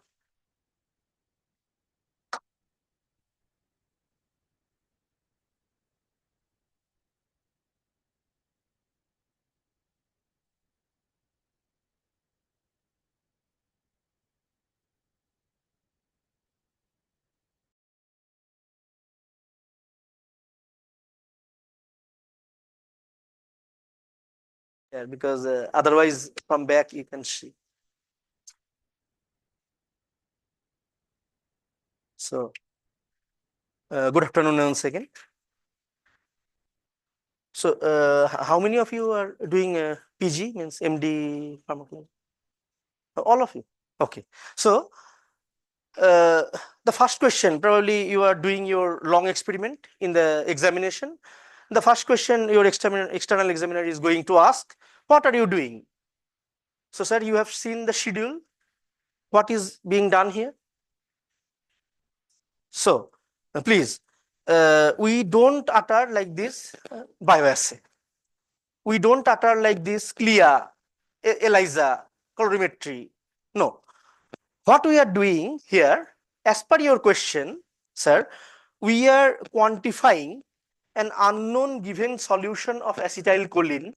We are measuring this concentration with the help of a suitable biological tissue. Here we are using a mammalian ileum tissue. That is what we are doing. Because bioassay, you might be knowing that bioassay is a assessment technique which may be used to find or detect anything, any biologic thing, and quantify, or both. Here we are just quantifying the given thing. Now you might be also knowing the names of these instruments. This is student's organ bath. This is 4-point student's organ bath. This is 1 unit. This is 4 unit. This is Sherrington drum and kymograph. Everything you know. What is the objective? What you are doing is so many instruments, so many things. What is the objective actually? The objective is to keep the tissue which is taken out of the living body. It is to make it viable, to keep it viable and sensitive. Viability and sensitivity is a difference. So to keep the tissue in vitro viable as well as sensitive for sufficient time, 4 to 6 hours minimum. And for that, what are the requirements? Immediate requirement is oxygen. We are giving air. Second requirement is nutrition. We are giving glucose. The third requirement would be the maintaining of electrolytes. We are giving sodium, potassium, chloride, etc., etc. Osmolality is being maintained. And the fourth thing would be the buffer, the pH. And that is why we are using this, excuse me, we are using this bicarbonate and phosphate. So you can see this is the composition of tyrosine solution. There are multiple different PSS. PSS means physiological salt solution you have heard of. Here in presence of guinea pig ileum, we are just using tyrosine solution, the left column. So composition you can appreciate. And aeration instead of oxygenation, we are giving the aeration. The question comes like air means how much air? Then what is the role of calcium here? So contraction, right? And what is the role of magnesium there? Magnesium chloride? Dampening the contraction. So sodium, potassium, bicarbonate, glucose, phosphate, and this calcium and magnesium, everything has been provided in the milieu. We have prepared the thyroid solution, and not only that, you can appreciate that there we are warming the thyroid solution in the warmer, because guinea pig, the mammal, is a warm-blooded animal. So we need to maintain the temperature here also. So this is our heater. This thing is our heater. Can you see it? This is our heater, and the left side is thermostat. In the right side, there is thermostat, and there is the knob. We can maintain the temperature and switch. The switch is cut, that means the temperature is maintained. And we can also check with a thermometer placed here. So temperature is maintained, air is given, oxygenation is being done, nutrition is glucose given from thyroid, everything is done. Even after securing everything, your experiment might fail. Why? These are the tissue. Tissue means cut piece, 2 to 3 centimeter cut piece of guinea pig ileum. Can you appreciate the length of that tissue vis-a-vis that tissue? Means थोड़ा सा झुकना पड़ेगा.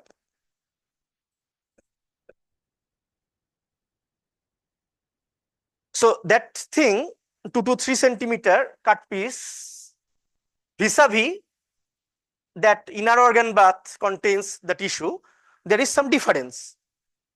क्या difference देख? Length is higher, and here length is smaller. So after handling, the tissue piece is actually contracted state, spasmodic state. Now the question comes, what is this plasticine piece and what is this plasticine piece? Let me show you here. This is the liver. This is the liver. What is this plasticine means and what does it, this small fragment means? So here you can appreciate the light jala rahi hai. So this is a simple liver, class 1 liver, because the fulcrum is in between and the effect arm, load arm is opposite side. Now we can increase or decrease our magnification as per our requirement. But you see, when I am just relieving it or just not touching it, it is tilted. To balance this, we have kept this plasticine. Now your examiner might pull your leg. What is the weight of this thing? This thing. What is the weight of this thing? And what is the weight of this thing? Your clear answer would be, sir, we have not measured this weight. Just to balance this thing, we have put the plasticine there. And if suppose we need to increase the magnification, then the plasticine load would be higher. If we need to decrease the magnification, the plasticine load would be lower, as simple as that. But ultimately, the balance lever should be there. The lever is balanced. Then question comes, what is this? The smaller thing. As madam has answered already, this is load. And this is a measured content, 0.5 gram. Next. What is the error?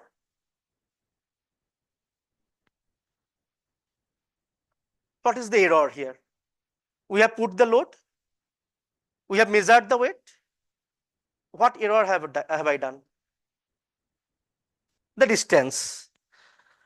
So you can see the effect arm here is the attachment of the tissue from fulcrum to the attachment. It is approximately 7 centimeter. So this is the length of the effect arm, and the load should be equidistant to this. That means 7 centimeter from the fulcrum to the load arm. The total length of the load arm is approximately 20 centimeter or more. So what is the efficiency of this class 1 lever?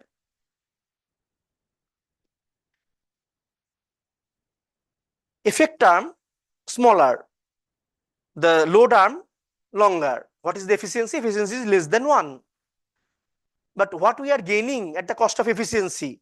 We are gaining this magnification. A little contraction here would be putting your long response there. So that is why we are keeping this magnification. For the guinea pig ileum tissue, which is a fast contracting tissue, we keep the magnification approximately 1:4 to 1:5 like that. And for slower contracting muscle for frog rectus, we would be higher. We would be putting higher magnification. Now, what is this lever, madam? Already have said. Simple frontal writing lever. Why it is called frontal writing lever? Because it is heading on. It is contracting the chymographic tracing head on from the front. So that is why frontal writing lever. Next question your examiner would be pulling your leg. So what is the purpose of this thing? This is the stylus, forward ending. So what is this thing? The backward bend to balance the weight of this stylus. The next question would be, what are the other different levers you know of? This lever is the tangential class 1 simple lever. Tangential means instead of frontal head-on collision, this is like, it would be like this, right? So for frog rectus, we are using this thing, graph dikhaiye. And so what is this? So wonderful. Starling's heart lever. And what is the class? Class fulcrum econame. At one end fulcrum, load middle में, और tissue एकदम end में. Efficiency always more than 1. Class 2 lever is efficiency always more than 1. So second class lever, Starling's heart lever. Actually, we have detached it from the Langendorf preparation there to show you. So you can appreciate tangential class 1 simple lever, frontal writing lever, and class 2 Starling's heart lever. Just seeing the curve, you can appreciate the difference.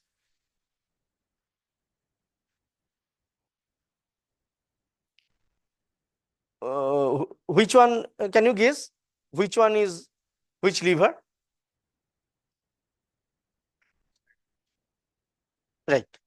So this is the tangential lever, means response from the tangential lever, because the curve showing like this, and this is frontal writing, guinea pig ileum, frog rectus, guinea pig ileum, right? So next comes here, next comes here this thing. In addition to your long experiment, you would be also having some instrument tray in Viva. What is this? Tissue holder cum aerator. This one thing. This one. Tissue holder cum aerator. This is the air pump, and from there air is coming, and this swan neck bend is holding your tissue. So tissue holder cum aerator. And this thing is the X-box preparation.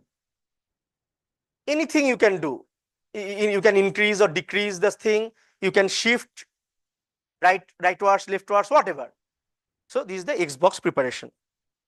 Now, this is a 4-unit chymograph, students organ bath, sorry. Rudolf Magnus and Dales probably used this type of thing at initial days. Now coming to our Sherrington's chymograph part. This is the Sherrington's drum. And this thing is nothing but your motor vehicle, your motor vehicle which you drive. This is the clutch. This is the clutch. And this is your gear. So I am engaging the clutch. I am engaging the clutch. You can appreciate the speed. Engaging the clutch. Appreciate the speed. The speed is at present 320 millimeter per second. And what is one revolution? One revolution is in between two consecutive touch in the stylus. The white stylus, one revolution for your guinea pig ileum experiment, one revolution should be in 96 minutes.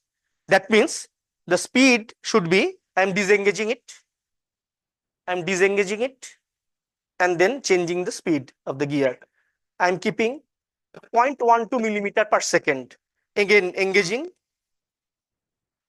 very slow, but you can appreciate it is moving actually. And you can also get a curve here. If you just touch the stylus, you can obtain a baseline here, baseline here.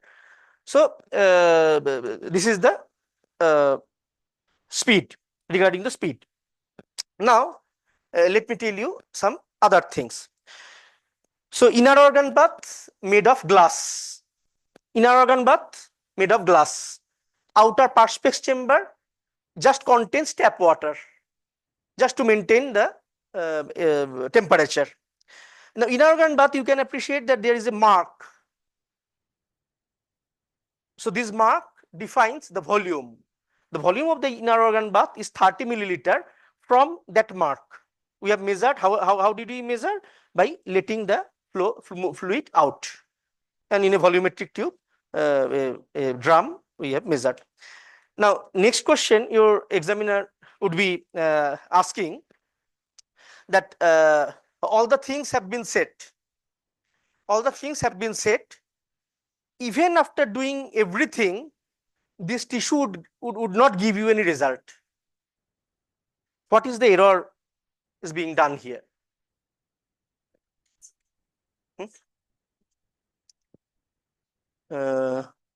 ना touch तो नहीं होगा मतलब ये तो ठीक है. So in contrast to that, you please see here the bubbling. No, just look at here the inner organ bath. The inner organ bath. Focus on inner organ bath. The bubbling vis-a-vis bubbling there. So what is the error we are doing? We are over aerating this thing. So what would be the result? Over aeration means all the carbon dioxide is out and it would become alkaline. And very low aeration means usually the bubbling should be 5 to 15 bubble per minute. But if it is very low, that means tissue won't get oxygen and the fluid would be acidic. So we need to understand the nuances, and this is an error. This is an error. You might be alert. Now, please come this side. So the instruments you have checked, everything is okay. Now we need to measure the concentration, unknown concentration. Let me introduce you already. You know Dr. Mukesh. Professor Mukesh is from ESI Joka, and he has done all this standardization here at IGMS. Along with that, this thing, that anxiety, anti-anxiety model, he has first one to do this and also videograph everything without any help of software, because the software comes with the 5 lakhs or more than 5 lakhs, that maze software. He did not have that software, so he improvised the things. He kept this mobile in the upwards, and all the movement mapped, and then he analyzed. So that's the innovative method he has done. So and this bioassay also, his different bioassays have been placed here. He has also done this in past 3 years. So so first thing, before doing this assay, what is the basic requirement? Just think of the colorimetric method or CLIA or ELISA or anything. The first thing, what you need to do? A standard curve. At least 5 different doses, 5 different doses means exponential doses, 2, 4, 8. 16 like that, and 5 different doses. Standard curve should be there, and after getting the standard curve, you are placing the unknown, you are getting the lambda, you are extrapolating the y-axis and extrapolating that in the x-axis. That particular lambda, the extrapolated to the x-axis, would give you the unknown concentration. That is the simple thing. In bioassay 2, we need to prepare the standard response first. Everywhere, in whatever curve you are taking, you see the first thing, standard response. And another characteristic you may appreciate, from lowest to highest, it is progressing. Okay, in the matching assay it is haphazard, but standard should be there.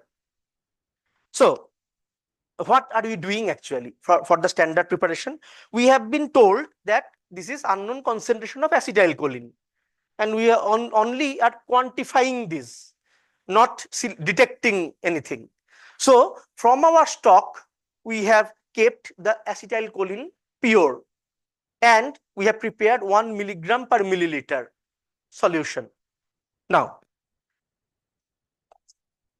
this is your acetylcholine, madam. This is your histamine. What can you see there? Acetylcholine, एक बार video में भी दिखा दीजिएगा मैं. तो acetylcholine comes as acetylcholine chloride salt. Histamine comes as histamine dihydrochloride salt. Now, what is the molecular weight written there, madam? What is the molecular weight of acetylcholine written there? And what is the molecular weight of histamine written there? Molecular weight is 181, or histamine ka molecular weight 184.5. Now, my question is, your examiner would ask you to prepare the stock solution of 1 milligram per milliliter, how much acetylcholine or how much histamine should we weigh? मुझे तो wait करके इधर डालना पड़ेगा. 100 millilitre distil water हम ले लिए हैं, अभी 100 मिलीग्राम मुझे लेना है. तो 100 मिलीग्राम क्या लेना है, कहां से लेना है, कैसे मैं वे करूं? हाँ, डाइल्यूशन, वो तो डाइल्यूशन बाद में आएगा, पहले हम स्टॉक प्रिपेयर करना है. Stock 1 milligram per milliliter stock solution should be prepared first. How to weigh that, and what particular weight should we take? That is the question. So the answer is, sir, 184.5 is the molecular weight. Histamine dihydrochloride contains dihydrochloride, that means 35.5 chloride plus 1 hydrogen into 2 dihydrochloride. 73 milligram is contributed by the dihydrochloride portion. So the pure histamine would be 111 milligram in that portion. So 111 milligram of pure histamine would be contained in 184.5 milligram of salt. Similarly, the acetylcholine, the molecular weight is 181, but it is chloride salt. Chloride means 35.5 minus ho gaya. So 146 milligram of pure acetylcholine would be contained in 181 milligram of salt. So we need 100 milligram of pure acetylcholine or 100 milligram of pure histamine. So we need to weigh 124 milligram of acetylcholine chloride salt. Pure तो मुझे नहीं मिलेगा, salt ही मिलेगा. 124 milligram acetylcholine salt, chloride salt, plus 100 milligram 100 milliliter distilled water equals to 1 milligram per milliliter concentration. Right? Similarly, 106 milligram of histamine dihydrochloride salt plus 100 milliliter of distilled water equals to 1 milligram per milliliter histamine dihydrochloride histamine solution. So please keep in mind, don't say that 100 milligram utha liya sir. Acetylcholine chloride salt, that would contain 100 milligram pure acetylcholine fraction in 100 ml, so 1 milligram per ml ho gaya. So after preparing the stock, then madam was saying that serial dilution. So with a volumetric, this is a fixed volume pipette, I am taking 1 milliliter and I am just pouring it here, and adding 9 ml already added, 9 milliliter distilled water is added. So what is the concentration? 0.1. This is 1 milligram per milliliter. This is 0.1 milligram per milliliter, 10 time dilution. Similarly, I am taking, I have to change this thing, tip. I am taking 1 milliliter from here and putting his here and adding 9 ml of distilled water. Then what is the concentration? Serial dilution is like that. And the final concentration we have got, that is 10 to the minus 5, that means 0.01 microgram per milliliter. It was milligram, it is microgram. Okay. And here is your 1 microgram per milliliter. 10 to the minus 3 means 1 microgram per milliliter. Serial dilution करने का वजह क्या था? ये वजह था. So your examiner would be asking you that why are you moving from the lowest concentration to highest while preparing your response? हेफाजत करने से क्या दिक्कत होता है? लिखा तो है सब कुछ, मेजर कर लेंगे बाद में. तो पहले एक बार 0.64, देन 0.8, देन एक बार 0.4, ऐसे देने से क्या दिक्कत होता था? Sir, we need to keep the tissue viable for as long as maybe 4 to 6 hours.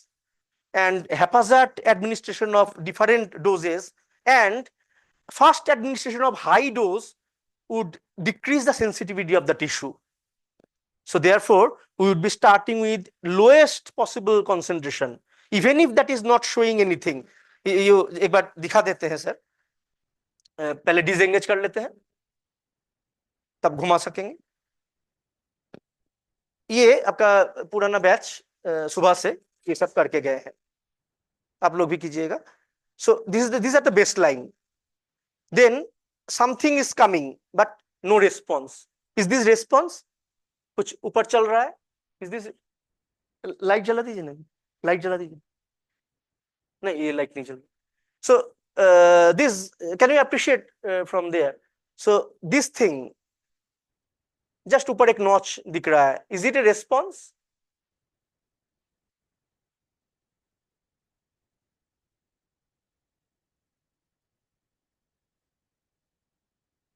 Suppose this is the thing.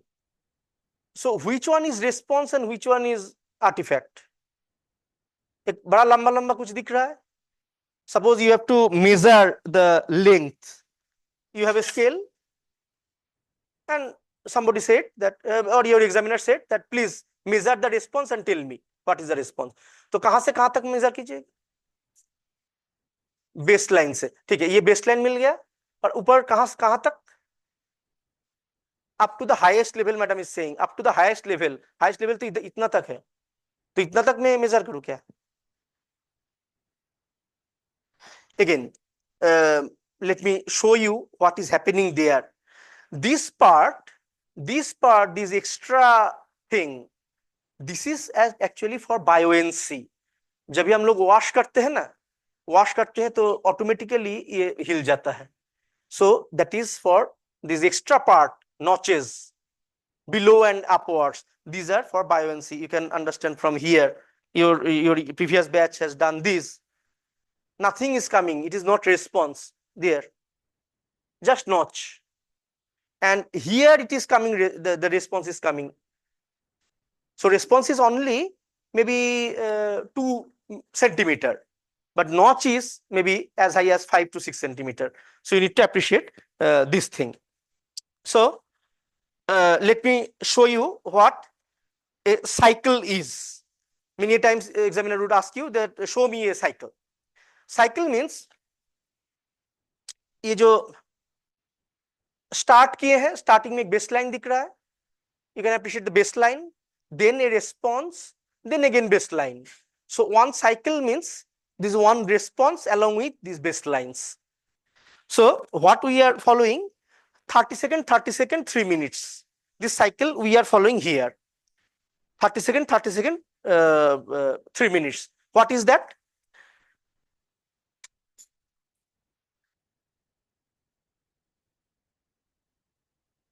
So we are keeping this thing, engaging the liver, नीचे कीजिएगा. Oh, Mukesh boss is showing you how to increase or decrease the height of the cosmograph also. By moving this knob, we can increase or decrease the height. So baseline is adjusted. We are engaging the lever.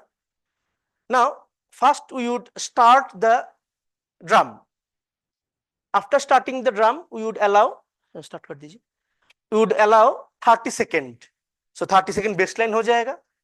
After that, you would be putting the dose in the inner organ bath and allow again 30 seconds of contact period. 30 हो गया.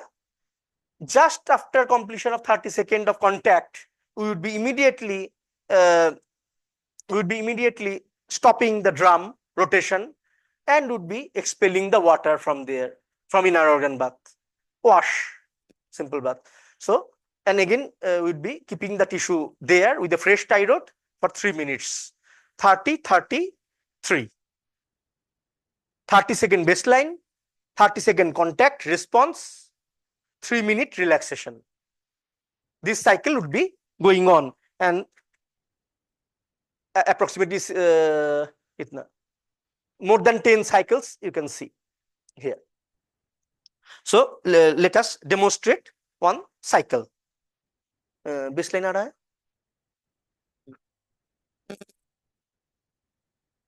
So the beauty of this frontal writing lever is आप जितना भी चाहे मतलब एकदम ऊपर तक आप इसको कांटेक्ट करा सकते हैं. So because otherwise ऊपर जाते हुए अगर कोई पूछ सकता है आपसे कि ये फ्रंटल राइटिंग एंड स्टाइलस का दरकार क्या था. This thing can be just like this, but if it is like fixed, then upwards it would be detached. ऊपर जब जाएगा ना डिटैच्ड हो जाएगा, लेकिन ये डिटैच नहीं होगा, एकदम ऊपर तक ये क्लियर रहेगा, डिटैच में रहेगा. So that is the importance of this frontal writing part.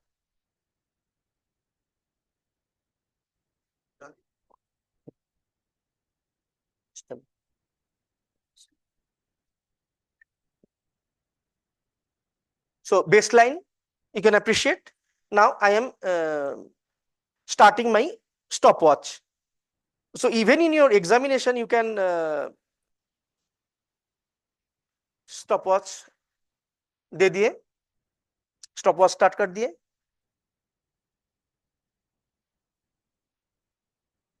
ये थोड़ा सा फ्रिक्शन को कम करने के लिए.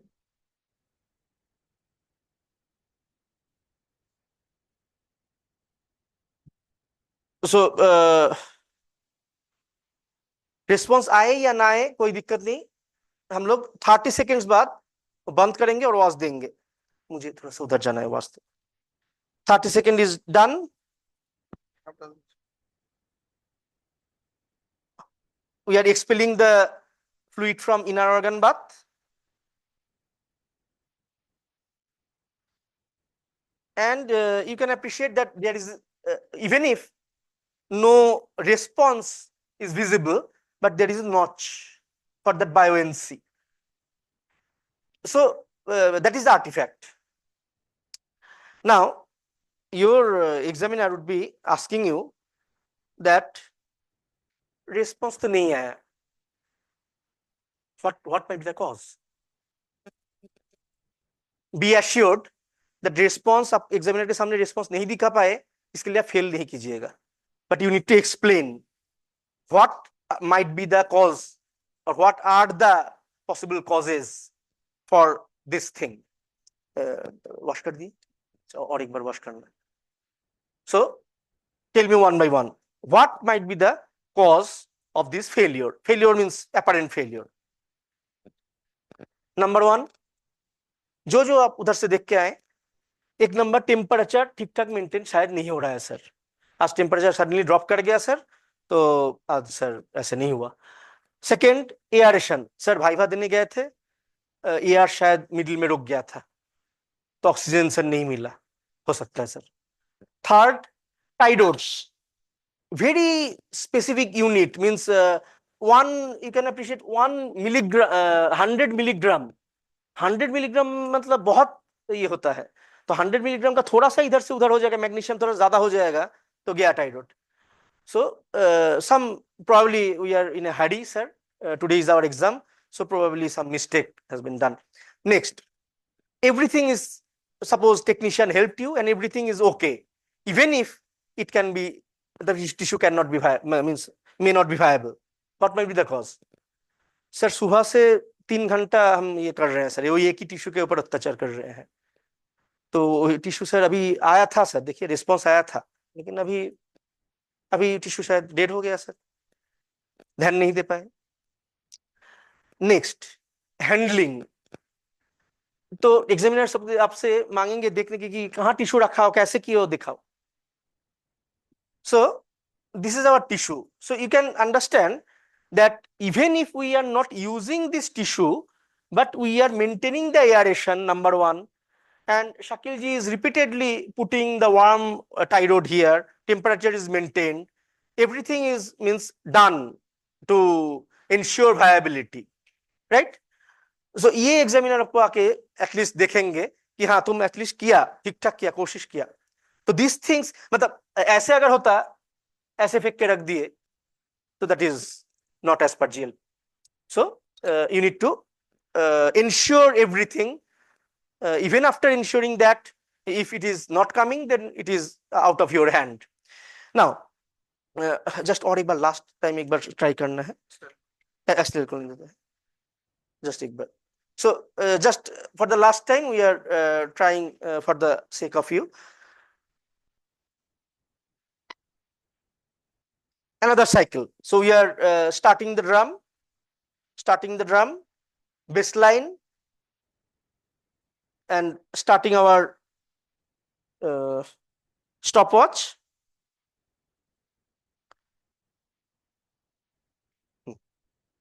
Starting our stopwatch.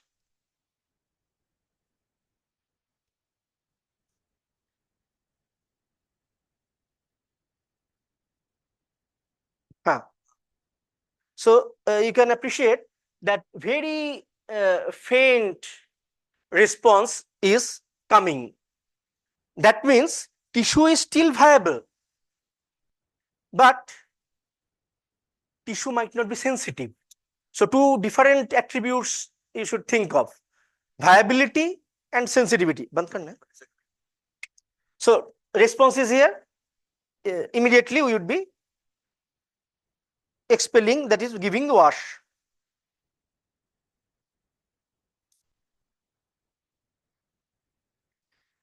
Wash can be done by two different methods, like overflow method and expulsion method.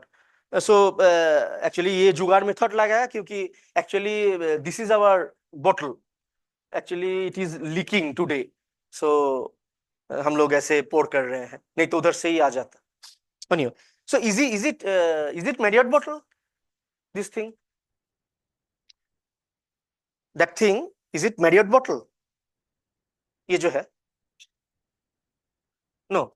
Marriott bottle you have seen, they are in the Langendorf preparation, Langendorf apparatus pharmacy lab. There, that is the Marriott bottle. Marriott bottle has a pressure head.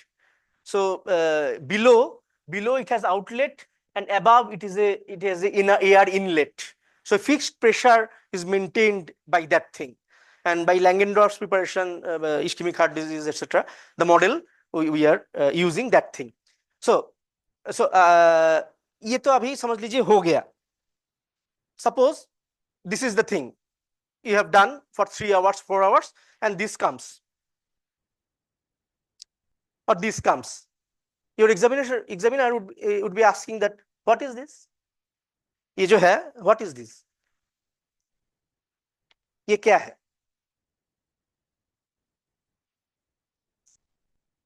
मतलब just ये क्या है? ये बहुत दिख रहा है, ऊपर ऊपर कर्व कुछ आ रहा है. Those response curves, is it so?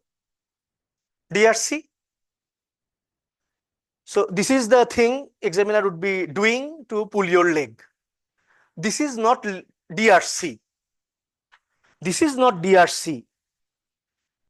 This is your DRC. Dose response curve. This is your DRC. Dose response curve.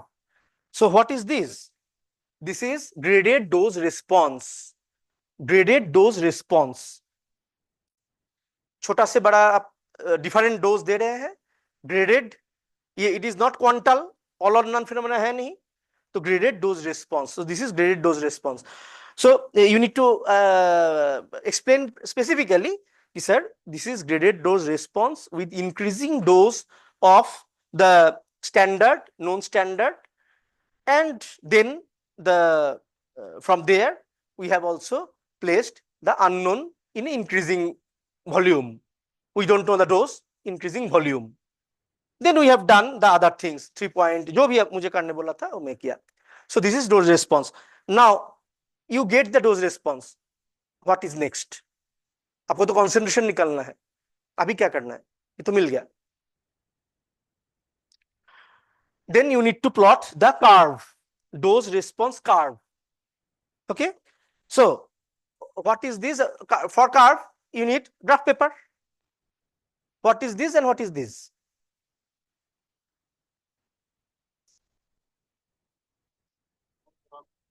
Okay, so normal graph means it is arithmetic. What SAR is meaning? It is arithmetic graph paper. So x-axis, y-axis, the unit is equidistant. Okay, so what is this? SAR is saying it is log paper. Is it so? It is a graph paper, log paper, SAR is saying. What is the distance in the x-axis along the y-axis? Along the y-axis, what is the distance? Equidistant. Just like this. And in the x-axis, becoming denser. So आधा आधा हो रहा है ना? It is a semi-log paper. Had it been a log paper, then y-axis also the things become denser. Next question. How do you plot these two? आपको दे दिया गया. आपको दे दिया गया ये तीन चीज. दो ग्राफ पेपर दे दिया गया, रिस्पॉन्स दे दिया गया, प्लॉट कीजिए. Here also, sir, आपको एक ग्राफ पेपर दे दिया गया, रिस्पॉन्स दे दिया गया, प्लॉट कीजिए. मतलब the first thing is examiner would ask you that just first make the scale before measuring scale है, लेकिन before measuring and before plotting, first you need to draw the scale. x-axis और scale, और scale first draw कीजिए.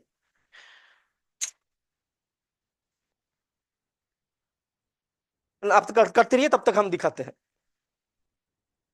So, arithmetic graph paper, we have tried to put the scale.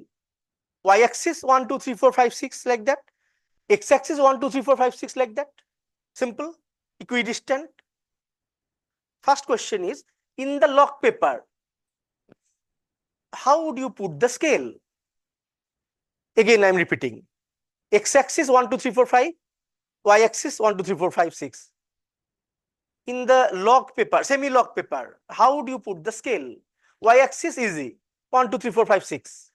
X-axis, this is the first question. Second, while you are doing this, no, sir, ab bhi kijiye.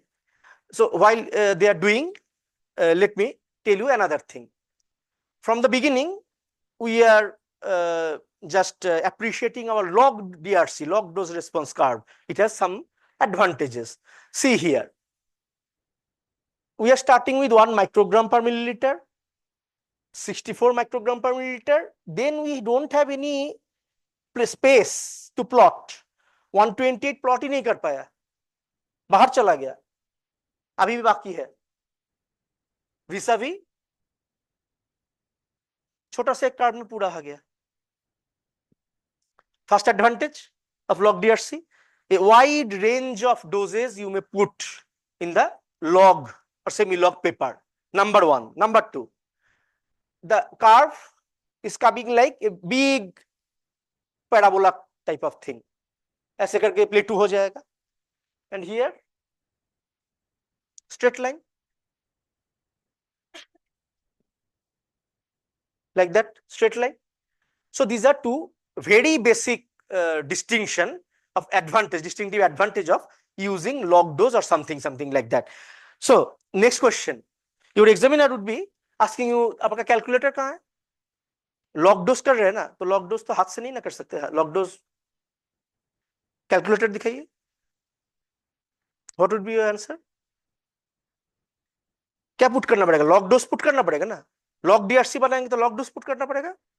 No, that is why, sir, we are using this semi log paper. We don't need any logarithmic scale or any scientific calculator for calculating. We just put here whatever we have got, and automatically log conversion will be done. How? Next question is how. तो आप लोग हाथ में एक करके semi log paper ले लीजिए. अभी हम दिखाते हैं कि कैसे. The question was, my first question to you was that how do you create the scale, right? Y-axis easy, 1 2 3 4 5 6.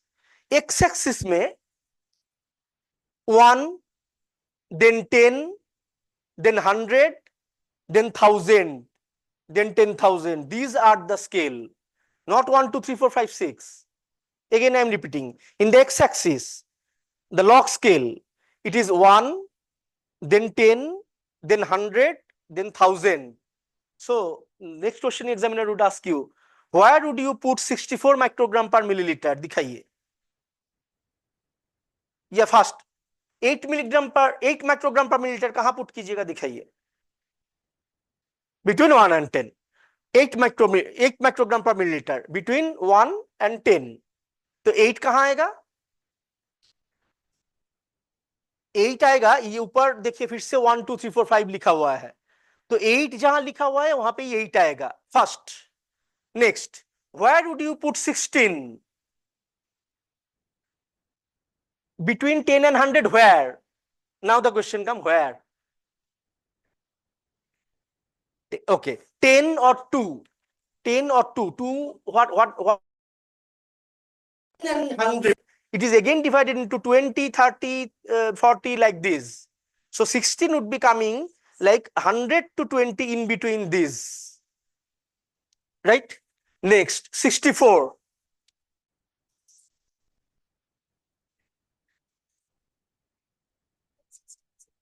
Between, where is the 60? So in between 10 and 100, after the 6th mark, it is coming 64. Next, 128. Where? 100 and 1000 is okay. In between 100 and 1000, we would be putting 128. But where? No. You see, this is, if this is 100, if this is 100 and 100 to 1000, it is coming 100, 200, 300 like that. So in between this 100 and 200, just in the small second small square after 100, it would be 128. So understood? So again, I'm repeating, the y-axis, it is arithmetic scale, 1 2 3 4 5 6 7 8 etc. The log scale, it is 1, 10, 100, 1000 and so on. If we have to put 8, that means 1 to 10, we have to take that 8th mark. If I have to put 16, that means in between 10 and 100, but we have to put this in between the 20 and 10 mark. If it is 64, that means after 6, in between 10 to 100, after 6. If we have to take 252, then in between, after 100, the 200 mark, 200 and 300 mark, in between it would be 252. So likewise, we would be progressing. So after that, so next, आगे बढ़े. तो ये log dose response curve आपका आ गया. अभी examiner आपको question करेंगे, भाई आपका तो सब कुछ इधर ही था. ये जो फॉर्मूला है ना, 3 पॉइंट का फॉर्मूला जो लिखा हुआ है, देखिए 3 पॉइंट का फॉर्मूला मेदी सर का बुक में लिखा ही हुआ है, ये है. तो इसमें इसके मतलब क्या है? टी मतलब रिस्पॉन्स, S1 बड़ा S1 S2 मतलब रेस्पॉन्स, तो रेस्पॉन्स हाइट से स्केल से माप लीजिए। और then small S1 small S2 मतलब कॉन्सेंट्रेशन, तो कॉन्सेंट्रेशन तो इधर लिखा ही हुआ है, अब तो जानते ही है कितना कॉन्सेंट्रेशन दिए थे, तो सब कुछ ही तो इधर से आ गया। फिर से वो लॉग DRC बनाने का इतना दरकार क्या था? क्या आंसर है? Where from, sir? Where from we would be selecting the S1, S2, and T? From this 25% to 75%, this straight line. Within these two different doses, we would be selecting. So that is why we are keeping this curve. Just एकदम नीचे का चीज हम नहीं ले सकते, एकदम ऊपर का चीज नहीं ले सकते, right? So the first thing is your graded dose response GDR. Second thing is your semi-log paper and plotting the curve. And from there you have chosen two standards. Likewise, you have another curve for unknown. From there you have chose two T1 and T2, and that thing is repeated here, like this Latin square method, ABC, BCA, CAB, like that. We would be repeating these things, S1 T, S2, S2 T, like that. Why? Why are we repeating this again and again? And then another thing would be asked here, before starting the unknown, you see a standard notch. A standard is placed here before starting the unknown. Why? Standard तो आ गया पूरा, फिर से unknown तो हम दे रहे थे, तो फिर से मिडिल में स्टैंडर्ड डालने का क्या जरूरत था? To ensure sensitivity of the tissue. My tissue here, you can see it is viable. It is not sensitive. Sensitive कैसे प्रूफ करेंगे? ये नोन डोज में फिर से दिया, रिपीट किया, और सेम रेस्पॉन्स आ रहा है, just like this. It is 4 centimeter here, also 4 centimeter here. That means tissue is sensitive. तो 3 पॉइंट करते करते मिडिल में मुझे स्टैंडर्ड मुझे देना पड़ेगा to ensure tissue sensitivity. And after doing everything, we are just measuring our S1, S2, etc. from all those curves, and we will be averaging, and then we will be putting in our the average would be put in our formula. The formula would be we would be getting M, and antilog Fm, that is the concentration. Unknown concentration is derived like this. So after you prepare your this curve, examiner would be saying that how do you fix that curve? Like these are fixed, आप handle कर सकते हैं. So this curve, this is लाहा, वो जो लाक्सा बोलते हैं ना, मोहर बनाने के लिए आप लोग देते थे, गाला या जो भी हो.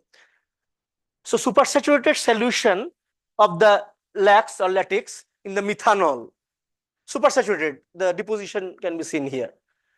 So this solution we have put here, and just dip the thing like this. Just a few minutes ago, Shakil sir has done this, and it is fixed. Now we can touch it. Just ये काटिए, काट के उधर डुबो दीजिए, fix हो जाएगा, carbon fix हो जाएगा. So this is your fixation things. And what information we need to record here? That is another important thing. Here we have recorded the date, the tissue, the tyrod, the PSS, not tyrod, the PSS, the air or oxygen, whatever, the temperature, the known standard, what is this, and the other these parameters like name, etc., etc. क्या क्या लिखा हुआ है देख लीजिए.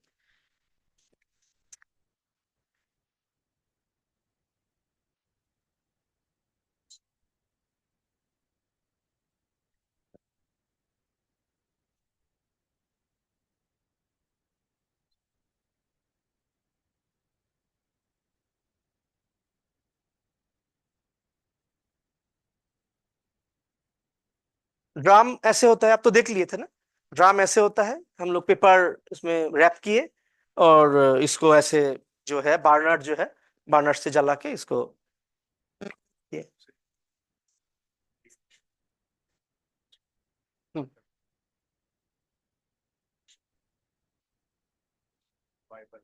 Okay. So Sir's question is, how can we know and how long can we continue our experiment in one tissue? So the answer is, repeatedly, whenever we are suspecting that we have some intuition, we are suspecting that higher dose is producing lower responses, then we would be testing the sensitivity again. That means the previously administered known standard, we would be again repeat the dose, and we would be just with a divider, we would be measuring immediately. If it is lower, then tissue is no more sensitive.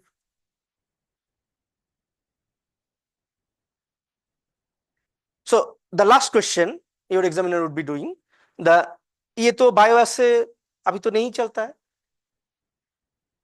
This thing spasmogen, what we are doing, different types of bioassay are there, but here we are doing the effect of a spasmogen in a muscle tissue. Similarly, you could have done something secretagogue in a endocrine gland or something, a paracrine gland or something, you could have done. So now the examiner's question would be, तो ये सब तो अभी क्लिया आ गया, ELISA आ गया, valid नहीं है. So is bioassay relevant in 2024 anymore? As a whole बोल रहे हैं, इसको बोल रहे नहीं बोल. As a whole, is bioassay relevant in 2024? तो ये करिकुलम में रखा क्यों गया है?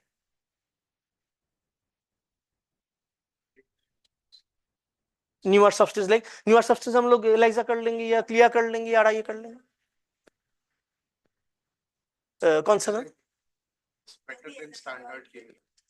तो वो भी हम तो क्लियर से कर सकते थे, कॉलोरीमेट्रिक मेथड कर सकते थे, यूवी एमएसएमएस है उससे कर सकते थे. So the answer is, sir, lots of biologic we are and biosimilars we are producing each year. Just a few years back, we used to standardize insulin only in New Zealand rabbit, 2 kg New Zealand rabbit, 42 milligram drop in blood glucose. That means 1 unit of your recombinant DNA technology, insulin. At present, we have clear. So likewise, we have erythropoietin, we have this clexane, heparin, we have xylistine, means this cholestyramine. Many biologics are there. Not only monoclonal antibody, many biologics are there. How can we assay that? Because we cannot just get this pure molecule. Nothing is pure in biosimilar. Everything is like the, tissue derived. So something is getting from, you are getting from adenovirus, something you are getting from yeast. You cannot compare. So only bioassay you have to assay the sensitive this thing, this potency, efficacy, everything. So monoclonal antibody, these tissue derived things, everything, only bioassay. Not this type of bioassay, other type of bioassay are there. So to sensitize you, this is the most easiest part we are doing, spasmogen and muscle tissue. So any question you have regarding the setting, regarding the questions, regarding the examination part, anything? So if not, then we may, yeah. How much the material should be taken? In the inorganic bath. Specimen, sir. Oh, how much? Yeah, 2 to 3 centimeter of tissue, but that depends. That depends upon your magnification and this thing. If your tissue is short, you may increase magnification to compensate that. And if your tissue is very long, suppose you have taken 5 centimeter, and after stretching it is coming like 7 centimeter, and it is going out, so then you just decrease magnification. You take out your plasticine from here, magnification will be decreased. But you need to balance the liver before starting all this thing. Everything is in your hand. Whatever is needed, you can.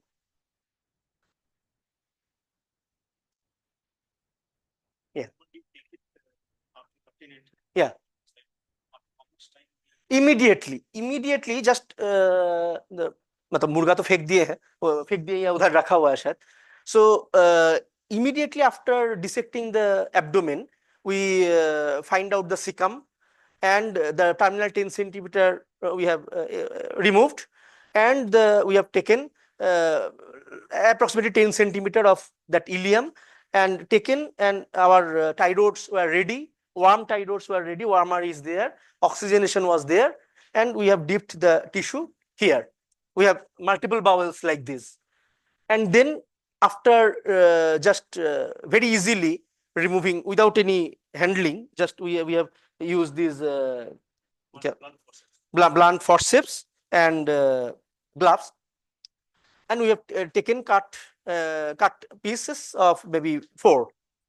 So then we have taken one piece, and we have this catgut or victrile, we have this one, and immediately in the oral position we have taken a loop. We inside this water, inside this tie rod, we have taken a loop, and another loop is in the aboral position, and negotiated this thing were there, and negotiated immediately. This thing negotiated immediately, and in one hand, this is examiner would be asking you that how did you transfer your tissue into your inner organ, but show me. So you need to just hold this and your tissue with a thread in one hand only, not in two hand, to avoid overstretching. So एक हाथ में ऐसे पकड़ के ऐसे डाल दिए, और डाल के इसको ऐसे ऊपर में जो थ्रेड था, थ्रेड ऊपर में बांध दिए.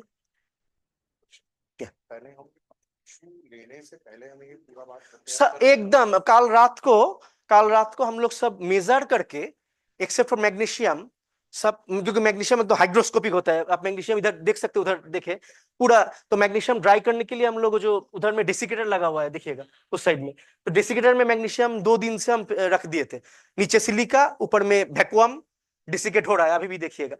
तो मैग्नीशियम डेसिकेट होने के लिए हम दे दिए थे, और कल रात में हम लोग बाकी सब मैग्नीशियम छोड़ के बाकी सब हम लोग मेजर करके, उधर में देखिएगा अभी भी पड़ा हुआ है इस साइड, जो मतलब ये बना के, पुड़िया बना के हम लोग रख के गए थे, क्योंकि these are not means not reacting with anything. So हो गया. So yeah then today at 7:30 AM we first dissolved everything except calcium. Calcium देखिएगा उधर अलग हम लोग एक जार लिए थे, कैल्शियम अलग से घोटे, क्योंकि कैल्शियम नहीं ये करता है, कैल्शियम डिसॉल्व नहीं होता है, तो कैल्शियम क्लोराइड को प्रेसिपिटेट हो जाता है.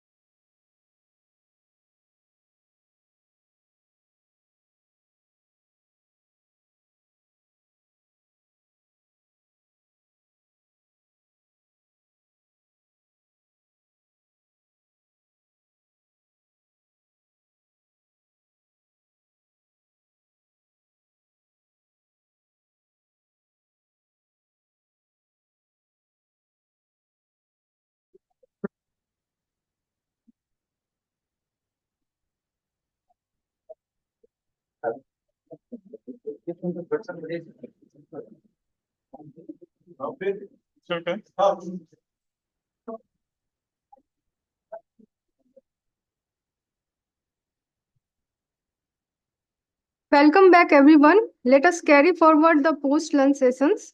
Our next session is on regulatory toxicities studies for IND applications by Professor Dr. Vikas Medi sir, Professor Department of Pharmacology, PGI Chandigarh.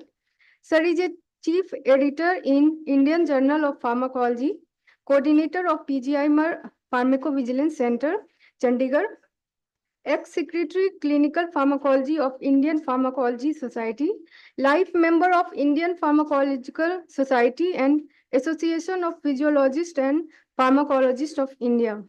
It's a great pleasure for me to welcome you, sir. Thank you.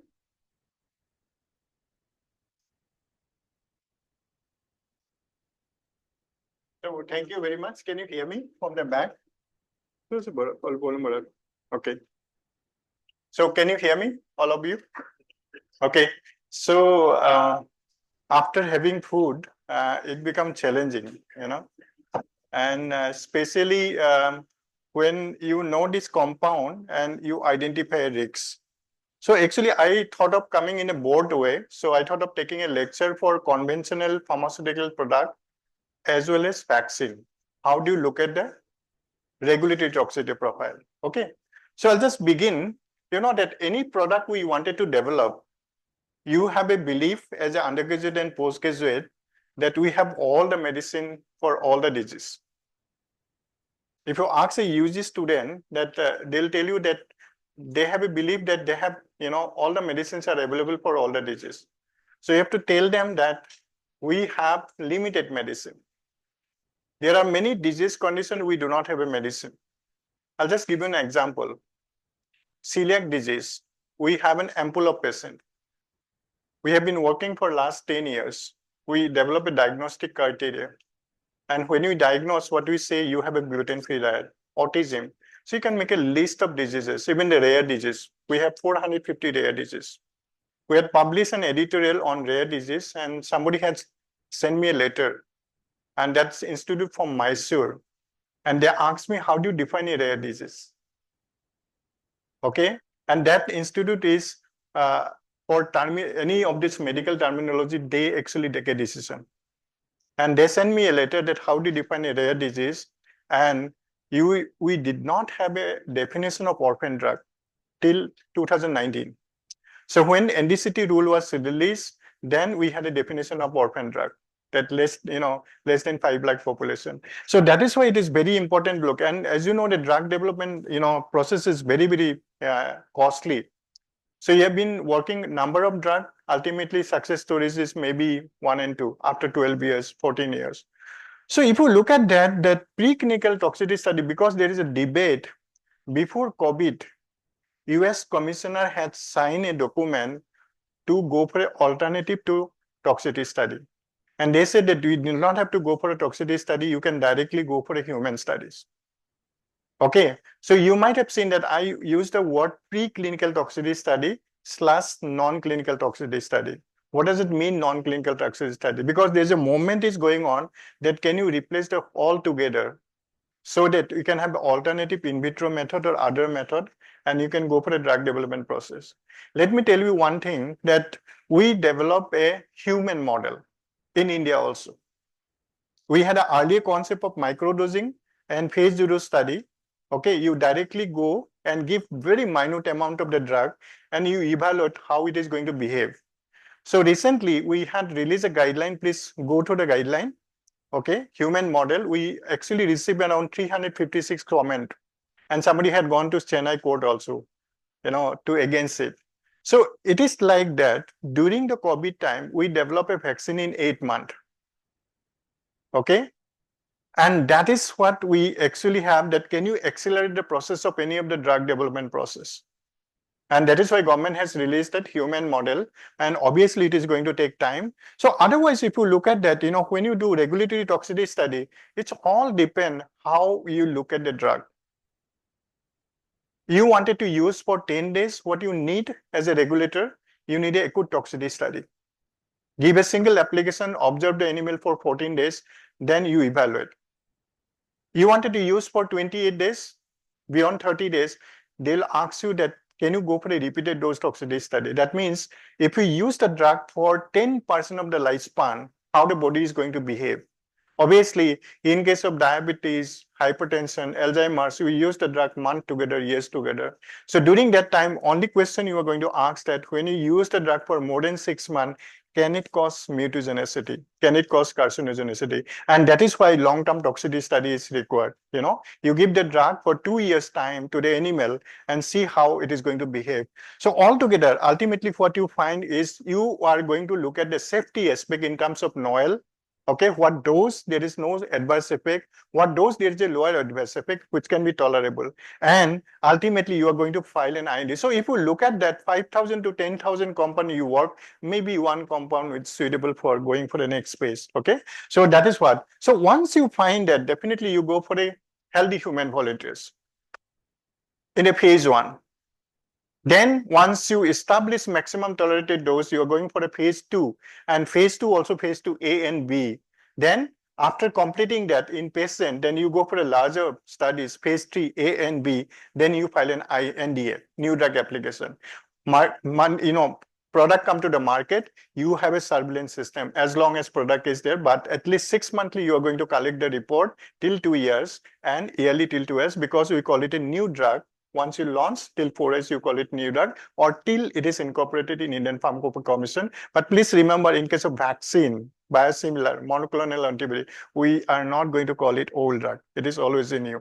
So this is how we go. So ultimately, you have a phase 4 study, it get approved. You might have seen that COVID had given a new experience. I've been working as a task force. I was chairman for vaccine also. So we have heard a word of, emergency approval during the COVID time. Repurpose. Of course, we know that there are a lot of drugs used in a clinical practices off-label use, but vaccine was approved as a clinical trial mode. Have you look at the differences of approval? Once you find an emergency approval, drug regulator can approve in a country, but when you prescribe as a practitioner, you have to take an informed consent. Similarly for off-label use also. If you prescribe and patient go to legal court of law, then you'll be liable to pay. Okay, so that is why it is very important, because I tell you the incidents. Clark is more clever than a super specialist. One of the neurosurgeon had prescribed a medicine of a Himachal patient, and he asked for a reimbursement. And the clerk who is doing the screening, he checked the DCJ website, and he found that it is not approved in the country, India. So he put the queries to the neurosurgeon, how did you prescribe when DCJ has not approved? That is typical example of off-label use. Okay, so today if you wanted to go for off-label use, definitely you can apply as an academic clinical trial and do the studies, but at least you should take an informed consent. Similarly, for repurpose also, you need to have a data, and clinical trial mode, if you say that vaccine was still under phase 3 trial, it was approved as a clinical trial mode.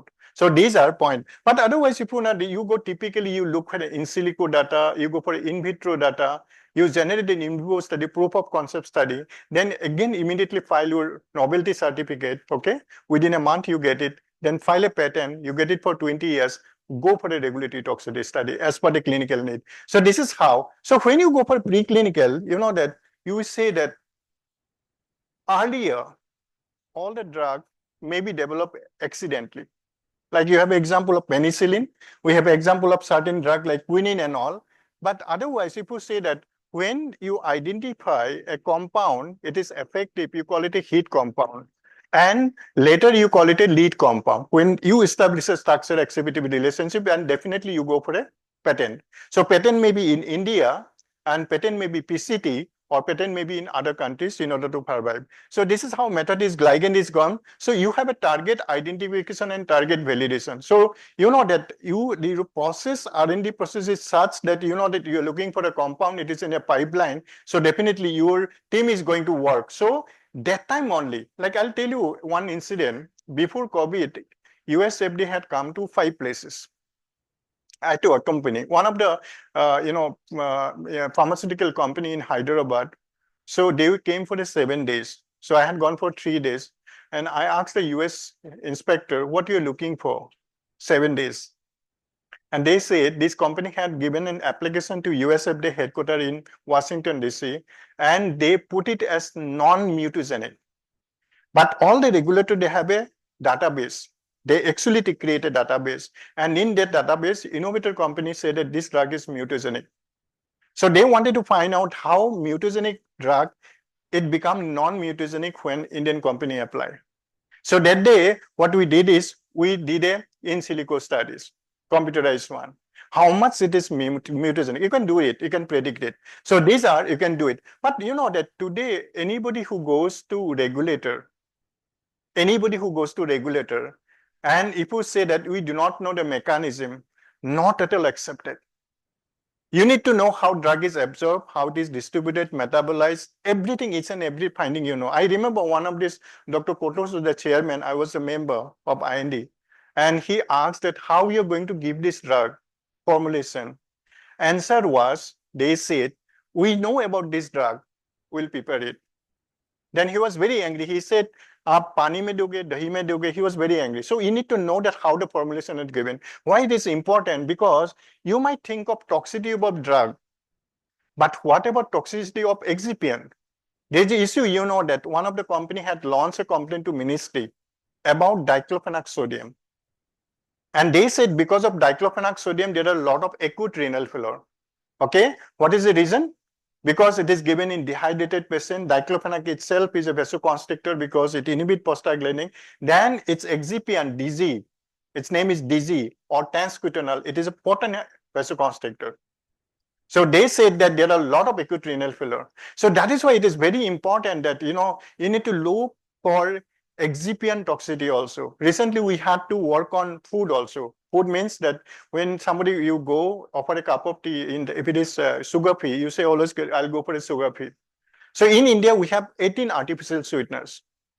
But in US, they have only 4 artificial sweeteners. But problem it comes in that one of the artificial sweeteners, when it give it to the hot water, means tea, it formed a methanol. And that's how the government wanted us to investigate. So we look at all the products. So that is why we say that when you check any of the event, there is a toxicity. How do you check it?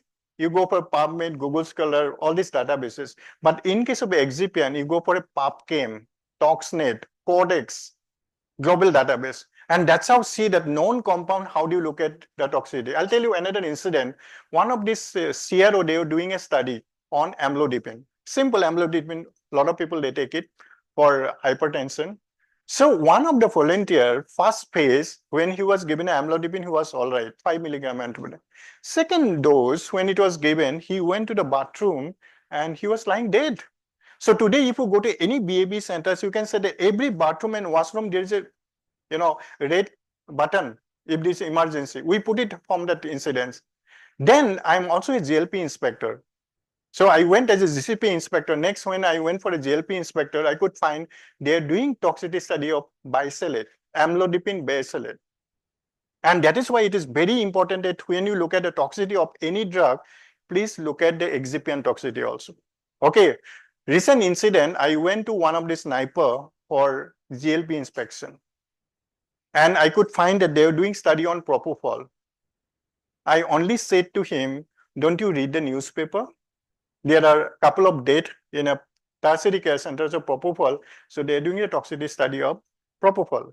So that is why it is very important to look at that also. So you look for ADME, how drug is absorbed, metabolized, you know, then distributed and excreted. And initial PKPD modeling is done in the preclinical toxicity study itself. You do a PKPD, PKPD, physiological based PKPD. So you work on certain compounds, maybe success story is 1 and 2. So that is what the success story is. But when you do for a toxicological study, what are you actually looking for? People are saying that we don't need toxicological study. And one of the ICMR meeting, I was asked from the airport to come. And there is a meeting because before ICMR, they started an institute in Hyderabad. There are 1,400 crore rupees was sanctioned. So one of the person from US and Europe say that, why don't you give it to this NGO? Then I said that we got an independence in 1947. Who are you to direct us? Okay, there are a lot of lobby. They said that you need not have to go for a animal toxicity study. So that means if we do not do, our student will not learn anything. I'm very happy that somebody has started from Bihar. Okay, Dr. Dixit, Dr. Lalit. But if you say that very few centers, they do a toxicological study or animal toxicity. So if we do not train our student, another 10 years and 15 years, what you are going to do? We're going to take an input from the expert from Europe and US. Okay, so that is why you need to be continue. Okay, so that now when you plan for any toxicological study, what do you look for it? Any toxicity study, first question you are going to ask is there any effect on vital organs? Is there any effect on vital organs? Like you start from brain, heart, lung, spleen, kidney, all the vital organ. But when you altogether sacrifice the animal, you are going to take 47 organ. How many? 47 organ. I'll give an example. You know, we use phenytoin clinically. And we know that when you start the phenytoin, some people, they develop pseudo lymphoma. It affects the lymph node. And that you get it from the day beginning when you go for a preclinical toxicity study, because you are going to take the lymph node also. And that is why you get an information allowed to assess the risks of exposed to the population, how toxic it is. So any toxicity you find, you're going to ask one question, second question, is it reversible? Today, if you ask that what is the most common toxicity of, liver toxicity, hepatotoxicity, is a paracetamol. In COVID, we use tons and tons of paracetamol, but still you use because it is reversible. And that is why you're going to ask, if it is irreversible, you are not going to follow next phase. So that is what we go for it. So there is a guideline, and we learn the guideline because you say initially when you do a studies, you are going to ask, is there any species variation? How the drug is behave in the lower animal, rat and mice, how the drug is behave in a higher animal. Why? So if you look at the thalidomide, it was introduced in 1957, 56 and 57. And what they did is, they did study in mice and rat, they also didn't study in rabbit. And rabbit, they could find teratogenicity. And they hide the result. So when December 16, 1961, one of the pediatrician had written a letter to Lancet, he wrote it very beautifully. I'm a pediatrician, I sit in OPD, I could find congenital anomaly is 1.02%. But recently I have seen a lot of phacomelia case. And that became a signal. People asked for the data. People came to know that there are 10,000 baby born with phacomelia. And that is why after that, all the guideline, if you see that it is recommended, you need to find out the species variation in a lower animal and higher animal. And even if you say that when we plan for a phase 1 study earlier, you know that every phase 1 study, they said that you are going to recruit healthy male volunteer. Okay, 1994, Canadian regulator came and said that if you do not do the study in female, how are you going to know that how the drug is going to behave in female? Okay, so then they recommended both male and female, provided you take a adequate pregnancy, protection for pregnancy. I met last month one of this lady who got a lifetime achievement from European Society of Clinical Pharmacology. I met her. And she said 74 when she approached a mentor for doing a phase 1 study. And what he said to her, there is no regulation for phase 1 study. But if the patient died because of phase 1, you will be charged with culpable homicide. That was a situation. But still, you have to appreciate the people, they work, they develop a drug. Okay, so if you look at two incidents, what we learned during the phase 1 study, one is in the UK study, where there's an American company, they hired a CRO, they did a study in UK, and 12 volunteers, they developed a gangrene. And when you look at this data, the preclinical monkey, they have used 5 times more the dose. And that is why they put the question that how do you correlate the preclinical data to clinical? Second incident happened in France, where there's a big cannabis group, they did a phase 1 study, and they could not extrapolate the dose, right dose. And healthy volunteer, they died, and whole regulator was in scrutiny. So that is why it is very important to look at that male and female, how it behave initially. You do a PKPD, all this, several dose concentration. So any toxicity study, you are going to extrapolate. Suppose you have in silico data, in vitro data, when you extrapolate, that will consider as median dose. Then you take a lower dose, then you take a higher dose, and that is how you do. So all this, if you say that the design should be adequate, and most important point is that any toxicity study you are going to do, you have to do it under OECD principle. So drug development has two principles globally, OECD, Organization of Economic Cooperation and Development. I can proudly say that we are the chairman of OECD. India is a chairman. We have 65 labs in India. So before COVID, I was in Japan, in Kansai. India got a vice chairmanship. So we are chairman for 25 and 26. Okay, so that is one positive, but still China is not getting OECD principle. So when I met in Japan, they were running after OECD people, give us the status. So that is why you get a lot of business in India. So this is how we go, and we are going to keep this data for 3 cycles. All regulatory study, as per Indian mandate, we have to go for a 3 cycle. 1 cycle is 3 years. You are going to keep the data for 9 years. So data will be dry data, weight data, and e-data. Three division is there. Okay. And when you do clinical study, you are going to keep it for 5 years. Altogether, you are going to keep it for 9 plus 5 years as per Indian mandate. But many of these, countries like Brazil, then they'll say that, as long as product is there, you have to keep the data. So this is also legality is there. So what you do, acute toxicity study, you just give a single application, observe the animal for 14 days. Then you sacrifice after 14 days. So first thing you go, when you go for a laparotomy, you look at the morphology of all the, vital organs. Then you go for a histopathology. Now, if you go beyond, 28 days or 30 days, you are going to do it that can you do repeated dose toxicity study? When you go for a clinical use, 25 to 30 days. So that means you have to give the drug, you will simulate, if you give the drug for 10% of the lifespan, how the body is going to behave. So if you see that you are going to expose 5 times per week, and so that you can see the 10% of life, that means 3 months in, because the rat and mice life expectancy is 2 years, almost approximately 2 years. But if you do it for a dog is around 12 years. So accordingly, 10% of the lifespan. But if you give the drug for a more than 6 months, you are going to ask for a long-term toxicity study. You are going to give the drug and you are going to evaluate for almost 2 years, 2.5 years. So that means when you do phase 1 study and phase 2 study, before you initiate phase 3 study, you're going to ask the data, give us the data of long-term toxicity data. So this is how we go. This is target identification, synthesis, lead optimization, lead, and preclinical development. Once you do regulatory toxicity study, you find an IND, investigational new drug. Then first time in man, proof of concept study, phase 2, large clinical trial, phase 3, regulatory approval, post marketing support, and life cycle need go on. As long as product is there, you are going to continuously monitor. So what does it mean IND, investigational new drug? Please remember, India, we do not approve any drug if the drug is not discovered in India. We do not allow IND to do in India if the drug is not discovered in India. So that means if you discovered outside, you have to do early phase there, phase 1. Then you can come back and say that we wanted to repeat, or you can put the application as phase 1/phase 2. Okay, so that is what India which has. So in IND is not a marketing approval we are going to do. So to file an IND, investigational drug, what are the document is required? Acute toxicity, repeated dose, safety pharmacology, pharmacodynamic, ADME, genotoxicity, all reported. Like if you say ask, you have a compound, can I use in pregnancy? Obviously, no. We had a trial, MMS trial, multiple micronutrient. We deliberate. It is for supplementation of iron. Okay.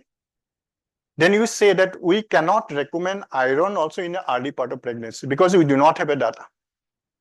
Similarly, any compound you are not going to recommend. So you are going to evaluate segment 1 study. Can it affect implantation? Segment 2 study, can it affect period of organogenesis? Segment 3 study, if a childbearing, baby is taking a milk, can you give the drug? Baby is taking a milk, is it going to affect the baby? Segment 3 study. Similarly, male fertility also. Suppose if you say you're doing a healthy volunteer study, phase 1 study, somebody participate 18 years, okay? And after participation, he go and get married and he doesn't have a children, come back to you. And he said, it's because of you only we do not have a children.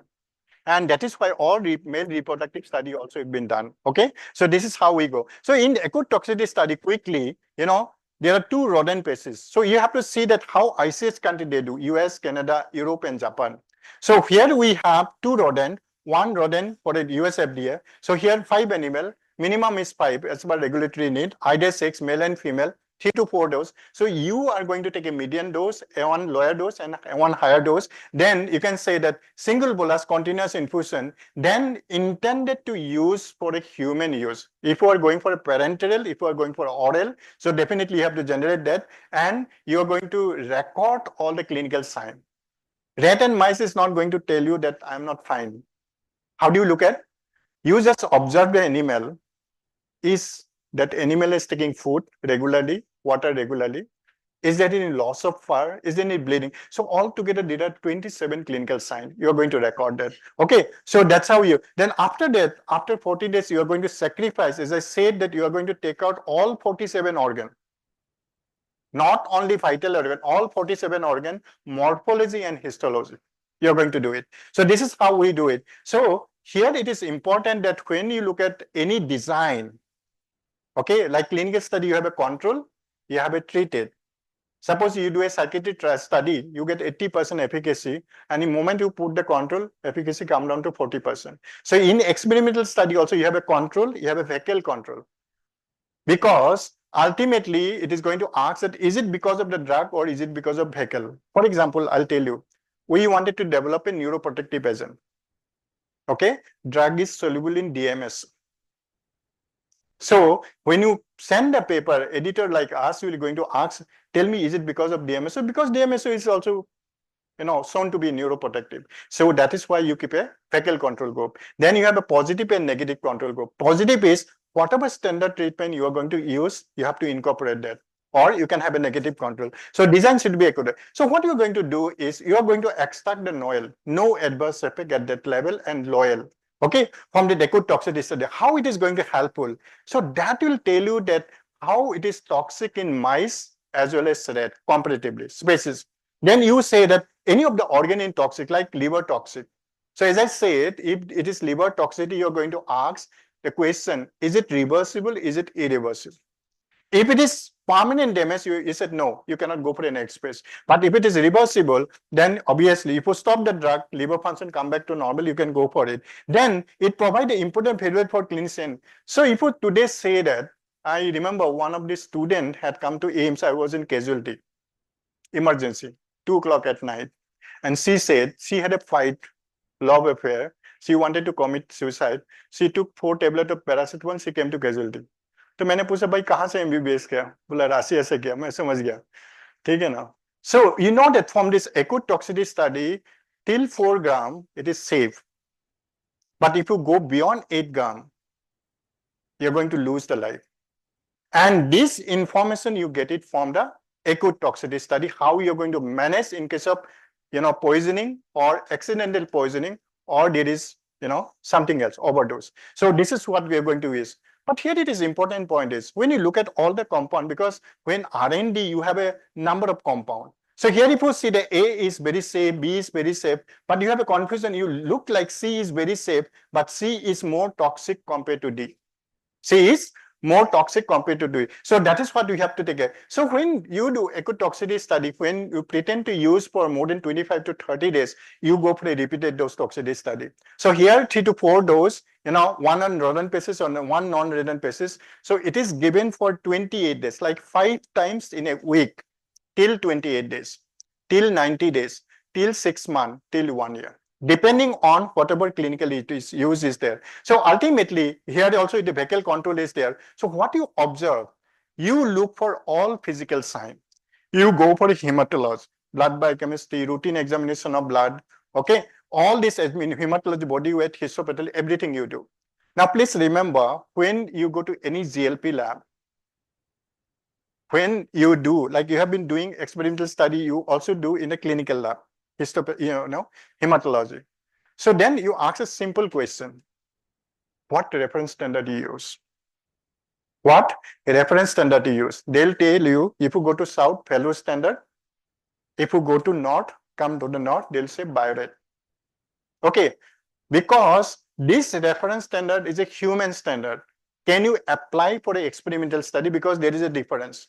And that is why all of us who are working on this lab experimental study, let's generate a historical control.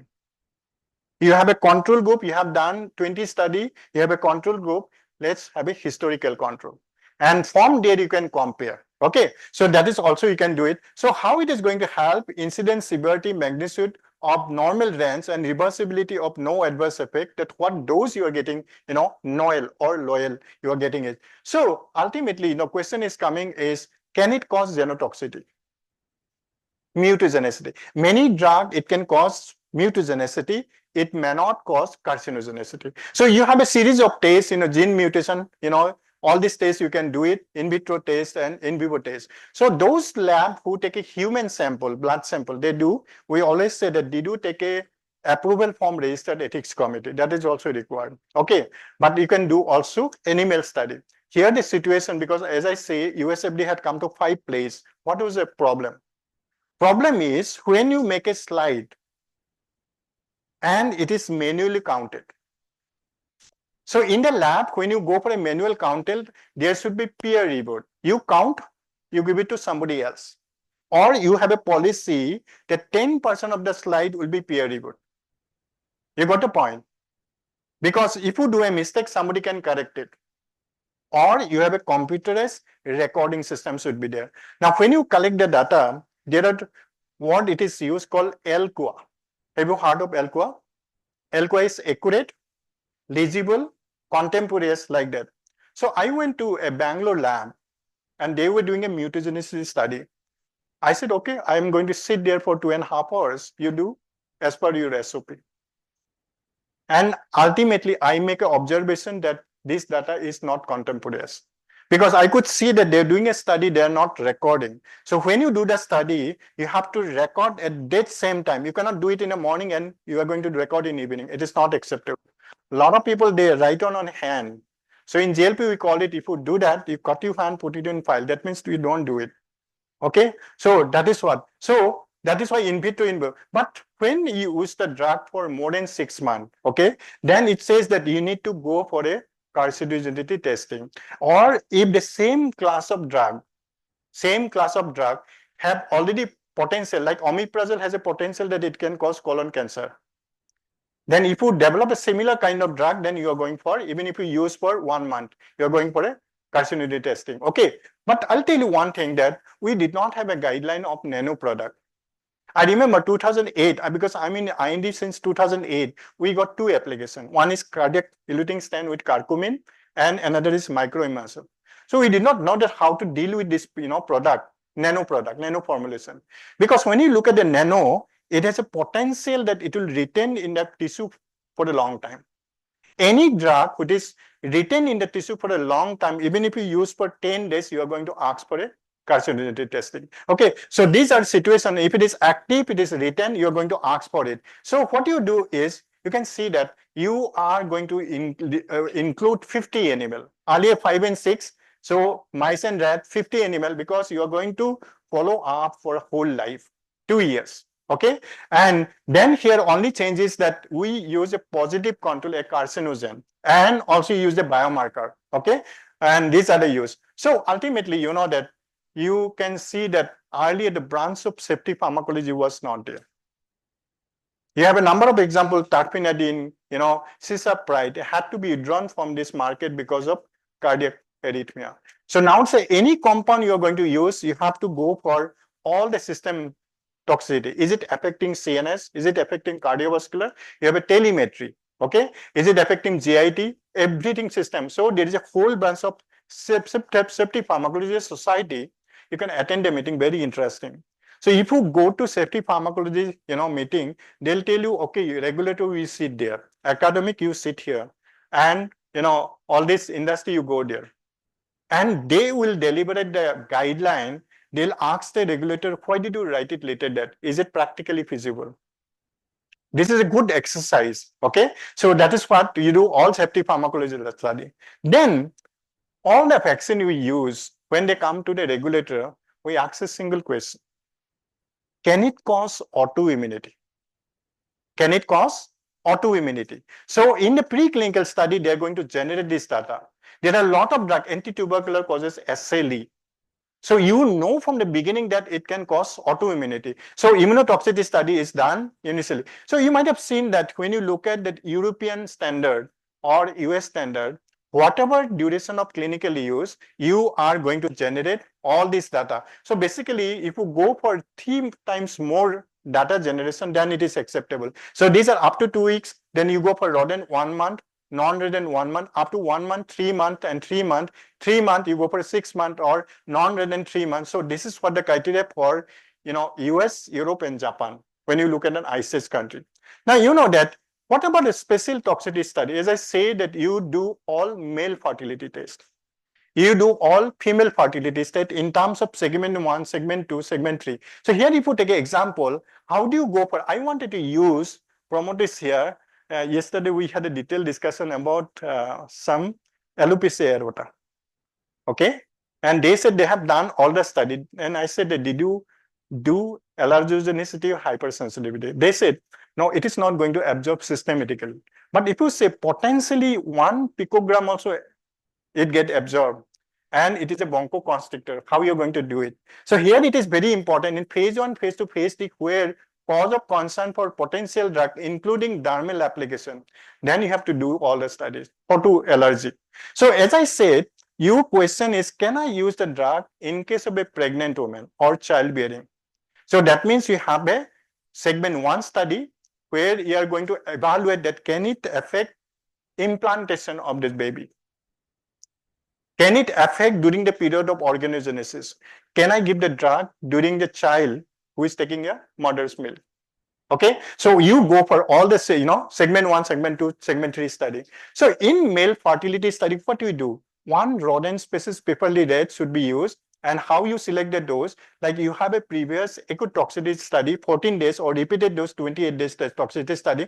So you are going to take a highest dose and see how it is going to act. So you are going to include the 6 adult male, 28 days and maximum 70 days. So all this subsequent, you are going to look at, testicular tissue, then, sperm motility, everything we are going to look at. And that's how we go for a male fertility study. Similarly, female reproduction, when you go for segment 1, segment 2, segment 3 study, you are going to do female fertility studies. So definitely, whatever route of administration, definitely you have to use that route of administration. But one thing is that maybe it is not affecting reproductive. Like we do not recommend aspirin for pregnant women. We do not recommend smoking because it causes vasoconstrictor. So if you use NSAID or aspirin, what you are going to have? Low birth weight baby. So it may not cause any teratogenicity, but that also you have to evaluate. Is it vasoconstrictor? Is it going to affect the placental barrier? So this is how we look at. So when you look at female fertility stage, you look at the body weight, food, all this, so you are going to look at the pub. I'll give you one example. Like we created an autism model. You can use valproic acid, you can use poly-IC, and there is a chemical called Dixon, which was used in American war in Vietnam. And after that, there are a lot of incidents of autism. So we took that chemical and used that. So if you look at that, how do you do that? That you inject at 12.5 days, because rat pregnancy is 21 days. So during that time period of pregnancy, so if you say, so when you look at a pup, suppose there are 8 pups, then you do a screening. How many of them they develop autism? So simply you say, you allow the pup to walk, it will go, autistic pup will come to the corner and they'll fall. Then you look at the delayed eyes opening. So you might have seen the autistic children, they do not have eye contact. They do not have eye contact. So it is suggested that when you speak to autistic guy, you should put it with a lighter, well lighted, and you put it in a level of eyes. So you can screen that during. So when you use the drug at 12.5 days, you are exactly going to know that whether it is going to cause any teratogenicity. So that is what PAP is evaluated. And definitely you can say that one rodent, preferably red, and one rodent, non-rodent. So if you look at thalidomide, they could find teratogenicity in rabbit. It's mammal. So initially you need to find out, is there any species variation when you go for a toxicity study? So this is how you are going to use the highest level and multiple dose. And definitely teratogenicity study, you look at the fetus, you look at the term, all the clinical sign you are going to look at, and ultimately you're going to look at that how much it is excreted in milk and can it affect the babies. Basically, we wanted to see that any drug, suppose pregnant woman is taking an anti-epileptic drug. Okay, baby is taking milk. So definitely we'll ask for that, is it going to affect the cognition? Okay, CNS or effect. So this is how we go for peritoneal. So one male, one female is 1 liter. So subsequent generation you can is going to. So I'll tell you one example. COVID, you might have seen that we had a very good drug, Mellopiravir. So when you look at the drug, you are going to repurpose, you see how is the cost? Cost was affordable. Okay. And the DG had asked me that, can you go ahead? I said, no. I said, no. I put full stop. It is recalled, it has been found that it is causes teratogenicity. Okay. So if you say that you take a Mellopiravir and you take a protection, in India, nobody is going to do that. So that is why we did not recommend molnupiravir. Okay, so that is why it is very important to look at that. Then perinatal study, animal and pups, you look at that. Then all the studies, dermal toxicity studies, okay, in rabbit and rat, daily application, all this. So it is time 7 days to 90 days. So what does it mean that whatever clinical years you're going to do it, you have to make it 3 times more in an experimental study. Photo allergy, photo, guinea pig it is used because they are more 10,000, 1,000 times more sensitive to histamine. So you prefer to use guinea pig. Vaginal toxicity study, then rectal tolerance study. People say that why you need to do rectal tolerance? Because when you develop a drug, if you wanted to give to the children, okay, early part, you cannot find a vein, they are agitated, you cannot give it. So at least you prepared this, data that can you give it rectally. So that is why you give it rectally. Now, what happened to parenteral? Okay, all of us, we had taken a vaccine. It is given intramuscular. Some people, they have an allergy, photosensitivity. So any parenteral preparation, when you give, you say what is the reaction at the site of injection. Then you sacrifice the animal and you go for a histopathology. We had an incident. There's a vaccine study by ICMR. We did all the study in one of the GLP lab in Bangalore. Then finally it decided to go for a clinical study. 5 female were injected and they have a big abscess. Then when you look at that, we wanted to keep this, relook at preclinical toxicity study. Because that is why you keep the 3 cycles, 9 years. You wanted to correlate the clinical study. When you look at the preclinical study, we could not find it. Then we investigated, we could find that it is because of tubercular origin. So this is how ocular toxicity study is done. Like it is a ocular kinetics, how much it is absorbed, how much it will go to systemic circulation, everything you look at. Inhalation toxicity study, allergenicity, hypersensitivity, lymph node, what I said it earlier, and you are going to establish pharmacokinetic and pharmacodynamic, okay? PBPK this study, or all this you are going to do it, and special toxicity study like is it going to cause cardiac arrhythmia? You are going to go for a telemetry study. So ultimately what you're looking for, you are looking for, is it efficacious? Is it safe? Can you find the pharmaceutical detail of new chemical entity? Do you know how it is absorbed, distributed, metabolized, and excreted? And you are going to establish risks and benefit. How much benefit is there? How much risk is involved?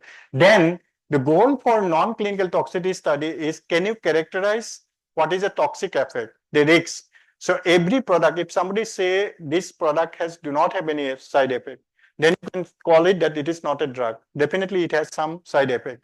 Then dose dependent relationship of exposure and all the information is important because ultimately you're going to select the dose and doing the phase 1 clinical trial. So we have a guidance from the industry. Obviously, when you submit to US FDA, when you file an application, if you do not get any reply within 30 days, it is considered to be positive that it has been already approved. So with NDCT rule, we also started.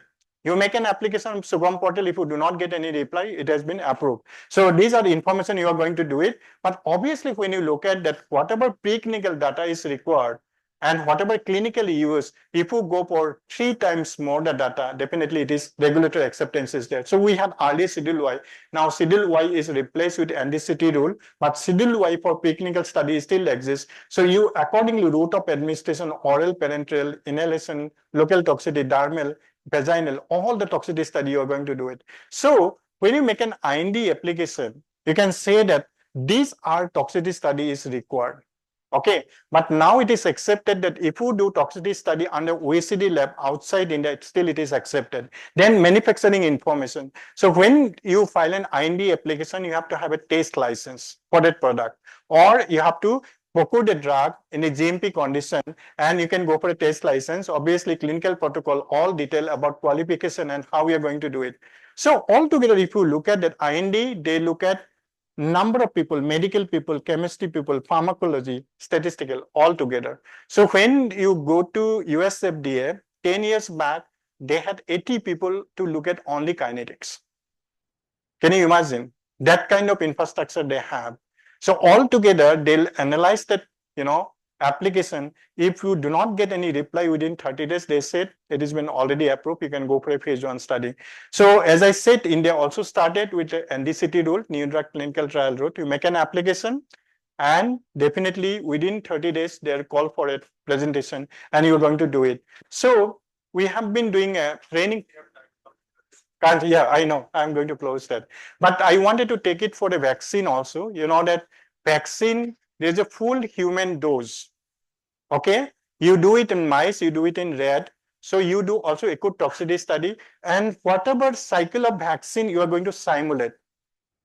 Like if you wanted to see that subcutaneously you are going to give, intramuscular you are going to give, so you can generate the data. So there is a guideline from WHO, okay, or there is another guideline from European Union 2013. You can just go through it. Because of time constant, I not going to discuss about the vaccine, but definitely it is different. How do you extrapolate? But as I say, any biologics, you're going to ask for autoimmunity.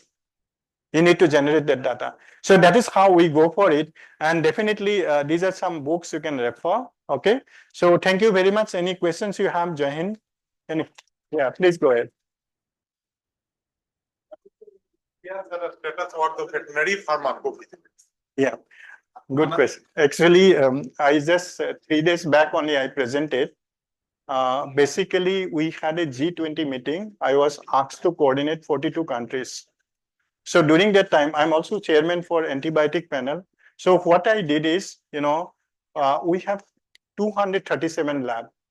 Out of 237 lab, 38 lab, they do antimicrobial testing. Okay. So we wanted to collect that retrospective data to create a national database. And we put it a prospective veterinary pharmacovigilance. First presentation is already over. So last month we had a meeting in Bharat Mandapam, and we are going to go for a ministry. We have 137 veterinary college, and we are going to connect to veterinary college with animal husbandry to collect this data.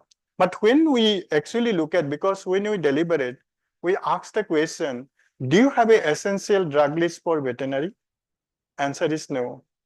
Do you have a standard treatment guideline for veterinary? Answer is no. How do you check the quality of medicine for veterinary? Answer is, whatever we do it for human, it is applied to the animal also. Because we believe on one world health. What we learned during G20, product is safe for human, product is safe for animal, and product is safe for environment. One world health. So that is what we are going to launch the program. So we have a National Action Plan 1, 2017 to 2023, and we have a National Action Plan 2, 2024 to 2028. They are going to release around 87 crore rupees. Hopefully you can start the program. Thank you. Any other questions? Any like NDCT rule, there is any toxicity study, any document type like NDCT rule? Yeah, it is like whatever it is written in Schedule Y, and whole thing has been adopted. Whole thing. But there is an amendment of alternative to toxicity. There is a 2022 and 23, there is an amendment for this. Now, if you do not have an alternative method which is can be regulatory accepted, we have to do all the studies. All the studies. You have to do. Any other questions? Thank you. Thank you, sir. Your insights and expertise on the topic were invaluable. Now, I would request Professor Dr. Hariyar Dikshit, sir, Dean Academic and SOD, Department of Pharmacology, NSMCH, Bihta, to please come forward and felicitate Dr. Vikas Medhi, sir, Professor, Department of Pharmacology, PGI, Chandigarh.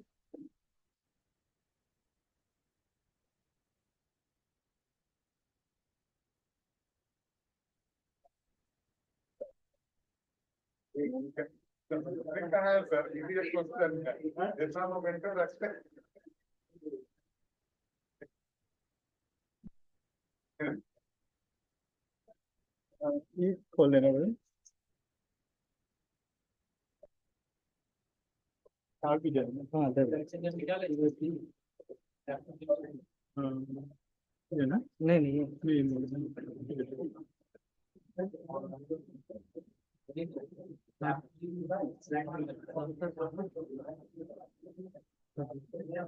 नहीं मैंने ले लिया आपका है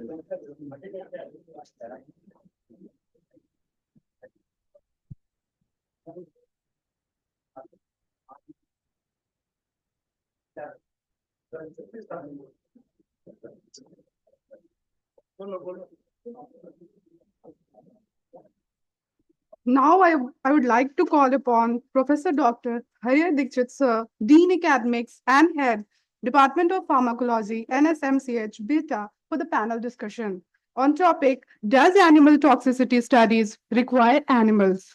Over to you, sir.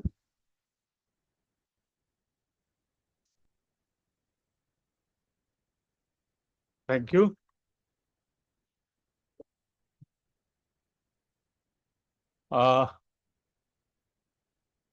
It's my privilege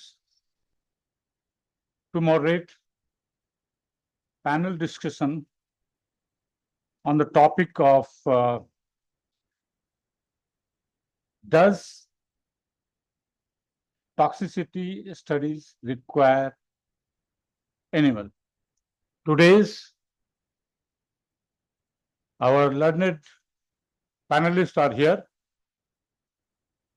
Dr. Professor N.R. Vishwas, who has already joined probably online, is presently Vice Chancellor, Sri Balaji Vidyapeeth, Pondicherry.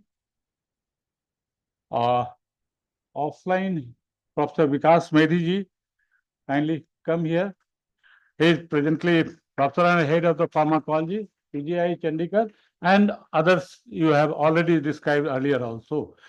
Then Dr. R.K. Dikshit, Professor and Head, Pharmacology from KGMC, Lucknow, and Dr.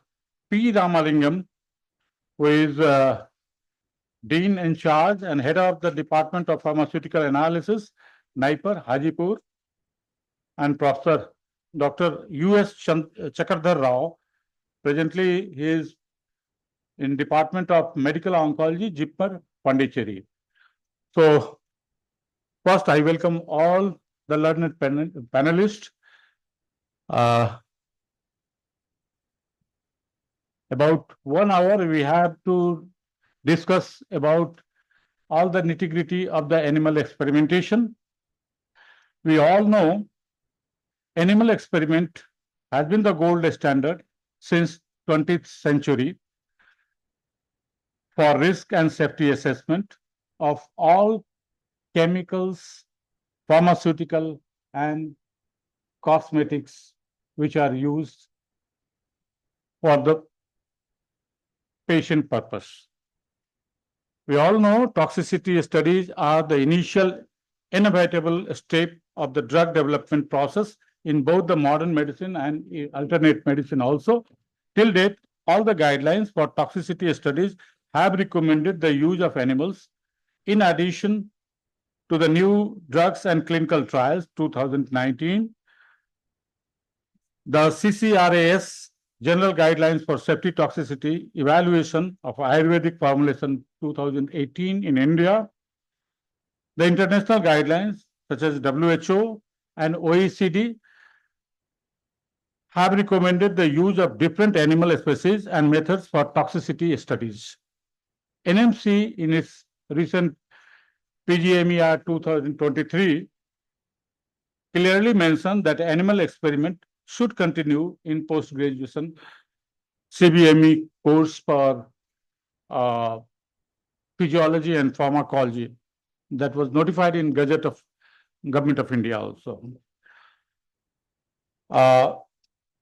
So in recent scenario is that animal experimentation, we have to take care to reduce unnecessary use and suffering of animals and to prevent cruelty during experiments. 3 are reduce, reuse, and recycle. If you follow 4R or even 5R, probably, I think replacement, reduction, refinement, rehabilitation, and reuse. Everything requires humanistic approach also. So this concept should be promoted. Even NMC recommends to use alternative approach wherever applicable and possible for PG curriculum training or CAL lab for undergraduate. We are all using it. One argument in the favor of alternatives is that animal models may not replicate a human physiological system, including human immunology, and therefore chances remain to miss important immune mediated and other toxicity which are not reproducible in animal models. However, counter arguments are there. Till date, to my knowledge, there is no clear guidance document formulated on where and how to use which category of alternative methods, or you can say new approach methodology. A room for debate still exists regarding replacing the animal fully by the in vitro methods for the toxicity studies. A standardization of the alternate methods have not been completed as the science is evolving, as I know. A standardization. An organ on chip, what is the status of that? We have to know that about that also. So there might be a lot of such arguments and counter arguments. We are going to learn from our learned panelists, both offline and online. Our focus on today's discussion, we can explore the topic under scientific basis, ethical aspects, regulatory consideration, and academic or researcher's perspective. So my first question to the learned panelist, Professor N.R. Biswas, sir. Are you here, sir? Professor Vice Chancellor. Yeah. Can you hear me? Yes, sir. Okay, I'm here. Good afternoon, sir. Good afternoon. Nice to hear you. Fine. After a long time, when I visited our Chhatrashai, yeah. Yeah. So the first question is to you, sir. Is animal testing still necessary for toxicity studies when alternatives are available? Over to you. Of course. Over to you, sir. Of course, it is necessary because though there is some effort is going on throughout the world to replace animal study, alternative to animal study, but you can't replace those in vitro, then this organ to chip mite, etc., etc. Animal study is still required. It is very important for drug development. That's my clear-cut answer. Can you elaborate it, sir? Yeah, you can ask other panelists their opinion. But in my opinion, still because acute toxicity, subacute toxicity, subchronic toxicity, carcinogenicity, and then the mutagenicity, teratogenicity, this you cannot do without doing animal study. In vitro cell culture, you can't replace this. So otherwise, now there will be shortcoming, and if a new drug comes, and that will create problems to the next generation, even teratogenicity. I was listening lecture from Dr. Vikas that thalidomide episodes, this teratogenicity, and so many baby became shield limb, that's phocomelia due to thalidomide. So still it is required. That's my answer. Professor R.K. Dixit, are you? Professor R.K. Dixit? Yes, sir. Namaskar. Namaskar. Good afternoon, everyone. Sir, am I audible? Yeah, you are audible. Okay, so good afternoon, everyone. And I think that actually there are positive aspects as well as the limitations for replacing and reducing the experimentation on the animals. Now, many things can be done without any compromising the good results, but some of the things which actually which has to be done in the animals only, like sir has told that mutagenicity, teratogenicity, and all this, and especially the drugs having multiple, multiple interactions within the multiple organs. Now, when we use in vitro models, especially the the organ and the chip, organoids and all this. Now they have a good, I mean, replica, but they cannot be a full replacement for the absolute replacement for the animal models. So that is my take that they can be, I mean, they can reduce definitely the number of experimentation, but they can never replace absolutely the animal experimentation, especially for the new drug to which we are not very much aware of how this drug is going to behave in the, I mean, human. So like that, the best is human replacement is the human, but ultimately we have to compromise with the animal. But if the animals has to be saved, naturally we have to think of some other, I mean, modalities, and these modalities they have been developed and they are giving a good sort of results also. But these results cannot be absolutely transformed into the real scenario. My take is that they can give reduction in the animal experimentation, but they cannot absolutely replace. That is my view. Especially those models which are having multiple organ system and all this. So then and multiple interactions, and simultaneously, if the drug interactions are to be, I mean, assessed, then we have to go with the live model only. Thank you, sir. Professor Linganji, can you add on anything more about?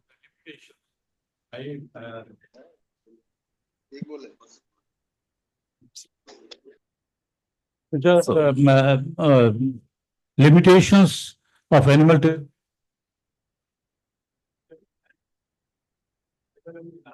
Yes, sir. Yes, fine.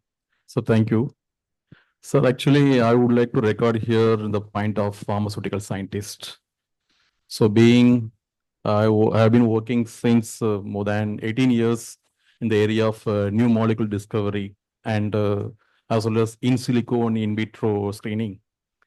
So in drug discovery, basically we have the two major components before it comes to the clinical phase. One is hit identification, then hit to lead optimization.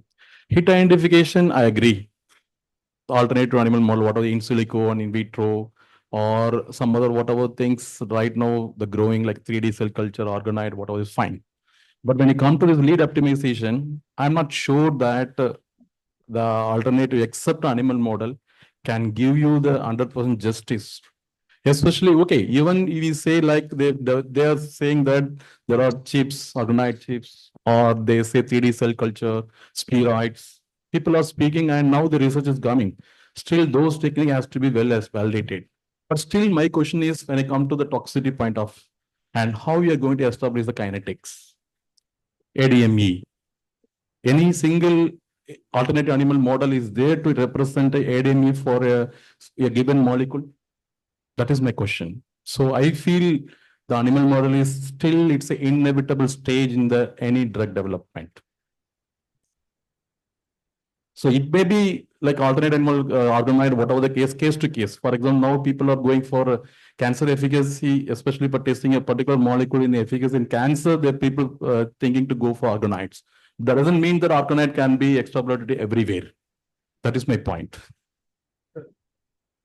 So maybe the limitations. Yeah, I know that nobody has actually put the ban. So if you happen to go to forum like experimental biology, so you can see that how they're working actively. Okay. So many of the institute that we do not have a good infrastructure. That is why the limitation it comes that you do not have a good animal house as per the guideline, as per the CCSCA. So that need to be maintained. Second thing, if I take you the example of COVID time, just look at the data. I wanted to show the data that how much it is increased across India, Europe, and rest of the world during the experimentation. Okay. But when you do a study, like I'll just give you an example. We wanted to establish a model for celiac disease. And we did it with Swiss albino mice. We did not get anything. So when you do any studies, you have to see that what is the ideal, animal. So I wanted to do any studies on immunological. If I do not have, I'll start with the Balfsi mice.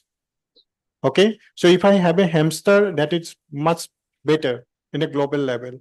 Okay, but if I take an example, how we have a challenge during the COVID time, people had gone to forest to get a monkey. Today, research organization, it is working on Zika virus. We wanted to have a monkey from Africa, but there is no possibility to get an African monkey. Like one of the vaccine study, we wanted to go for monkey. So we can count it. Where is the place it is monkey studies you can do? Very 4 and 5 places. So ultimately we had to go for an alternative method for marmoset. We need to have a facility with an adequate facility with a global level. Okay. And we need to justify for an animal study, because if you go for a drug development process, if you do not have that facility, there will be setback. You don't have this particular animal, so you're going to hire from Africa, it is going to take 3-4 years.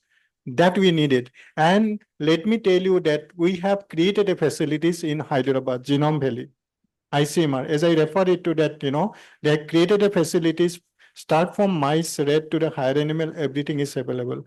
And this was actually created so that we can get a support from the institute, one more ICMR institute where they have created a facilities in Hyderabad. So we can do it. I think it is progressive. And as you can say that biomission, so if you wanted to go for IND molecule, if you look at 17 and 80s, we used to have 1 or 2 application only. But today, if I say at least 4 and 5 application, we get it in a month. That is a positive mode, and we should go forward. Thank you. Dr. Chakradhar Rao, are you here? Dr. Chakradhar Rao. Yes, sir. Can you hear me? I'm here. Thank you. Question to you. What are the most promising alternatives to animal testing in drug toxicity studies? Which of these are available in our country? Yeah, thank you very much. I think I would like to second the opinions of our esteemed professors and panel members who already put forward their opinion that alternatives exist and we can use them as complementary to animal models to speed up the process, but not really as a replacement for animal testing. So alternatives to toxicity studies, especially. So as people have pointed out already that we do have, I would not say what are available in India, because I think globalization is the key, that if it is available elsewhere in the world, must be definitely, we can make it possible to make it available in India also. I think we are not behind in any infrastructure wise or in implementation wise to in the drug development process. So organoids, and I would like to comment upon availability of the alternatives to PKPD testing and ADME testing. So we reached a stage now in as an alternative to animal testing, especially conceptually, and to have some information close to the in vivo systems. That means maybe these experiments will not give us conclusive information about the PK behavior of a molecule, but at least it will direct us to a scenario or to a level that is close to in vivo situation, so that you can use limited number of animals and then validate the results. So that means we are able to reduce the usage of the number of the animals in our ADME testing. So we do have organoids on chips that are connected by microfluidics that can resemble the circulatory systems within our in vivo system, so that you have a liver microorganoid connected to a kidney microorganoid, and you can also have a heart organoid system on a single chip. So it's basically the entire lab on a chip with microfluidics navigating through each of these organoids.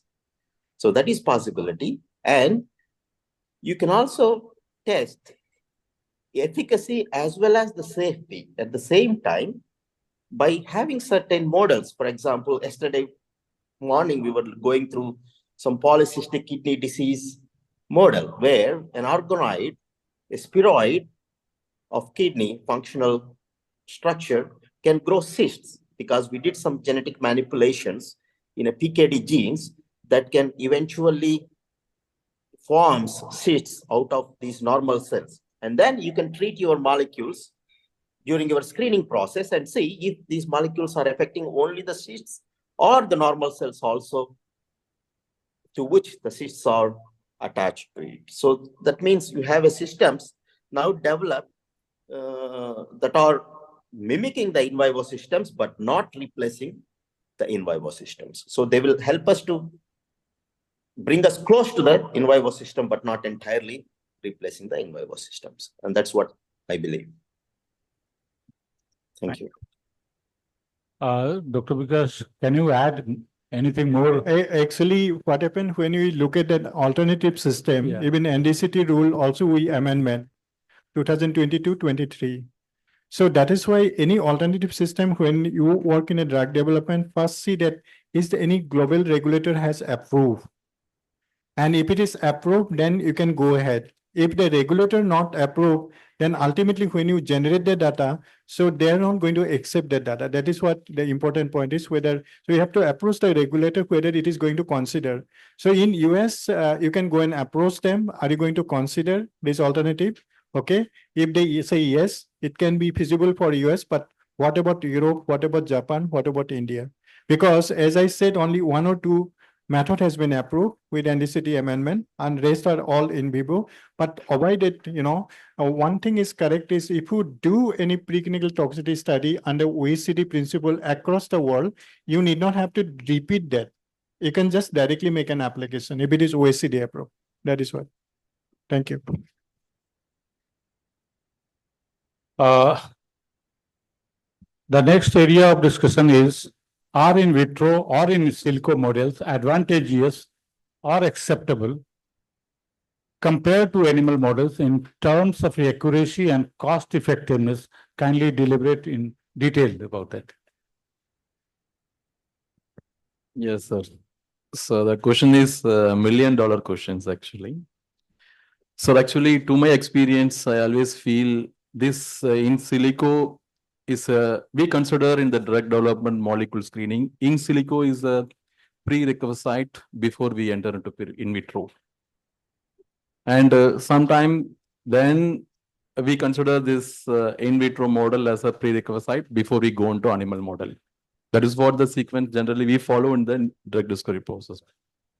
Because as such, as of now, because we use many in silico tools in the initial stage, like visual screening, docking, and MD simulations. And we are all doing pharmacophore modeling. Everything we do on computer. But I'll tell you the exact problem what we are facing.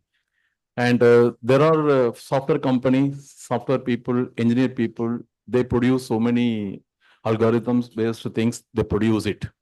And even now, I'm currently facing one problem because right now we have one company approached us to validate the particular software for the particular pharmaceutical applications. So what happens is the software is developed by an engineer who don't know biology. And we are the pharmaceutical scientists who don't know software. So at the end, when come to the utility, what I am discussing for 1 hour, 1 week, he is not able to catch what he is talking, I am not able to understand. Okay, beyond that, in case of bringing it. So what is happening is that most of the case, it is general rule for anything. Now bioinformatics tools are available and many things. Even now, whatever the proteomics, omics science has come into the picture.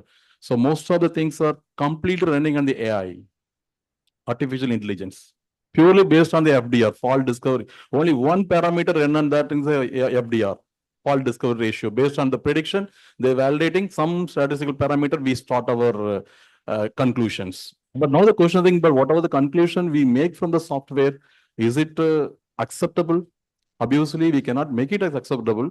And we humans, we scientists are forced to analyze it, then accept it and reject it.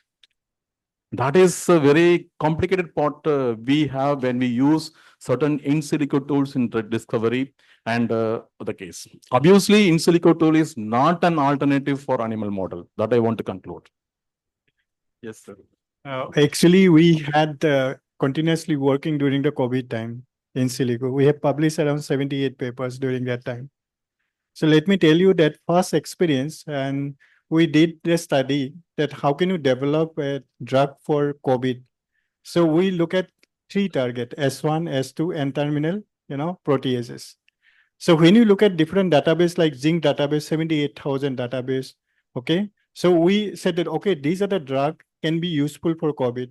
So then you have to put a criteria. COVID, like you said, when we debate on chloroquine and hydroxychloroquine, we debate on chloroquine and hydroxychloroquine, which to be given. So when we debated, we say that hydroxychloroquine, it was selected or it was recommended because it is reaching lung tissue on 5th day highest concentration compared to chloroquine. It has a half-life of 54 days. So maybe twice on the first day, then weekly. But we had an alarm from the global database that it causes arrhythmia, it causes hypoglycemia. And that's how we put the recommendation that you can at least go for the ECG before you start hydroxychloroquine. Now, second thing is, then if you look at ivermectin data, in silico data is fantastic. In vitro data says Monash University in one of the CSI lab, it inhibit 98.5%. Okay, and we are looking for alternative because there is lot of leptospirosis during that time, rainy season. We wanted to have alternative drug, so that is why ivermectin. So there are so many examples, but let me tell you, when you do in silico data, if you say what is the level of evidence, you say no evidence. In silico data, what is the level of evidence? No evidence, but you get a direction about particular drug. Let me tell you one thing that you might not be realized. When COVID started, in between, there are one more deadly virus which was reported, hantavirus. And our group started working on hantavirus because we thought that if it come to the India, we are ready with the drug, reposition of the drug. Like COVID, we have reposition how many? 157. So one thing is that in silico, it give a direction, but you have to keep it criteria looking at the disease condition, immunologically, immunomodulator, all this. Then existing data, how it is going to help. Obviously, it is for acute condition, you need a acute toxicity data. But if it is for a continuous long period, then do you have a long-term toxicity data? Okay, so that's how we have to take it. And so, sir, just one more point. So same way, and we have our practical experience in our laboratory. What we did is we have some FDA approved software for the toxicity prediction, especially for the carcinogenicity, toxicity, all things. So what we have taken 100 compounds which are already proven in the in vivo model, which are toxic, cardiotoxic, that is carcinogenic. We put it into the software. We found more than 30% error that it's shown it is a non-carcinogenic. So it's very difficult, like in silico prediction to the in vitro to in vivo, that is, the correlation is quite challengeable. Even if you go for regression of that, even if you get 0.7 regression between these two data, it's quite successful. So this case, we cannot consider as alternative to another model. It may be complementary, that's all. One more simulation, like you have a product, it is converted in a living condition in active metabolite. So there in silico will not give an indication that it is going to convert, how it is going to biologically active will not get it in. These are challenges are there. Sir, Dr. Vishwas. Yeah. You having what is your view on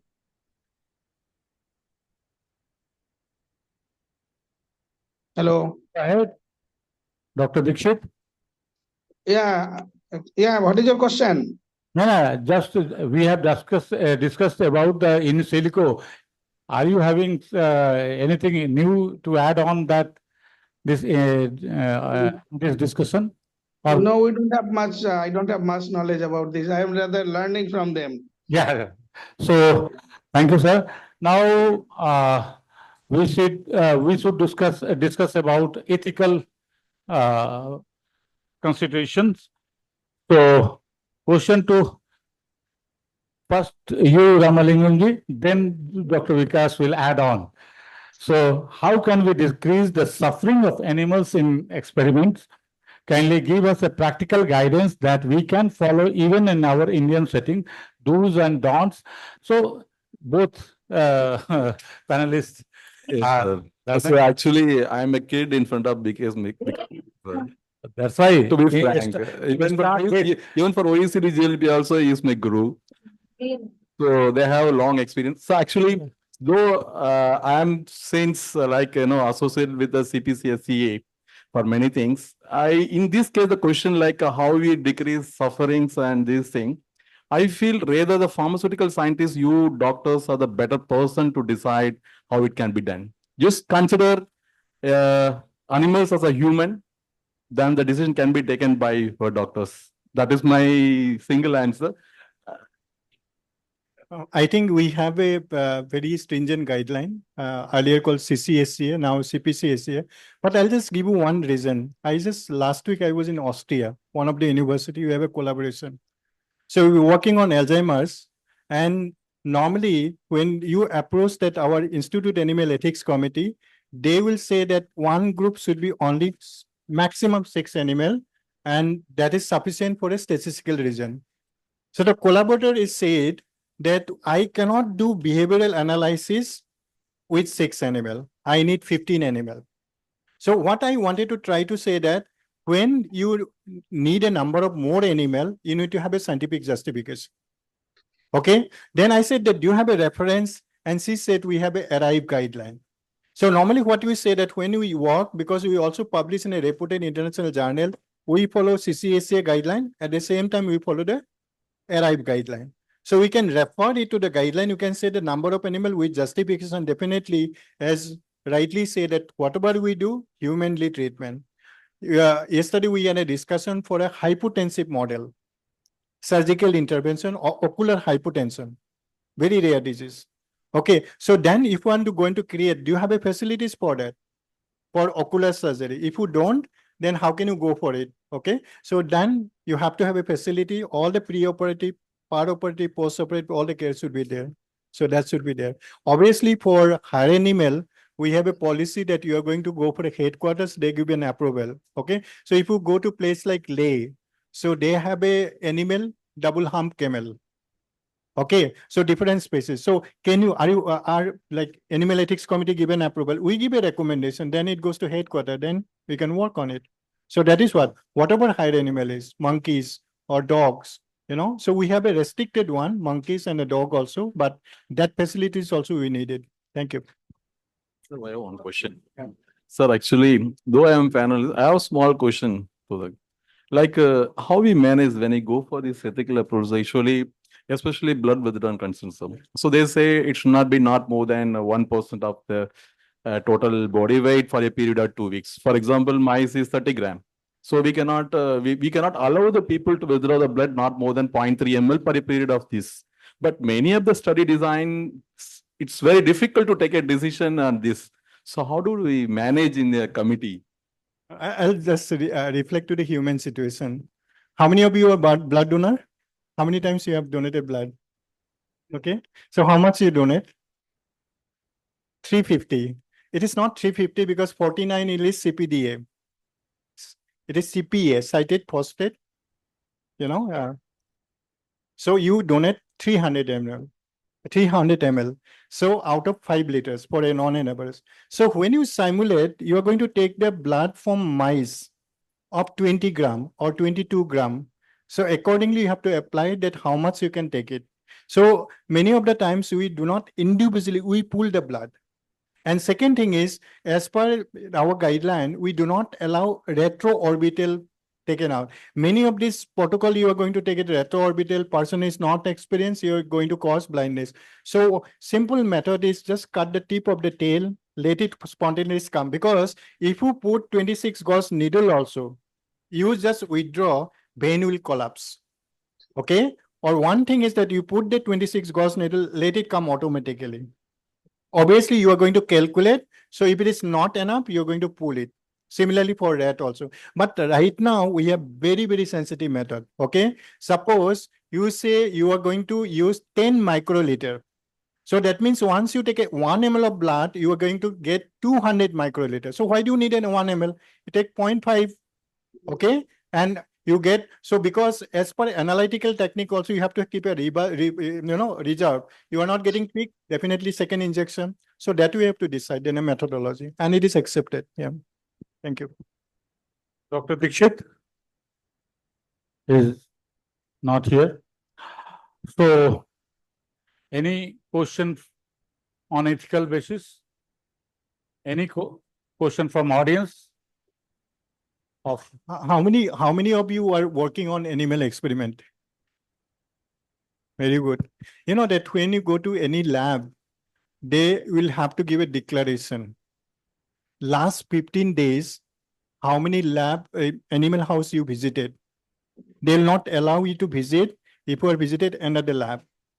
You go to lab, they will say that you have to go for a body wash, like nude mice. You're not allowed to use it. Okay. And all the university internationally, when you go, I may be working for 30 years, but I'll not be allowed to enter into animal house unless I go for an orientation program. So that is why, what is their SOP in an animal house? That SOP you have to follow, and accordingly you have to practice it. Then only you'll be allowed to do that.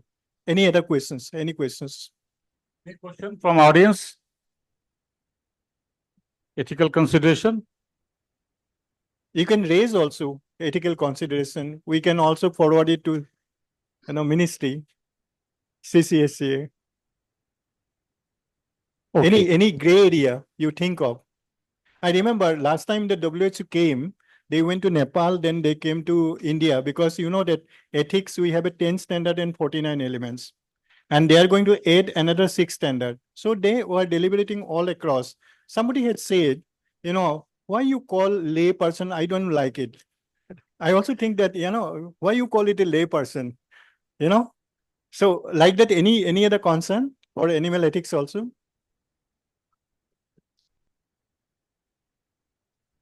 Dr. Dixit? Yes, sir. No, somebody asked question that how many of you do animal experiment? I think from the audience, somebody question. नहीं sir मैंने पूछा था No, Dr.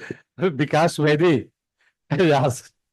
Okay, so we have here first class small animal research facility, and at present many animals are there, including zebrafish also. And sometimes time to time I go there whenever some training program they organize, they call me just to inaugurate, etc. And regarding the, I think, animal suffering and other thing, there was one question also. And your formula is good, that already there are 3R: reduce, reuse, and recycle. In addition, 3 more R also can be added, like replacement, then refinement, means precisely the minimum suffering to the animals. And somebody told that doctors, you can give the good correct answer. And another R I can add that reinforce that empathy. That also we discuss to our interns and doctors also whenever I get a chance, that you be more polite and more sympathetic, empathetic to the patients, to the relative of the patients. So similar behavior the animal scientists also should think when they do animal experiment, where to give minimum sufferings. That only I add on these things. And of course, we have to follow the ethical guidelines, like in human ethics committee, we have animal ethics committee, and the guidelines should be followed. Otherwise, the data will not be acceptable internationally. That's my point. Thank you. Thank you. Yeah. To move on towards the regulatory aspect, and the best person is here, Professor Vikas Mehdi is here. How do you see regulations evolving in the next few years to accommodate alternative methods? What is the status in India?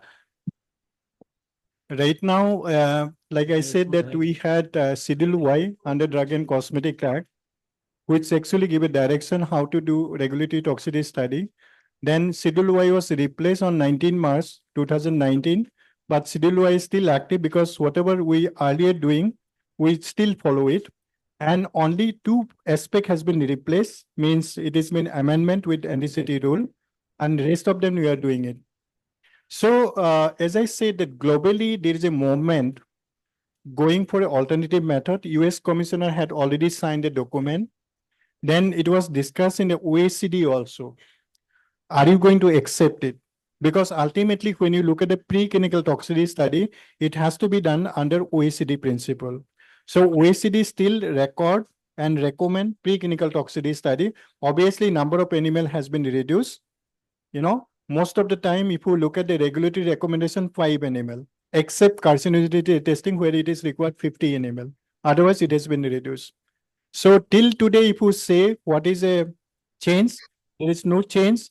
Same previous recommendation you have to generate as per earlier guideline. And that is what the recommendation is. Yeah. Thank you. One question is from audience.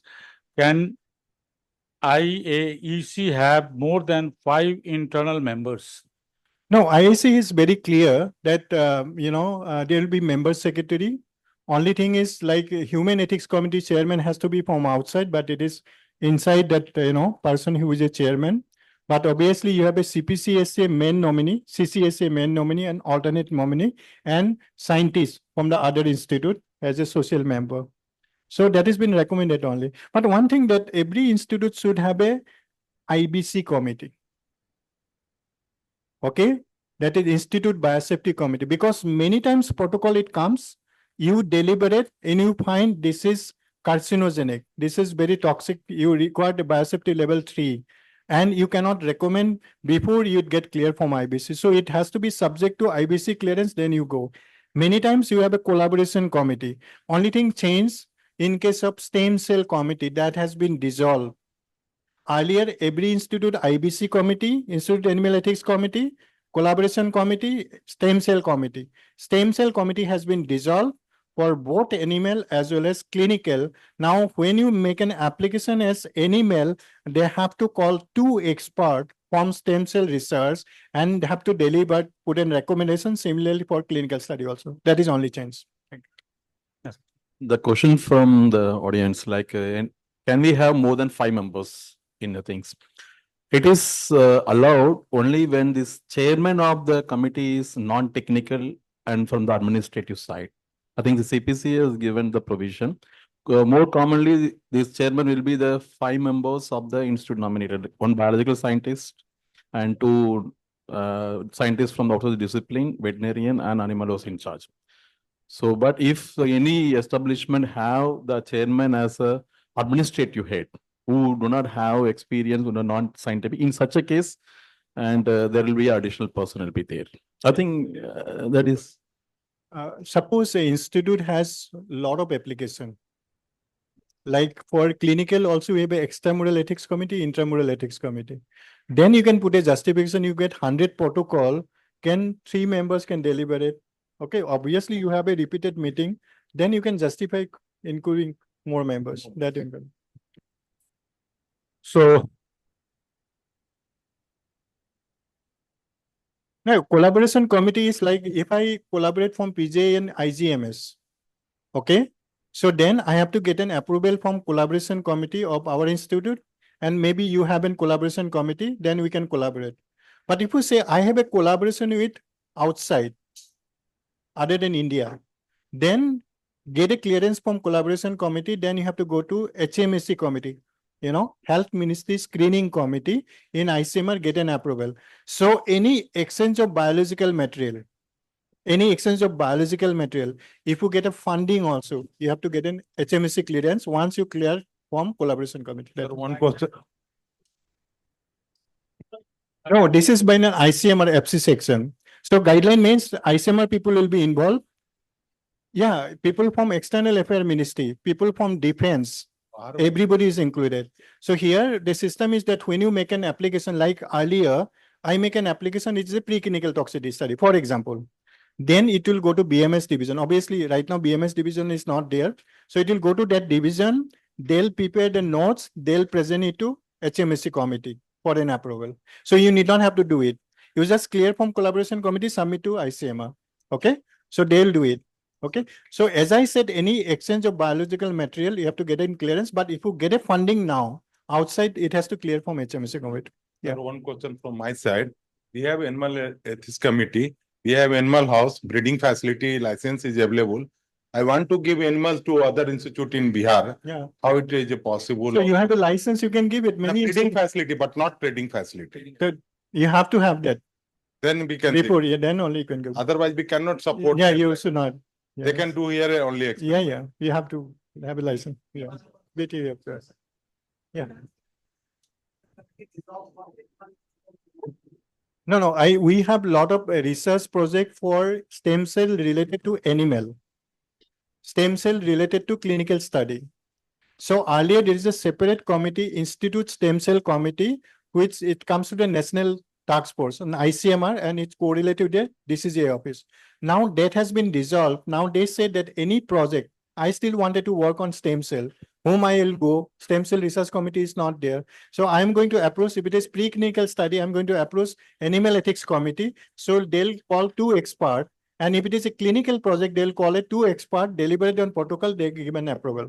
That is what the system is. IBC is IBC is for Institute Biosafety Committee is for any toxic material, any mutagenic, carcinogenic organism. So you can say the nominee from DBT. So that is they deal it. But many times we go for a GLP facilities and they do all this carcinogenity testing. Positive control is what? Cyclophosphamide, mitomycin. Many of the inspector asks, did you clear from IBC committee? But that is not included. That is also there. Thank you. So, sir, this will be applicable for new drug also, any new compound? Yes, obviously. Yes. Obviously.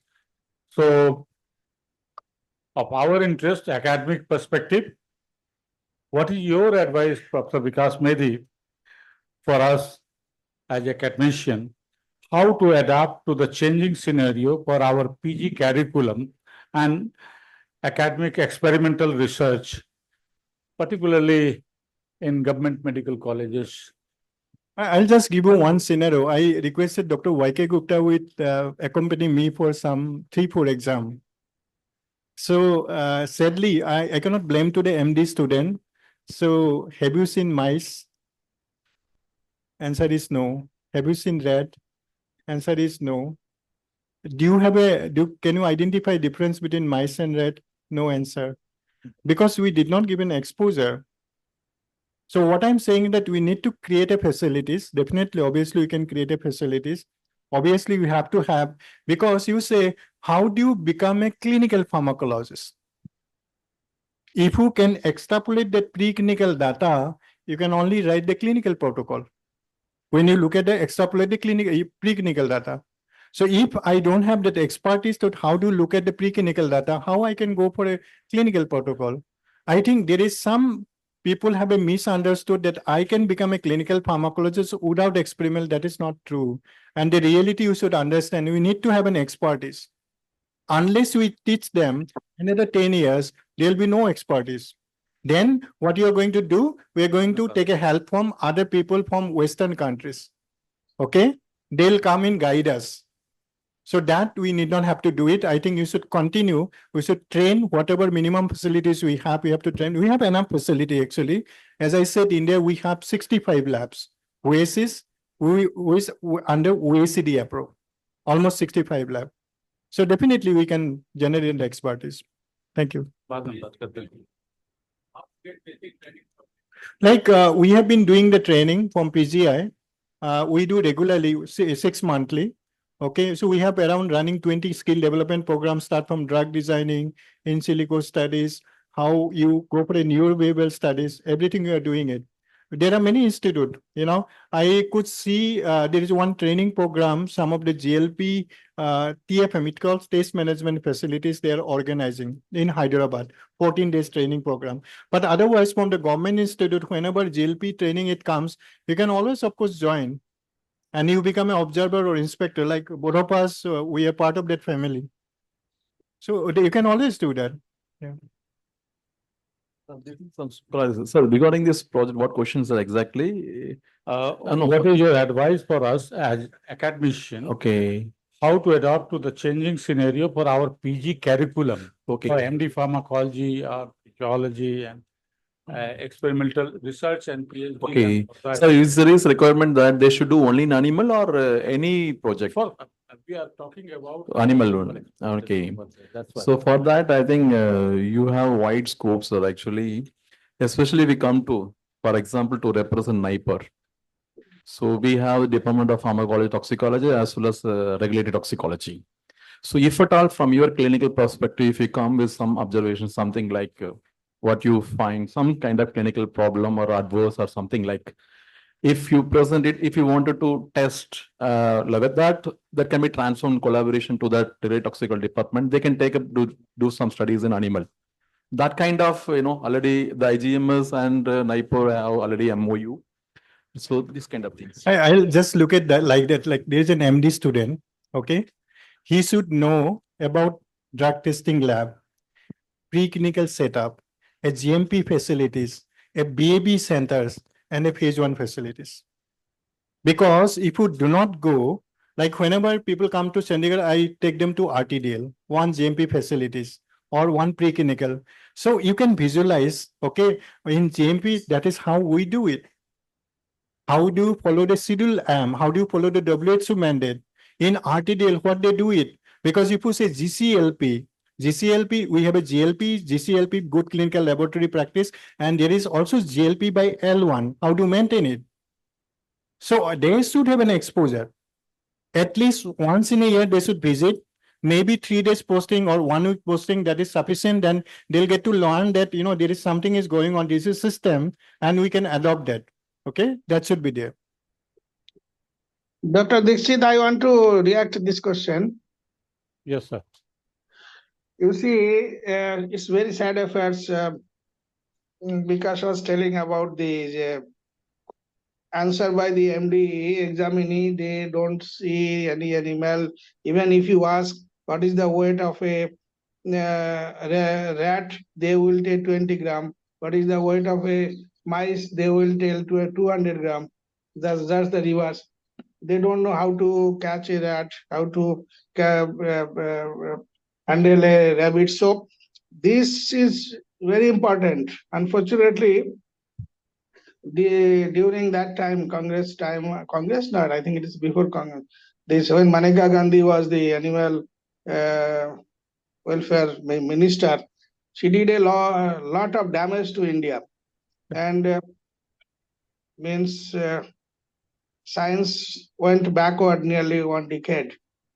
And at that time, I was the animal house in charge in RP Center in Netherlands, AIMS, and that lady sent by Maneka Gandhi and visited our lab, not the lab, the animal house, and she told why it is not properly maintained, why no AC, etc., etc. But anyway, but she stopped doing animal experiment, etc.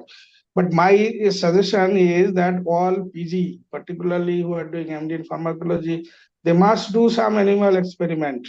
Nowadays, only either they, when you go to take an exam, they will show old graph and ask, and of course this Ravindran's that thing, Cal is also there. But okay, simulation is okay, but touching animal is like touching a patient.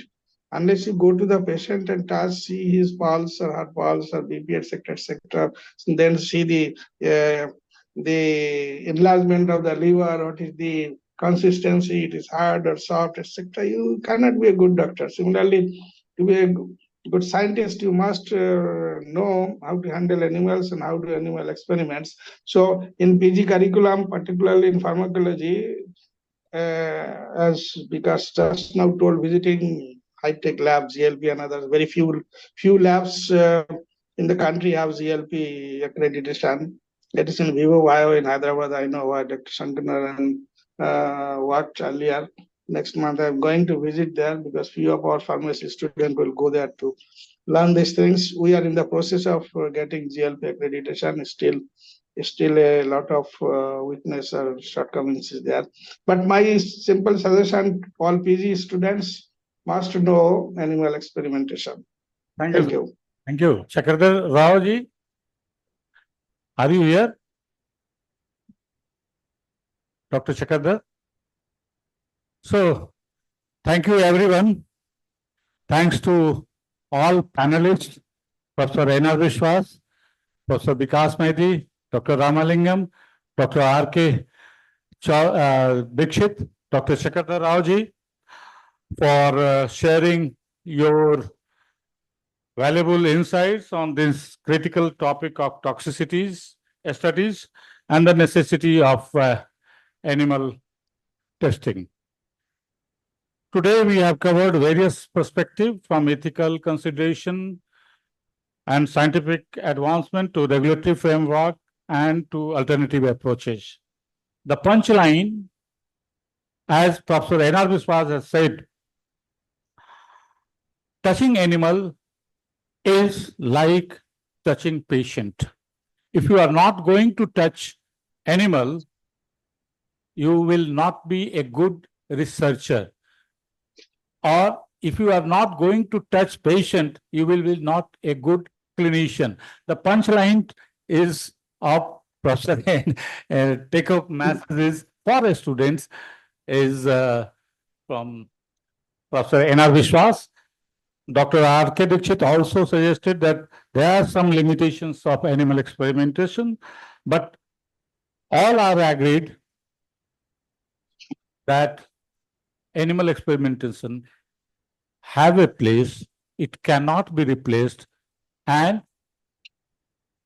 I think take-home message is both are alternative approaches, or you can say new approach methodology or animal experiments. Both are complementary to each other. So there are two take-home messages as I feel. One is touching animal is very important part of we academicians. Thank you, Dr. Vikas Mehdi, for giving insights. And you have told about the Hyderabad lab, ICMR lab. We should feel proud of that, that we are having such type of lab, or we can grow. आज पत्ते दिखाई पड़ रहे हैं, जैसा मैंने कल भी कहा था, वृक्ष के रूप में आ सकते हैं. तो पोटेंशियलिटी है हमारे पास, दम है आत्मनिर्भर भारत बनने के लिए. तो congratulations India also for that. You rightly said, Ramalingam ji, in silico still utility is not comparable, and there are many limitations of that. As Professor Vikas Mehdi, OECD requirement you have to fill, you have to follow that requirement for toxicity studies. And exposure, as Vikas Mehdi also said about the students, exposure is essential. Whether if you are teaching MD pharmacology or physiology, you must expose your PG students to the animal house and exposure to animal experimentation. Thank you once again to our learned panelists for such a nice deliberation on each and every, and thank you all audience for patience hearing and positive positivity shown towards this panel discussion. Anything more from? No. Thank you very much. Thank you. Yeah. So my question is, don't you think animal experiments should be more a domain of the pharmaceutical industry? Number one. Number two, in medical pharmacology, we are unable to extrapolate the readings of animal experiments with human beings. We can hypothesize, but we cannot lead to conclusions. It will be more of utility if it is done by the industry. Our medical setup I think it is very difficult to have animal experiments because we don't know animal biology as a basic thing. We don't know the receptors that animals carry. We have no documentation to that effect. How can we extrapolate this right away with human beings? If you are To expect this from medical postgraduate students, I think whether this is just my No, actually, we have already facilities. Like if I say before 2005, we were in generic market. Now it is R&D is growing.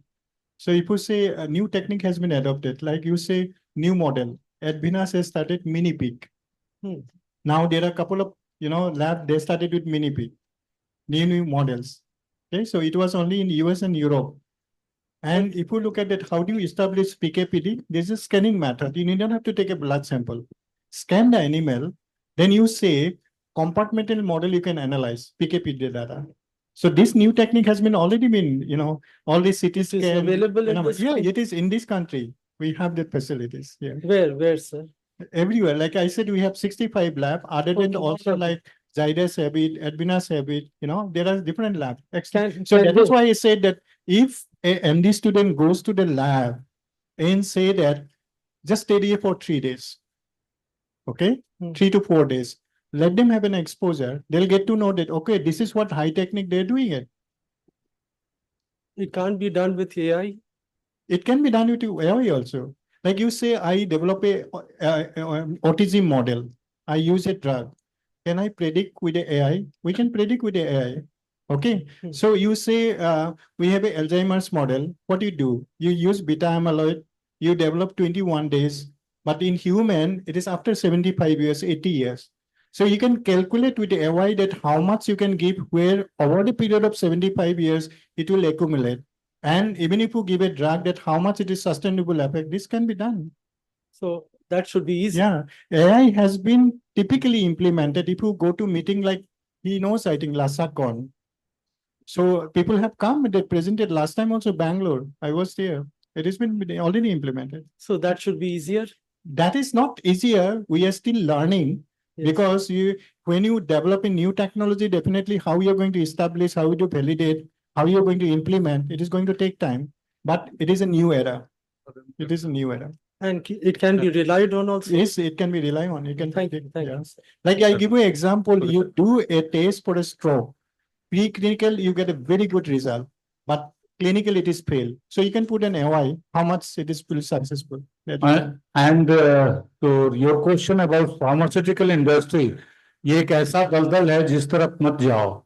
वो already we are driven by the pharmaceutical industry, so that's why it don't give them enough leverage. Thank you very much to all panelists, learned panelists for the nice deliberations and all the audience who patiently hear all these discussions. Thank you very much.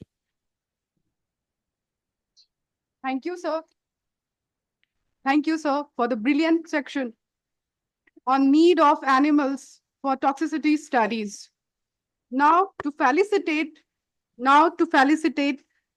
the moderator and the panelist, I would like to call upon Professor Dr. Lalit Mohan, sir, Head Department of Pharmacology, IGMS Patna. Sir, please felicitate Professor Dr. Hariyar Dikshit, sir, Dean Academics and Head Department of Pharmacology, NSMCH, Beta.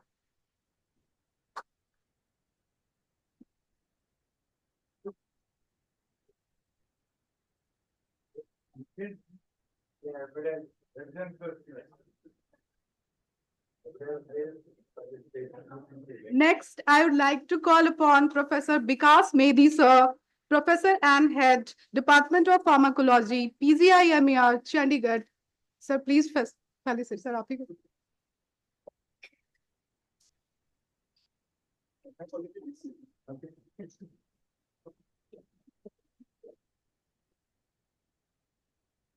Next, Dr. P. Ramalingam, sir, Associate Professor, Department of Pharmaceutical Analysis, Naipur, Hajipur.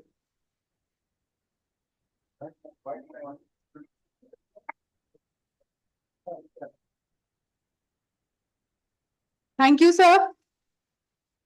So after the panel discussion, we have a short 15-minute session on My Cal Farm software by Kunjan Arora.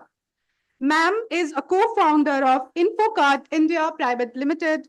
Ms. Kunjan ma'am is a pioneering software engineer also. So she will join us in an online mode. Please, ma'am. Over to you, ma'am. Thank you so much. Good afternoon, everyone. I hope I'm audible to all. So this is here I'm just presenting my CalFarm, which is the animal simulated software, and this is developed by InfoCart India Private Limited with association with two veterans. I think you know both of them. One is Dr. Ravindran Jipmer Pondicherry and Dr. C.R. Patil, the Best Teacher President Award. So both of them are the here. They supported us to develop this software. Now I'm just showing you what exactly we have here. I'm sharing my screen. I hope my screen will be visible to all. Yes, ma'am. Thank you so much. So this is my CalFarm. This is our website. And here we have two veterans of our industries, Dr. Ravindran here and Dr. Shriya Patil. These are the small features which we have here. The number of the experiments I'm just showing you. So in the previous panel discussion, I was just listening to what doctor has said regarding the tech team doesn't know much about the pharmacy background, and pharmacy people don't know much about tech. So here we have a combination of both of them. One is the tech part and one is the pharmacy part. So our two veterans has helped us to develop this kind of a software. I'm just logging in as the admin just to show you what all we have here. A very small demonstration we will be giving you. This is my CalFarm. This is exactly how the dashboard will look like. The top 5 experiments which we have. This is the experiment progress, how much experiment progress has been done. Recent logins, which all students has login and what all experiments have been conducted by them. Recent experiment access, recent pages visited. This is the, in short, the dashboard. So I'm starting with it. Let me show you what all experiments we have. We have around 3 modes of experiment. One is the tutorial mode, practice mode, and schedule exam mode. I'm starting with tutorial mode. I will be only showing you the names of the experiment and how the experiment look like. First is the X-farm. In the X-farm, we have effect of drug on rabbit eye, bioassay of histamine by interpolation method, effect of drug on ciliary frog esophagus. Then we have dog BP and HR, effect of drug on isolated frog heart.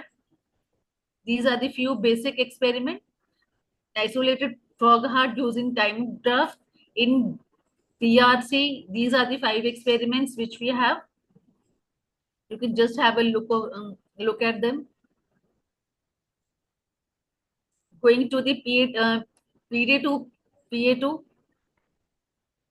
These are the 5 PD2, PA2 experiments here. These are the bioassays experiments. Serotonin, oxytocin, 3-point assay, adrenaline, interpolation method using rabbit jejunum. Then we have bioassay of atropine, which is the antagonist. Then bioassay of ACH by 3-point.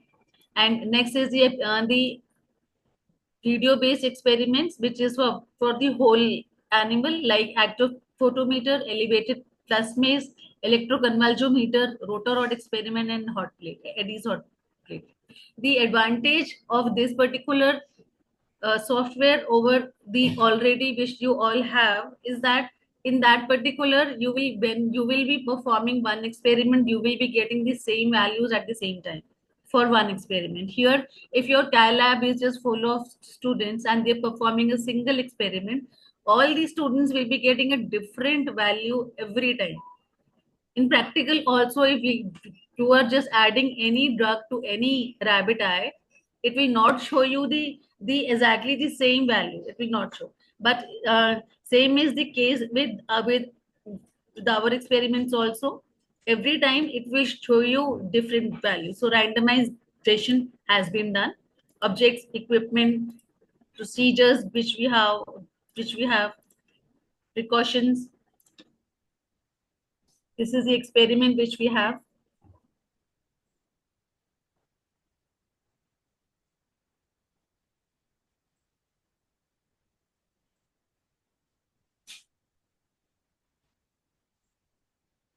This is the introduction part. All these things we can just unmute and mute. It will show you the complete. It is all readable here. Click on the cage to take a new rabbit. Click on rabbit to fix rabbit to the holder. Click the rabbit to have a closer view. Select the drug to instill. This is the list of the drugs which we have here. Let's say Drag the epinephrine. dropper to rabbit's eye. I'm just zooming in for adding drug. This is just to show you what exactly is the interface of our software looks Use like. the tools given to test the effects on the rabbit eye. Let's say next Drag the dropper to rabbit's eye. phenylephrine, I'm taking in the left eye.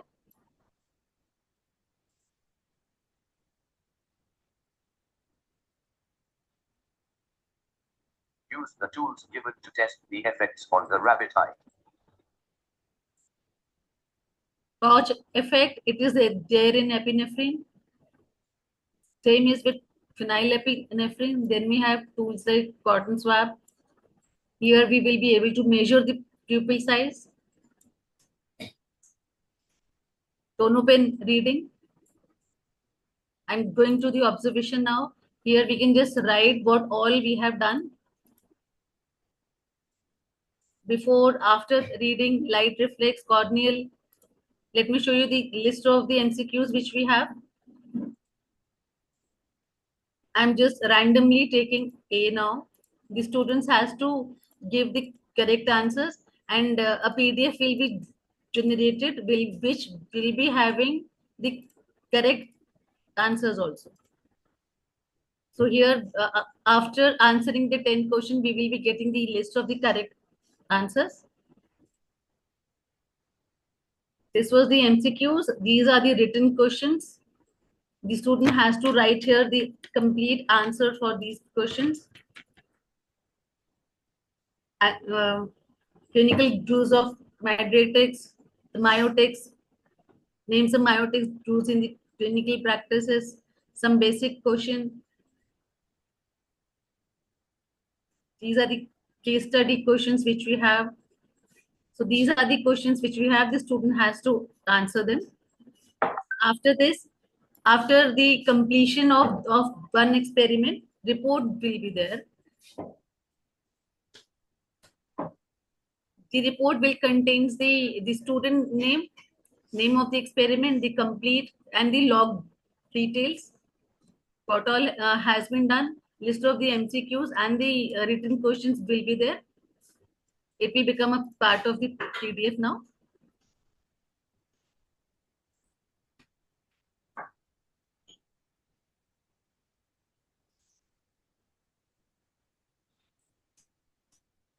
I will not be explaining more. I will be just showing you what all we have here. Let me see one DRC.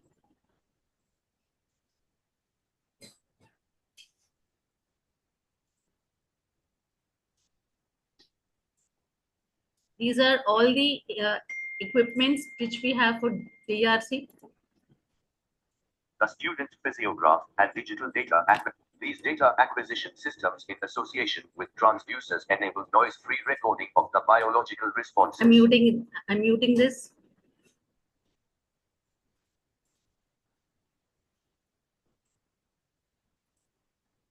These are the videos which we have.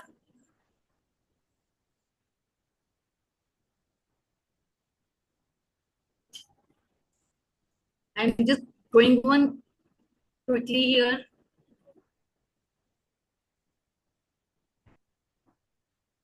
So that student will be getting a look what exactly is happening here.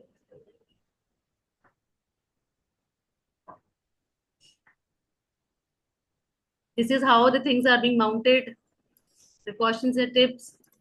This is the experiment. I will not be performing now. These are how the reports would look like. Let me show you one thing. This is the schedule experiment. This is the practice mode in which we have rabbit eye, 2 examination mode, 3 of dog BP HR, 2 is of frog osteo. So these are the exams which the student will be conducting. We also have the schedule exam where the faculty can assign exam. So complete date sheet will be made, and student at the time of the exam, they will be just logging in and they have to start the exam at that particular date and time. And the report of the exam will go to the faculty account and not the student account. So the student, whatever the reports are there, the faculty will be checking with their grade, their marks. If there's any report, any remarks they can give, they will be giving. The complete data will be exported to Excel in the form of the result.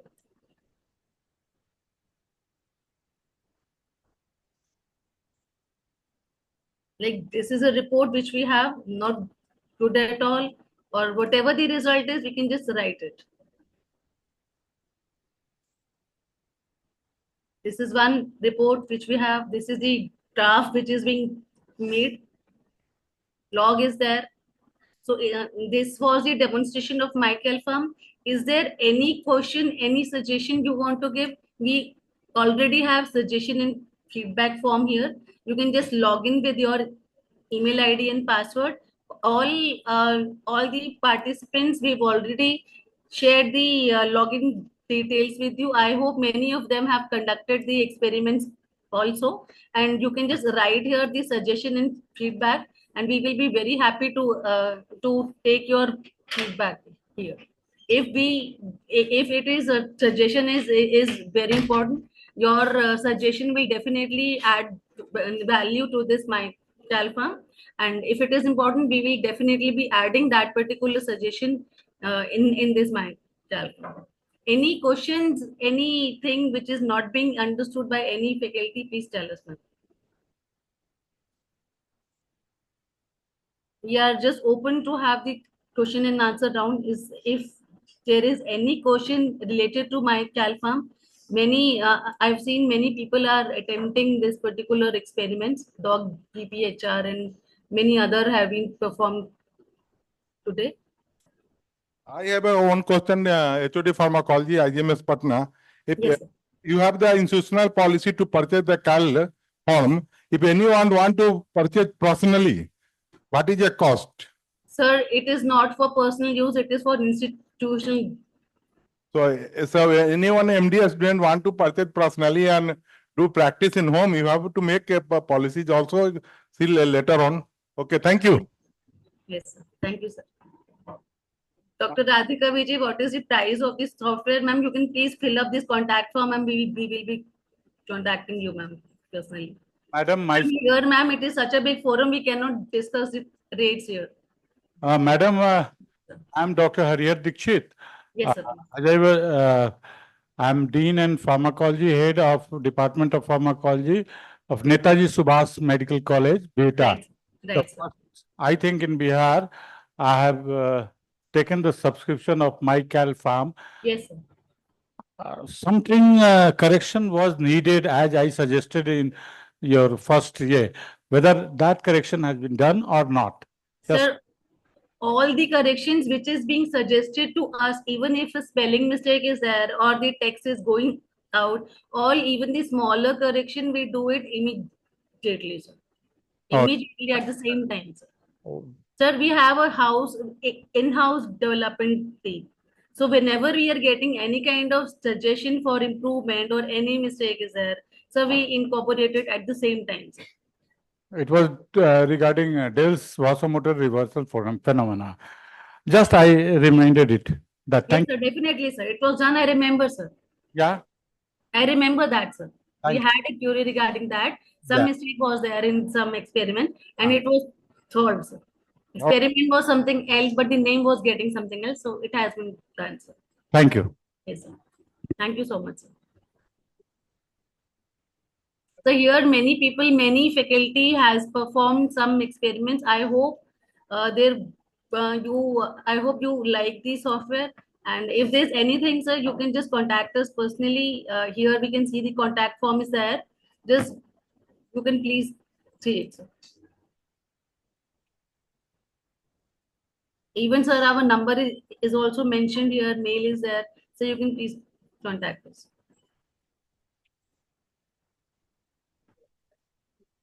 Thank you so much for my session, for attending it. Thank you so much. Now. Thank you so much, ma'am, for your fruitful session. Now, we are moving for the felicitation and certificate distribution round. For the first felicitation of postal judges, I would like to call upon Professor Dr. Harya Dikshit, Sir, Dean Academics and Head, Department of Pharmacology, NSMCH, Beta. Sir, please felicitate Dr. Keshav Sinha, Sir, Professor and Head, Department of Pharmacology, Patna Medical College and Hospital, Bihar.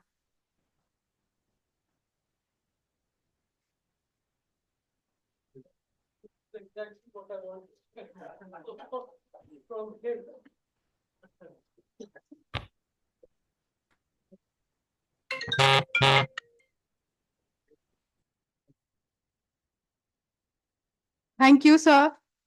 Next, I would like to call upon Professor Dr. Rani Indira Ma'am, Professor and ex-head, Department of Pharmacology, Patna Medical College.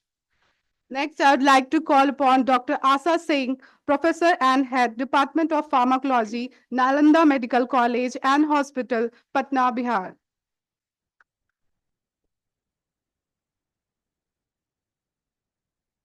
Thank you, ma'am.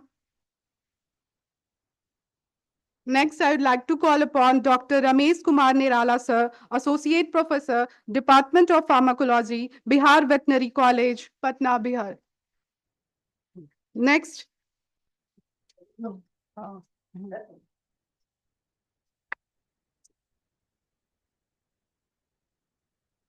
Thank you, sir. Next, I'd like to call upon Mukesh Kumar, Sir, Chief Medical Officer, cum SR, ESIC, Bihta.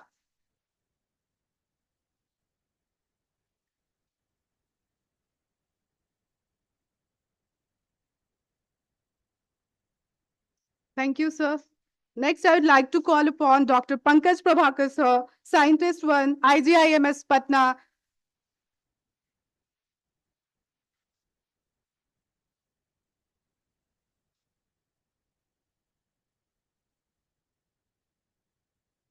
Thank you so much, sir. Next, for felicitation of resource faculties and resource person, I'd like to call upon Professor Dr. Vikas Mehdi, sir, Professor and Head, Department of Pharmacology, PGI Chandigarh. Sir, please felicitate Dr. Manish Kumar, sir, Additional Professor, Department of Pharmacology, IGIMS, Patna.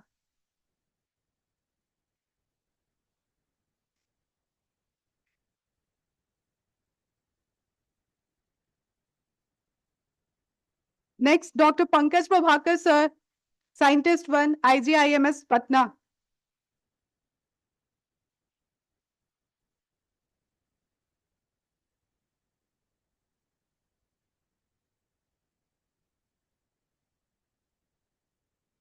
Dr. Manoj Kumar, sir, Veterinary Officer, Department of Pharmacology, IGIMS, Patna.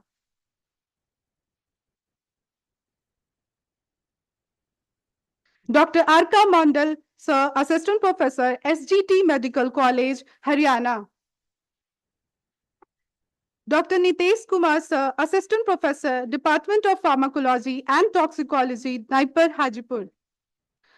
Dr. Manoj Kumar, sir, it's already. Dr. Amrendra Kumar Arya, sir, Senior Resident, Department of Pharmacology, IGIMS, Patna.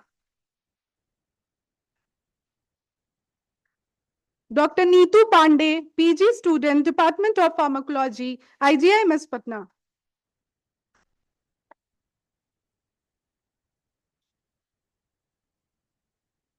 Dr. Ruhi, PG student, Department of Pharmacology, IGIMS, Patna. Dr. Amritansu Sekhar, Assistant Professor, Department of Pharmacology, NSMCH, Beta.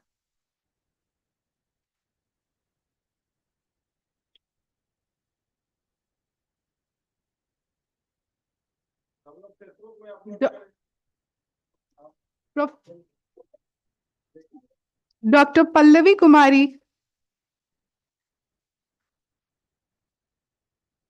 Dr. Pallavi Kumari, DM student, IGIMS, Patna.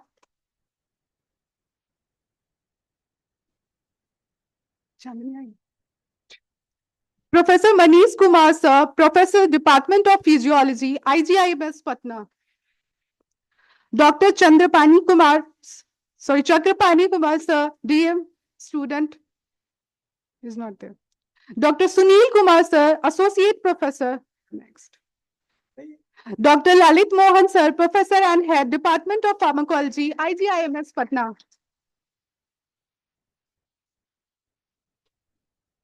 Yes. Sir, resource faculty. Mukesh, sir. Dr. Mukesh Kumar, sir. नहीं है. Mukesh Kumar. Next. Dr. Mukesh Kumar, sir, CMO cum Senior Resident, Department of Pharmacology, ESI, CMCH, Beta, Patna. क्या करना?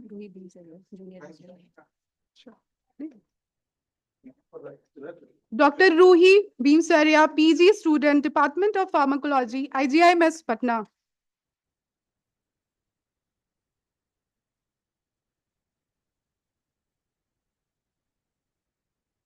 Dr. Pramod Kumar Manji, sir, Associate Professor and Head, Department of Pharmacology, AIMS, Patna.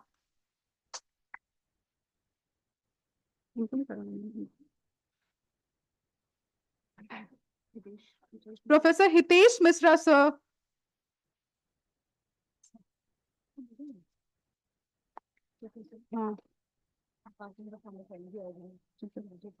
Dr. Roshan Kumar, Dr. Noor Hassan, sir, DM student, Department of Pharmacology, IGIMS, Patna. Dr. Sukalyan Saha Roy, sir, Associate Professor, Department of Pharmacology, IGIMS, Patna.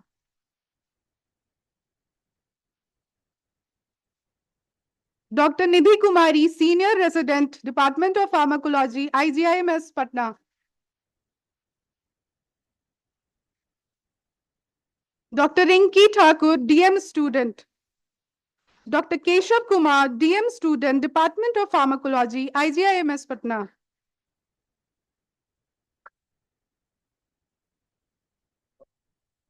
Dr. Adil Ali Sakur, sir, Assistant Professor, Department of Pharmacology, IGIMS, Patna. Dr. Ravi Roshan, sir, PG student, IGIMS, Patna, Department of Pharmacology. Okay,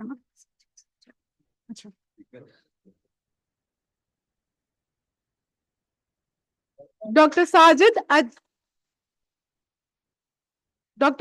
Hamid, sir, DM student, Department of Pharmacology, IGIMS, Patna. Thank you, sir, for the felicitation of the resource faculties and the resource person. Now, before moving for the participant certificates, I would like to disclose the winner's name for the poster presentation in online mode. So, the third position goes to Dr. Sakshi Tyagi. The second position goes to Dr. Julie Priyadarshini. And the first position goes to Dr. Shruti Chandra. Your e-certificate will be sent to you through your email. Now for the felicitation of the delegates.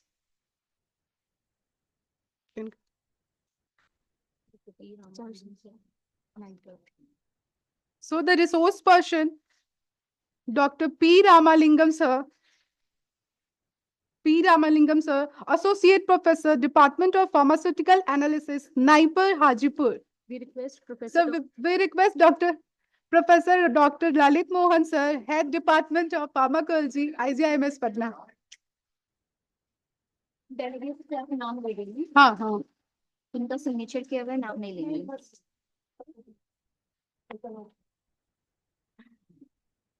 So for the felicitation of and the certificate distribution of the delegates, I'd like to call upon Professor Dr. Lalit Mohan sir, Head Department of Pharmacology, IGIMS Patna. So that's it. Dr. Saima Sehnaj.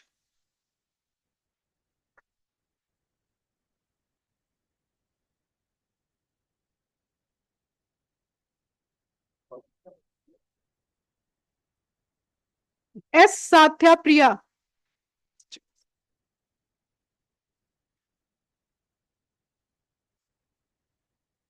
S. Satya Priya. Dr. Sajli Sadhan. Sabman Vivek. Ronak Kumar Patel.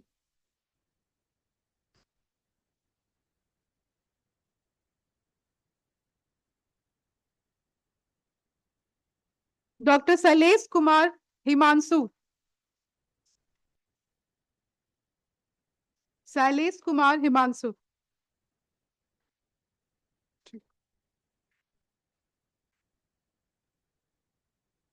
Dr. Kiswa Jabin.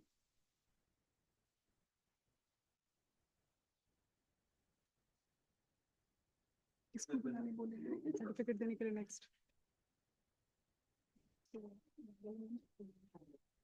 Doctor Alisha Raj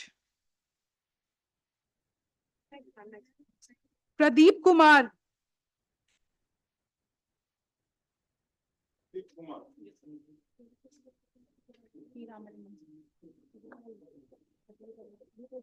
wishes Kumar Vishesh Kumar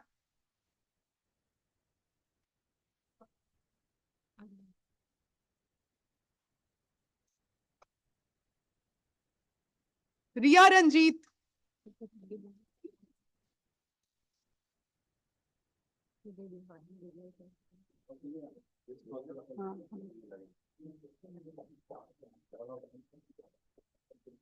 Thank you, sir. For the next felicitation, I would like to call upon P. Ramalingam, sir. Associate Professor, Department of Pharmaceutical Analysis, Naipur, Hajipur. Sir, please felicitate. Akash Deep Viswakarma. Salesh Kumar. Dr. Babita Kumari.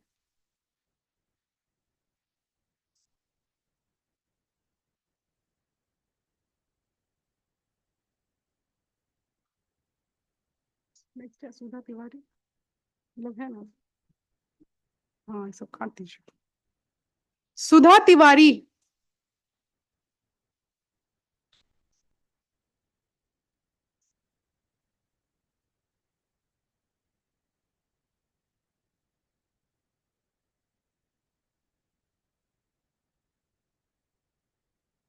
Vinita Siddhartha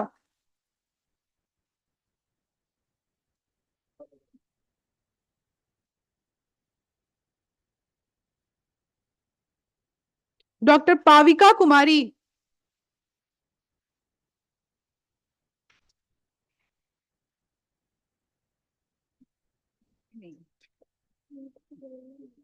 doctor Ravi Sharma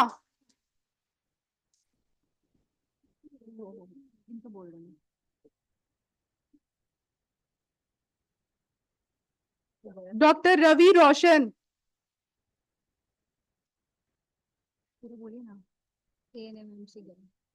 pharmacology ANMM गया नहीं Arpita Sharma Dr. Keshav Kumar.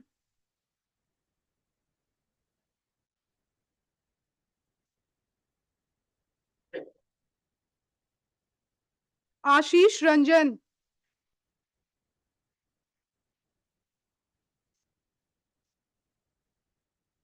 Kalpana Kumari. नहीं है ना हाँ इसको बुला लेते हैं doctor Sujit Kumar Manjhi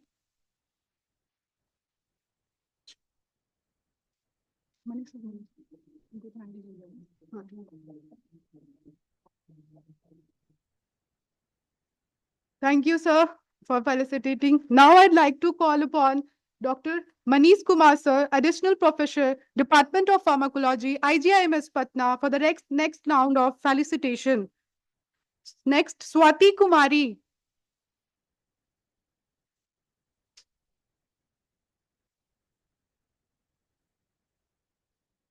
Next, Rohan.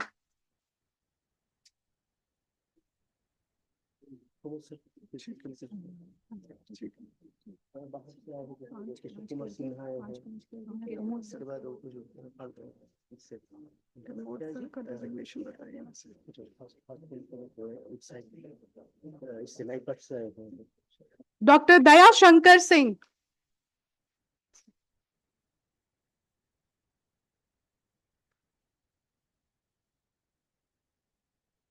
Thank you, sir. Next, I'd like to call upon Dr. Pramod Kumar Manji, sir, for felicitating the next round of the delegates. Dr. Krishnamurthy D.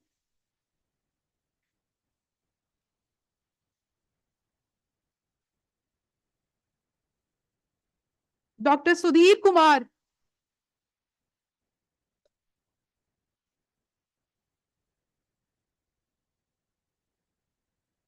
Dr. Tausif Haider.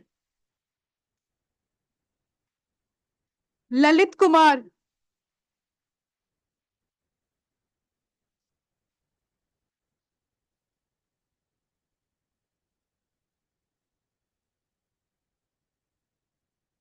Dr. Hans Raj Kumar. Dr. Rashmi Asha. Dr. Sanabar Sultana.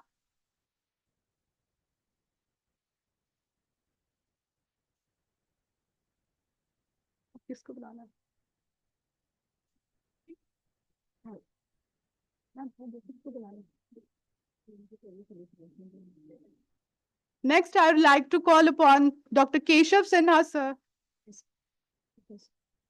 Next, I would like to call upon Dr. Keshav Sinha, sir, Professor and Head, Department of Pharmacology, Patna Medical College and Hospital, Patna, Bihar, to felicitate the next round of the delegates.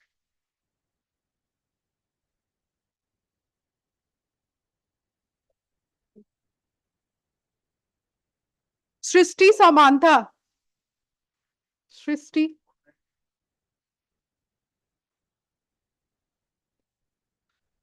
Dr. Subhasri Priya. Paira.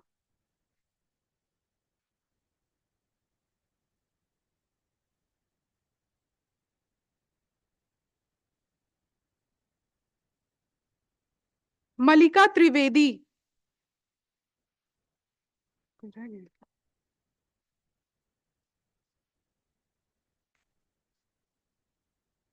Dr. Sahanshaw Alam.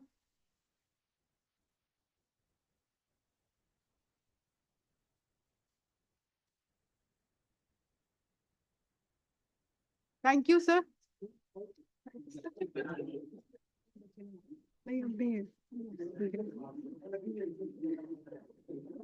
Thank you so much, sir.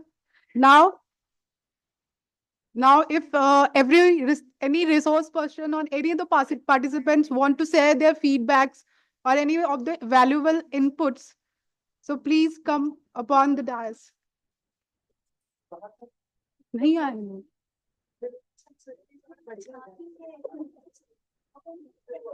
हाँ?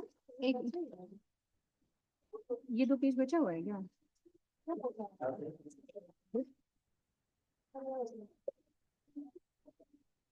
ये तो हो गया ना? हर का model से दो बचा हुआ है। एक मिनट देखो ना सर्टिफिकेट देखो जरा। किसको बुलाना है? ये ज्यादा सही है। इनको बुला दो, डॉक्टर रमेश कुमार ने। इनको पूरा नाम हाँ sir. So for the next round of certificate distribution of the delegates, I would like to call upon Dr. Ramesh Kumar Nirala sir, Associate Professor, Department of Pharmacology, PMCH, Bihar Medical College. College. Sir, please come upon. नाम क्या है? Sir, please. ये है. Pradeep Marandi. Dr. Pradeep Marandi, next delegate. So you have to felicitate him. Next कहाँ है? Dr. Vijendra Gautam.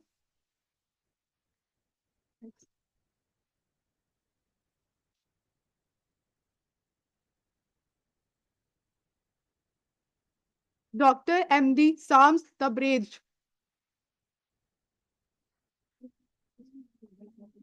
Okay. On behalf of Dr. Divya Harsha.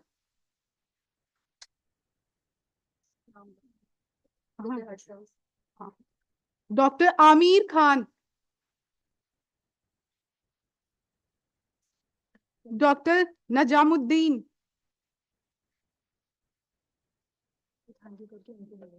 ठीक है. Dr. Nikesh Kumar Singh.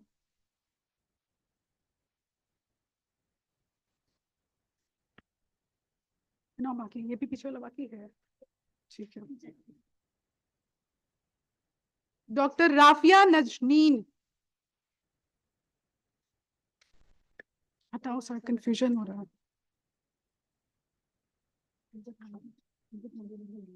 ठीक है, ये पूरा कर लो. ठीक, इनको पूरा लिख दीजिए. ठीक. Doctor Umesh Kumar.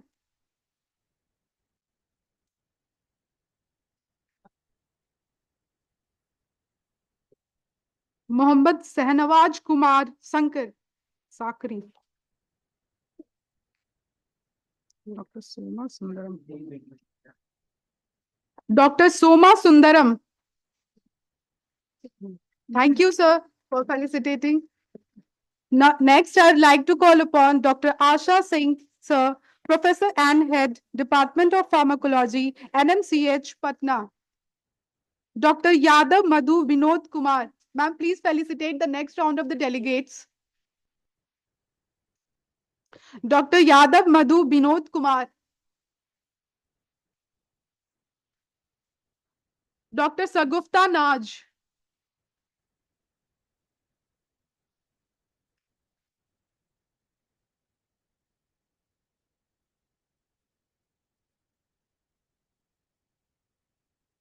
Dr. Surya Ibrar.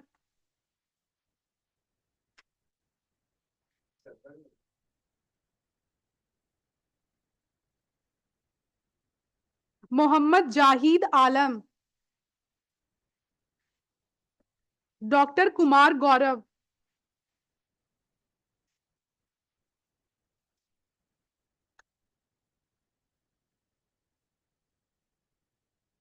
Rasid Imam. Dr. Raina Ashrafi.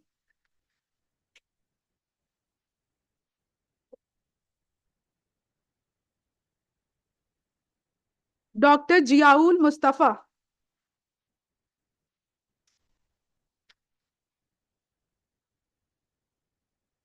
Saifur Rahman Saif. Subrajit Karmakar.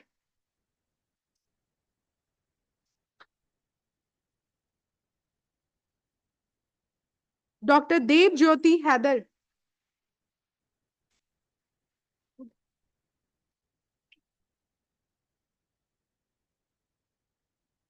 Thank you, ma'am. Thank you for felicitating the delegates. Now for the fruitful feedbacks, please come upon anyone if you want to share with us.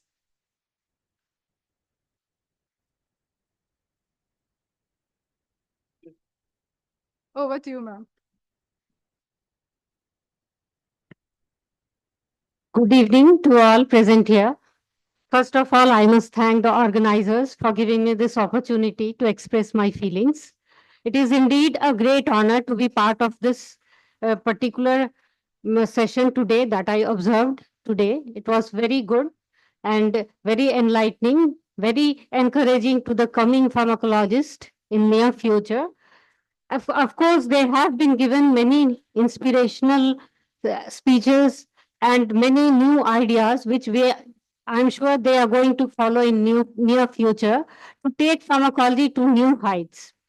Recently, a few months back, I had the opportunity to visit Stanford University in San Mateo in USA. And there, what I observed in USA that there is very much emphasis on research, and also there is very strict regulations regarding the use of drugs, and mm, in very few circumstances are drugs actually prescribed. If, and whatever we are studying in books about evidence-based medicine and judicious prescription of drugs, I saw that everything it is practiced very strictly. Rules and regulations about prescribing drugs to patients, it is very strict in USA. And also there in USA, there is much emphasis on research on new drugs. And also there is strict regulation about use of drugs in common population. Very strict use regarding the use of antibiotics to general population. Unless and until there is clear-cut indications, drugs are not prescribed. And another thing was that their clinical nurse, pharmacy, they are also given very much importance. They are being given importance to practice in their own fields. So I think that what we are studying in good laboratory practice, it is practiced as such as it is written in books. So we in India, particularly in Bihar, we also need to follow all those regulations because it is in the benefit of us. And again, I must say that today's session, it was very good, very enlightening. And thanks to Professor Dr. Lalit Mohan for giving us all this opportunity to part of this scientific session. And I'm looking forward to again visiting this institute in near future and be a part of such again scientific session. Thank you all. Thank you.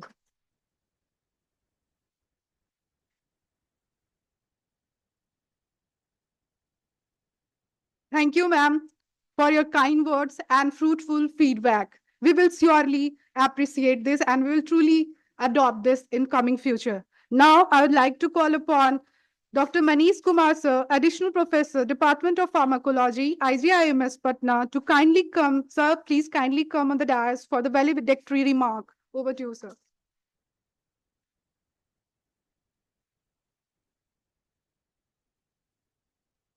So, for fellow researchers, esteemed faculty, and members of organizing team, distinguished guests, and all the delegates, as we conclude this comprehensive second annual and animal handling and experimental pharmacology workshop, I hope this two-day event has helped all the delegates who have joined us online and offline in gaining expertise in human handling and the complexities of experimental design. I would like to extend my sincere appreciation to all the distinguished speakers whose wealth of knowledge and experience has been instrumental in refining the skills of the participants. Thanks to invited guests, Professor Harya Dikshit sir, President of ASPI Igims and patron of this workshop, Professor Dr. Vikas Mehdi sir, Professor PGI Chandigarh, Professor Dr. Kesav Sinha sir, Professor Dr. Ranindra Sinha ma'am, Professor Dr. Asa Singh ma'am, Dr. Pramod Kumar Manji, AIMS Patna, Dr. P. Ramalingam sir from Naipur, Dr. Ramesh Kumar Niral sir from Bihar Veterinary College. At last, I would like to thank our HOD sir, Professor Dr. Lalit sir, for always being a motivating force for conducting such workshop for enhancing the expertise of postgraduate students. I would like to express my gratitude to all faculty members, Professor Dr. Hitesh Misra sir, Dr. Sukalyan Saharoy, Dr. Adil Ali Shakur, senior residents, Dr. Nidhi, Dr. Amrendra, Dr. Sajid, Dr. Rinki, Dr. Chakrapani, Dr. Noor, Dr. Keshav, Dr. Pallavi, junior residents, Dr. Ravi Roshan, Dr. Neetu Pandey, Dr. Rajiv, Dr. Chandni, Dr. Bhavna, Dr. Ruhi, scientist, Dr. Pankaj Prabhakar, Dr. Margoob Ahmad, veterinary officer, Dr. Manoj, ex-resident, Dr. Purnandu Arya, Dr. Roshan Ranjan, Dr. Mukesh, Dr. Amritansu, Dr. Arka Mandal, project research associate, Dr. Archana Chaudhary, pharmacovigilance associate, Suchitra, Akanksha, Ravinder ji, Sakil ji, Pooja Kumari, Kunal, Sailesh, Rekha ji, Rakesh ji, Taslim, and technical supporting staff, Mantosh, Satish ji, Pradeep ji, and lecture hall management seen by Rajiv ji and Sonu ji. All were instrumental in smooth conduction of this workshop. Once again, I thank you all for your active cooperation and enthusiastic support. Thank you. Thank you all. BPS Council on Science and Technology for funding this workshop. Thank you, Dr. Anand Kumar Singh, sir. Thank you. And all participants online, offline, thank you for joining this hectic 2-day workshop. Thank you all.